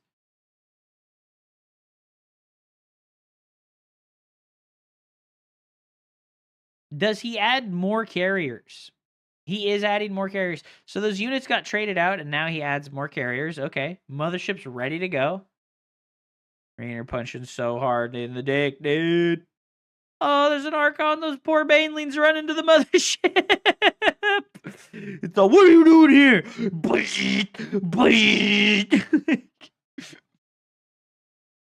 Don't know how I feel about the Ultralisks, but there are no immortals in the army, so maybe the Ultralisks are a good play.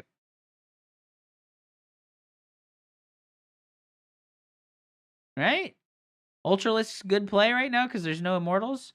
Oh no, big Zealot warp in over here. Classic did a fantastic job this game of slowing the creep down.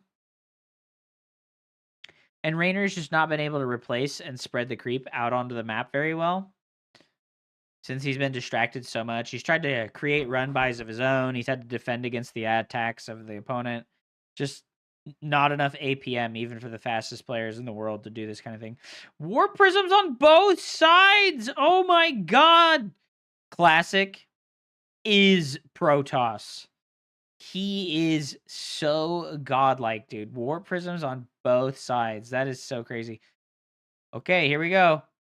Yo, the mothership recalled those units. What was that move, dude? That was crazy. He, like, storms these units and then recalls with the mothership and runs away so that he doesn't get surrounded and then drops the time warp. What the fuck was that, dude? That was insane. What the fuck? Oh my god, these ultras just running through an endless storm of storms, man. Holy crap. Prism does come up in the main base. Dude, he didn't lose like barely anything on the retreat there because of that recall plus time warp maneuver. That was crazy, dude.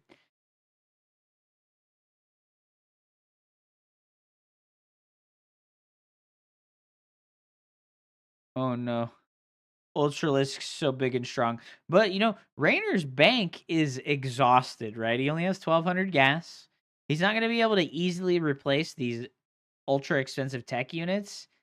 And he's refusing to make spellcasters. No fungal growths. No parasitic bombs or anything like that. Just refusing to make spellcasters. I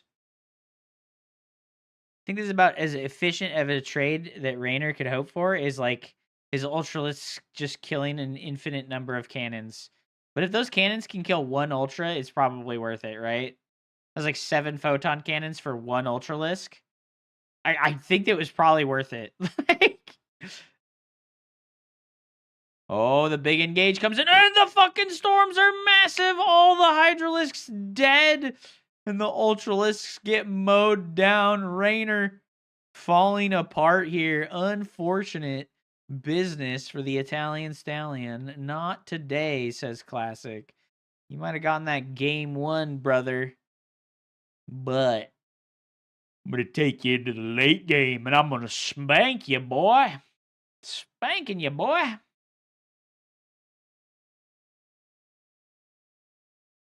Damn, dude. Classic's late game is fantastic. I kind of like that he doesn't have that many immortals. Just like 2 or 3 immortals added to the army. Okay, I guess he has 4, but I was going to say, like, the low immortal count and the higher Archon count makes a lot of sense. Oh my god, Immortals fucking delete Ultralisks, dude. It's crazy.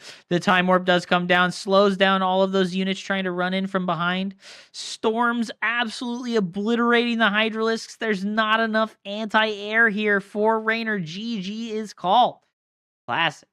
With that 6,000 IQ Time Warp recall retreat. That was insane, dude. That was insane.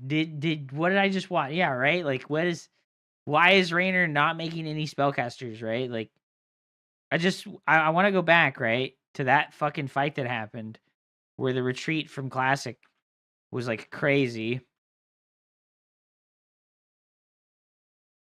When does the mothership get involved?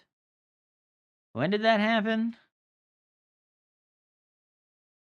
Okay, so, I just want you to imagine that Raynor has 3 infestors, right? He just has 3 infestors, and they're over here on the eastern quadrant of the fucking map, right? And this army is retreating away from this army, and these infestors just land some fungal growths on these units. Just imagine, right? The fucking infestors land a couple fungal growths on these units. Even if it's only on the Templars and it forces feedbacks to happen, it's actually a good thing, right? Like imagine, fungal. Oh, these units are never getting away now. They are dead. And I know every Zerg player is going to be like, but Hup, he will just feedback my spellcasters. Well, if you don't make them, that's just as bad in every way. You have to make the fucking spellcasters, even if you think they're going to get fucking feedback, because it's a dance. You don't just not dance. Now he has to do that, and there's less energies for Storm. Yes, sir.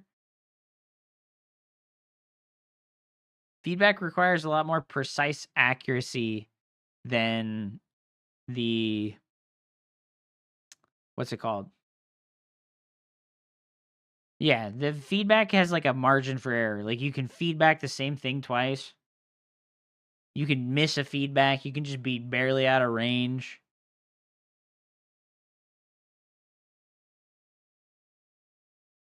All right, I fast forward through the first 2 minutes because guess what's going to happen? A Stargate! Who would have fucking guessed, bro?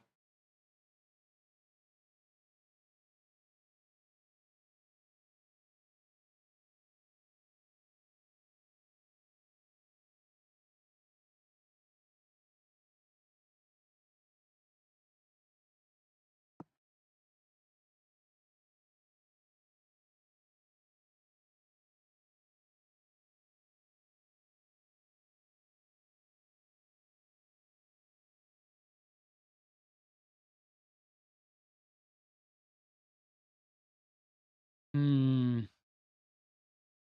double adept run by is a really good maneuver when you're able to block the natural hatchery of the Zerg player because the reinforcement locations of the Zerg player are really messed up.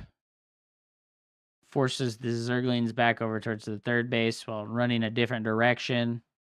Very annoying. Ah!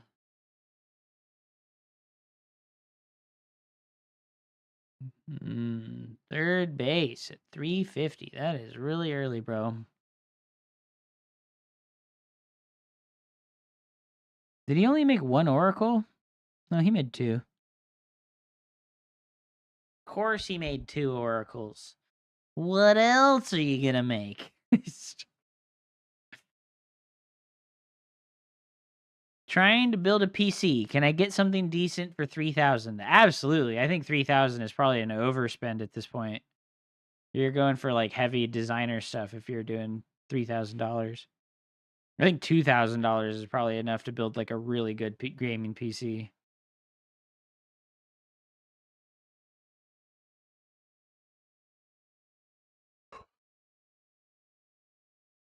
Yo, it's Glaives. Oh my god, Glaives is the worst fucking build.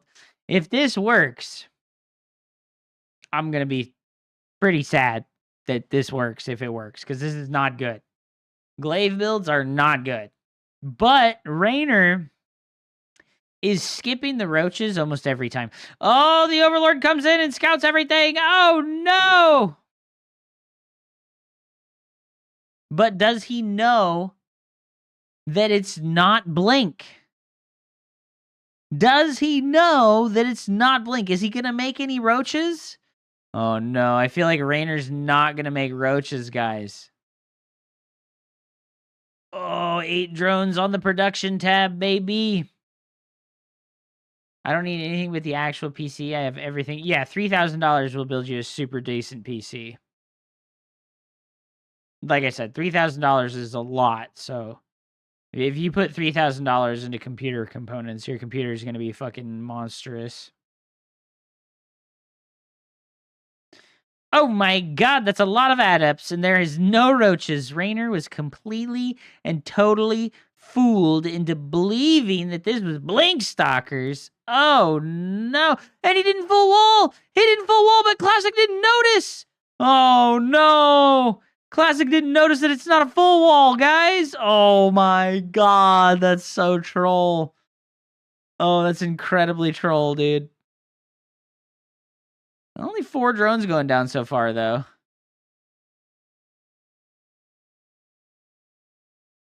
How is StarCraft compared to Age of Empires 2? I'm making the switch from console specifically for RTS. StarCraft 2 is much faster paced. It's a sci-fi game instead of a historical game. And Micro in StarCraft 2 has a lot more nuance to it because of the large variety of spellcasters. So I would just choose whichever game you think aesthetically pleases you more. Like, do you like the historical stuff or do you like the sci-fi futuristic stuff? Like, and then you have your answer, you know? There's in-between types of RTS games that are historical but deal with like World War II, which has a more competitive scene. I think they're pretty similar, but StarCraft 2 definitely gets a lot more attention from big stuff. Oh, that poor Oracle disappearing into the void. StarCraft 2 is at EWC, and it has the GSL in Korea. But to be real with you, no RTS game is truly hyper-competitive at this point in time in the history of the games. RTS games are like a niche genre. The only reason StarCraft is at EWC is because it was there last year, and it's like literally the only RTS game that has ever represented RTS games at the Electronic World Games. That is a lot of Zerglings, baby. Let the Zealot warp in. actually tanky enough to deal with it.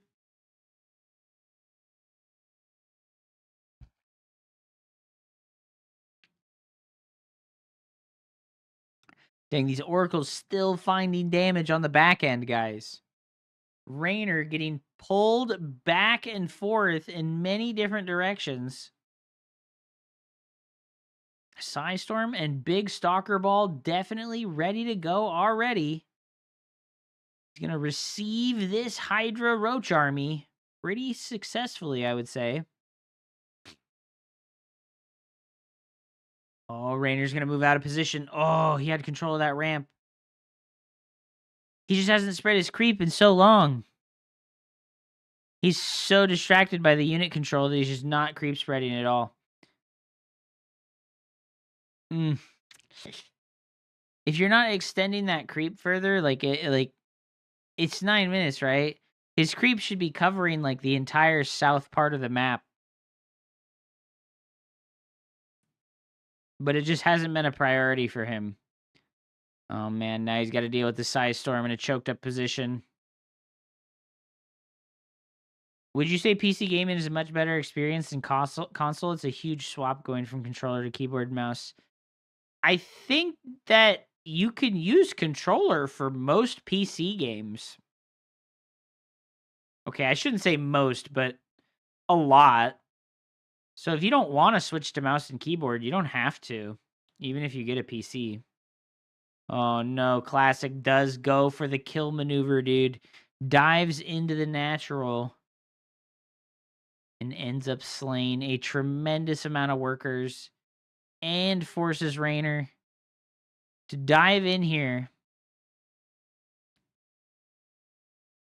I do think that PC gaming is better than console. Like, yeah, just flat out. I definitely think PC gaming is much better than console.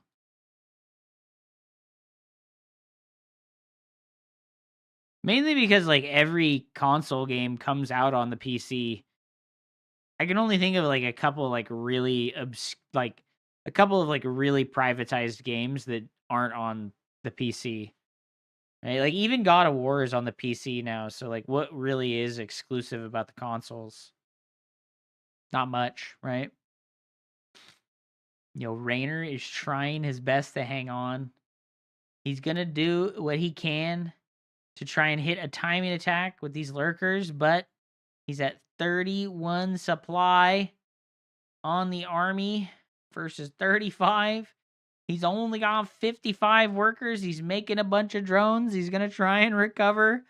53 drones going down. Damn, dude. Classic putting an absolute master class on slaying Zerg. You can't play phone TV games. You can't play Jackbox games on console, dude. Console inferior. Ugh. PC inferior. Phone game real shit.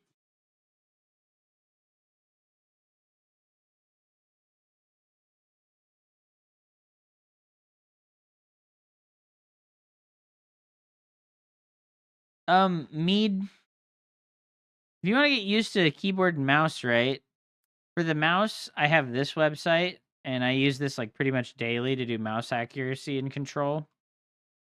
And then there's lots of like type test websites where you can like improve your typing efficiency and keyboard competency. So using things like that can help you become more smooth with the new input devices more quickly.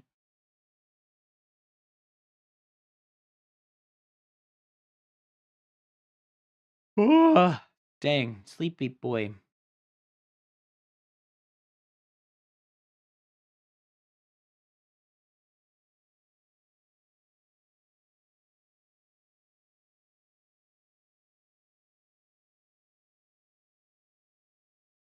Your boy is sleepy. I think that Raynor has done an admirable job of recovering, right? Back to 70 plus workers, but his army supply actually grew at the same time as his resources were allocated towards recovering from all the damage that he took. But now he has Tempest to deal with. And like I've described before, he just refuses to make a Viper, bro. Oh, no. Oh, no. Classic expertly abusing this location with Psystorm and the Tempest. Oh, man. Nidus Worm up in the main base. Will it be enough? He's trying to pull the attention of his opponent to a different location. I don't know about this, Rainer. He's abandoning the defense of his own base to start a base trade with lurkers and a very low amount of Hydralisks. Oh, no, dude. Maybe if Classic hadn't moved out to come kill him, this would have been a good play, but that was a bit of an unlucky decision-making process, right? Gosh, I really feel like the Vipers would have been a good play, right? There's no Mothership. But Hup, he would just feed back the Vipers. Okay, whatever, dude. Don't make a Viper ever again, even though they're the best spellcaster in the fucking game. For Zerg.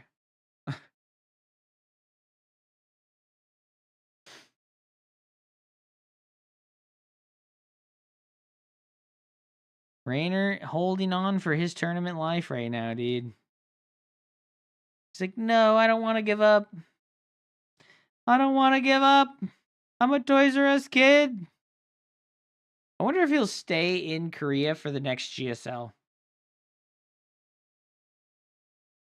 I wonder if there will be another GSL. Because there's only one EWC every year, right? How does that work? Does EWC do like a summer and then a winter? Did they do that last year? I actually can't remember. Does EWC do 2 big huge tournaments or only 1? I think they only do 1, huh? Oh my god, he lost the detection. He lost the detection, chat. Oh my god. He has 3 Stargates in a different location, ready to go. Rainer is mega dead. GG, man. Classic moves on 2-1. Good shit, dude. Rainer put an epic fight, though.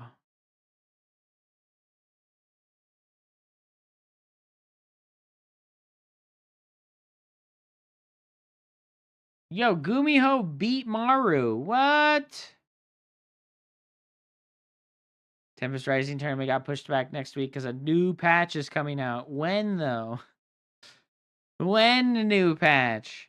Do we get the Veti yet? When is my super advanced 3rd fucking faction with the action figure shit? Come on, man. When's my super advanced alien civilization faction coming out, dude?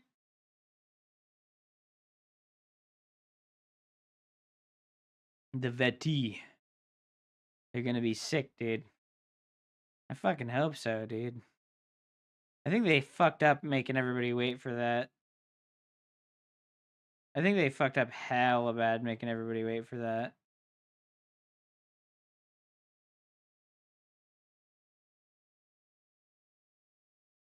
Alright, I don't want to watch anymore. No, I don't want to watch anymore, dude.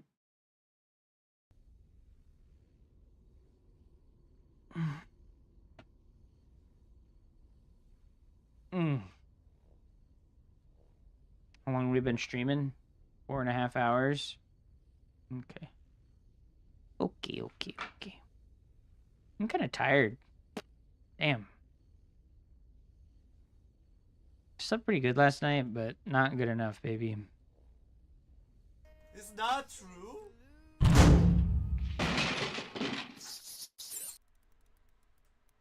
배달시도 넣는다고? 아, 참아. 나중에 생각나면 해볼게요. Play 2v2 for you, Thermal Cup. Hello. Play 2v2 for you, Thermal Cup. Why? Big money. I know the only language he speaks is money. He says, what? Big money. Oh my god, he's listening to this fucking DMCA-able music. This motherfucker, dude. This motherfucker, dude.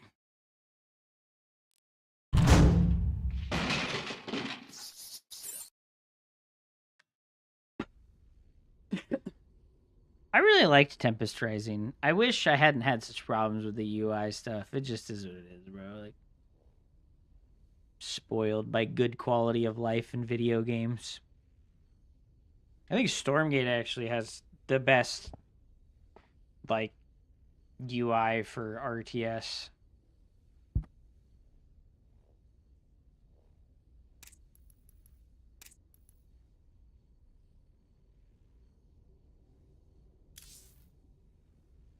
Ah! Let's play some 2v2s, guys. Whoa, whoa, whoa. Ooh.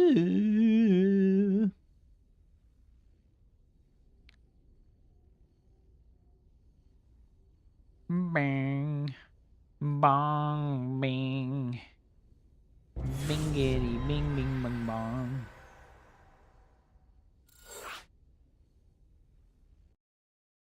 Yo, we got haste. Oh my god, it's my literal fucking ancient ladder demon.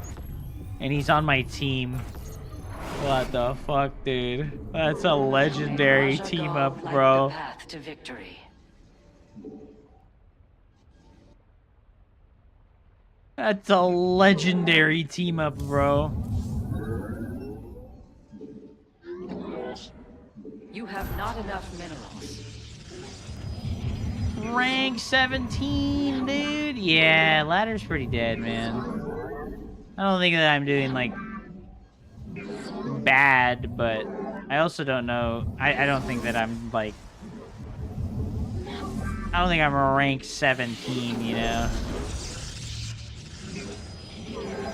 You have not enough minerals. Put your harvesters to work.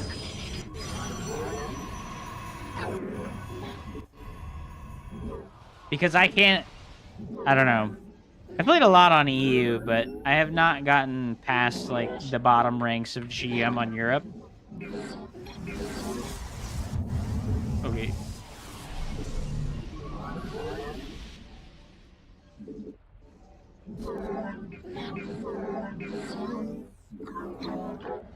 Yo, we're versus Gummo, dude.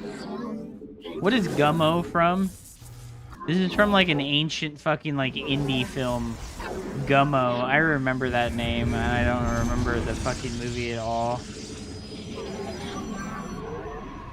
Your mineral reserves are insufficient.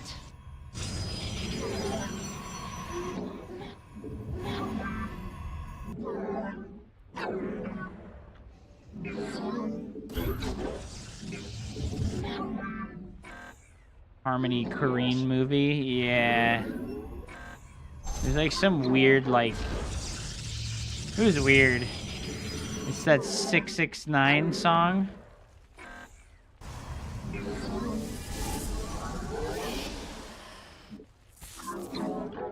Cannon rushing, dude. I don't do that. No.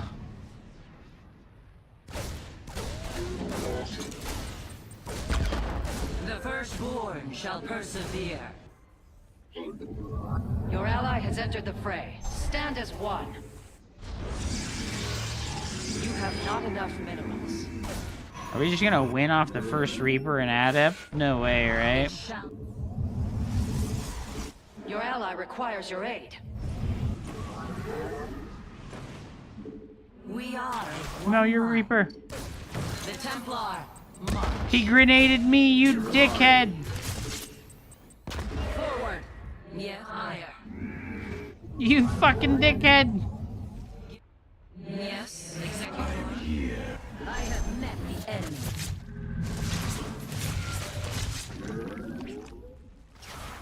Let none deter us.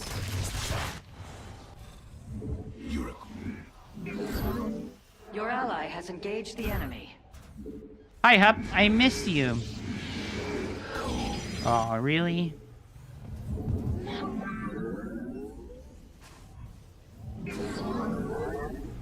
Why didn't you stream today? Your ally What are you requires your doing? aid. I am the voice of the eclipse. Your ally has engaged the enemy. Through numbers alone.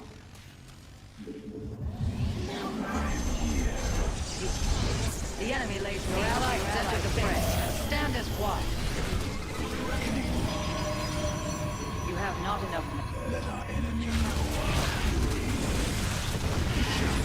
as you say. Lots of drugs and alcohol. Your ally has entered the fray. Stand as one. I am the voice of the eclipse. That's not good for you.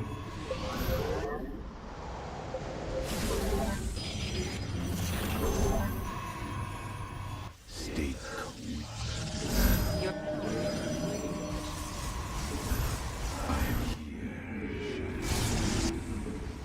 Your research is complete. May it serve you well.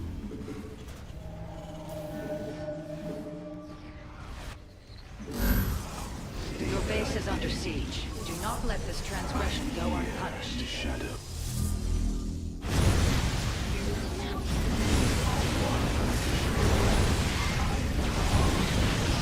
We are one with the shadows.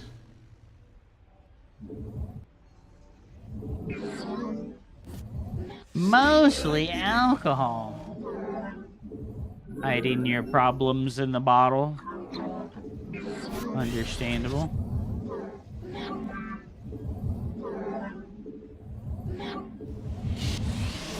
You have not enough minerals. I'm here in the shadows. You have not enough minerals. Put your harvesters to work.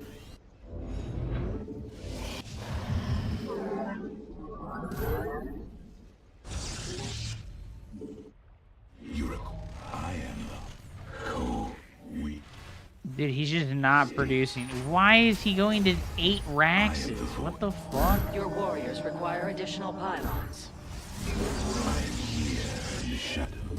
Your mineral reserves are... Your ally requires your aid. I'm here in the shadows. There are He said let's do Your a 2 allied base base is push under and then he attack. does a 1 base all in. Or he does a 3 base. What the fuck is he doing? very well. You said 2 base push. What the fuck? You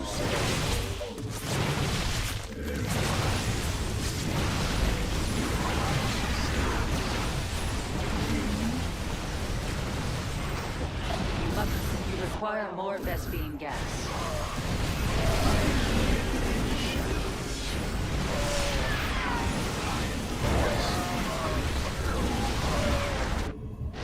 Your ally has engaged the enemy. State thy bidding. I am the voice of the. The enemy feels an excessive force. The enemy's files your fate. The enemy is destroying your foes. You must defend them. Your ally has engaged the enemy. I am the voice of the. You have not enough minerals. I am here in the shadows. You have not enough minerals. Put your harvesters to work. This guy scammed me. We were supposed to be doing a 2 base build. State thy.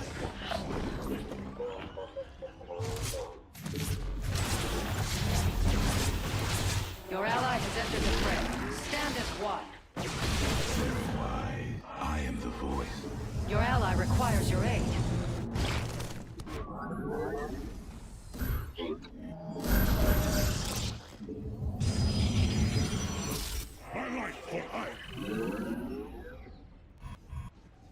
You must construct additional pylons. Fuck.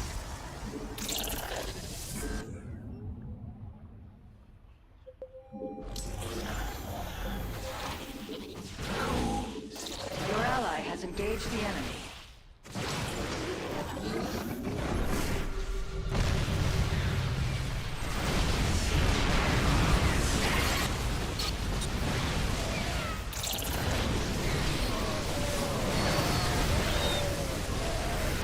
Your ally requires your aid.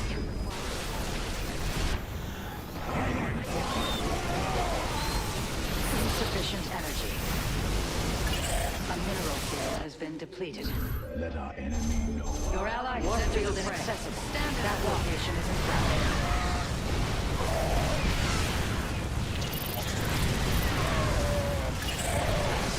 You've depleted a mineral cluster.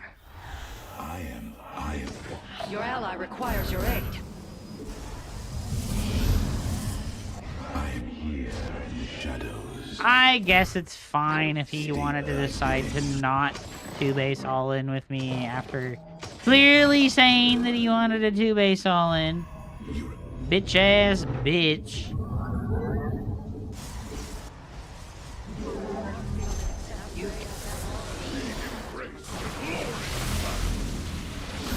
Your mineral reserves are insufficient.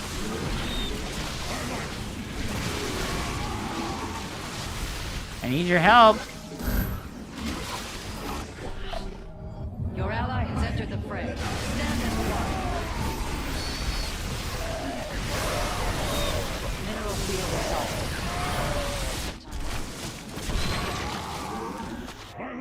Your ally has Oh, I engaged never the got enemy. blink. You have not enough minerals.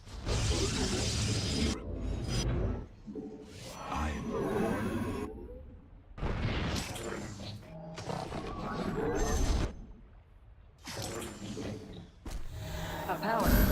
Your ally We has dropped entered him the off fray. on the low Stand ground. as one.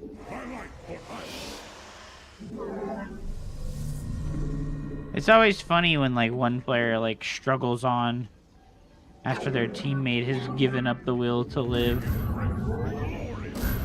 Research complete. A battle for the legend. Debated. Debated.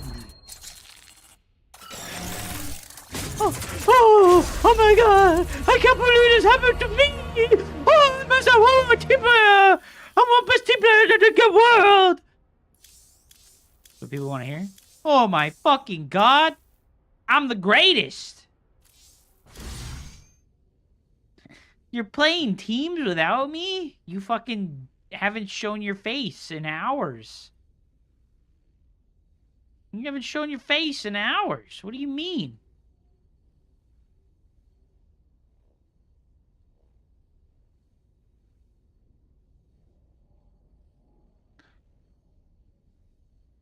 What do you mean? Ugh.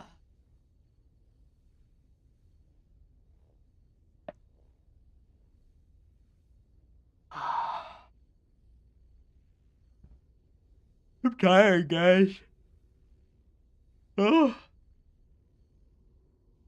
I'm feeling sleepy.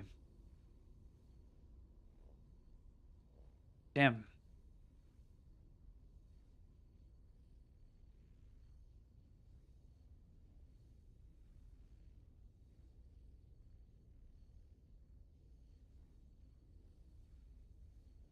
I need to get better sleep.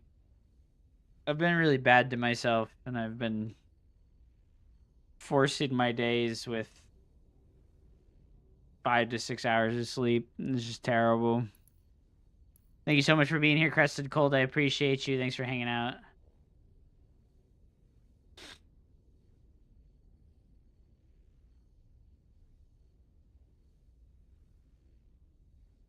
Take care, buddy. You too, man. I'm going to call it a night, guys. I know that was only a 4-hour stream, and I know I've been really short on streams these days, but it is what it is, man. Like, I'm just tired. I need to give myself a break.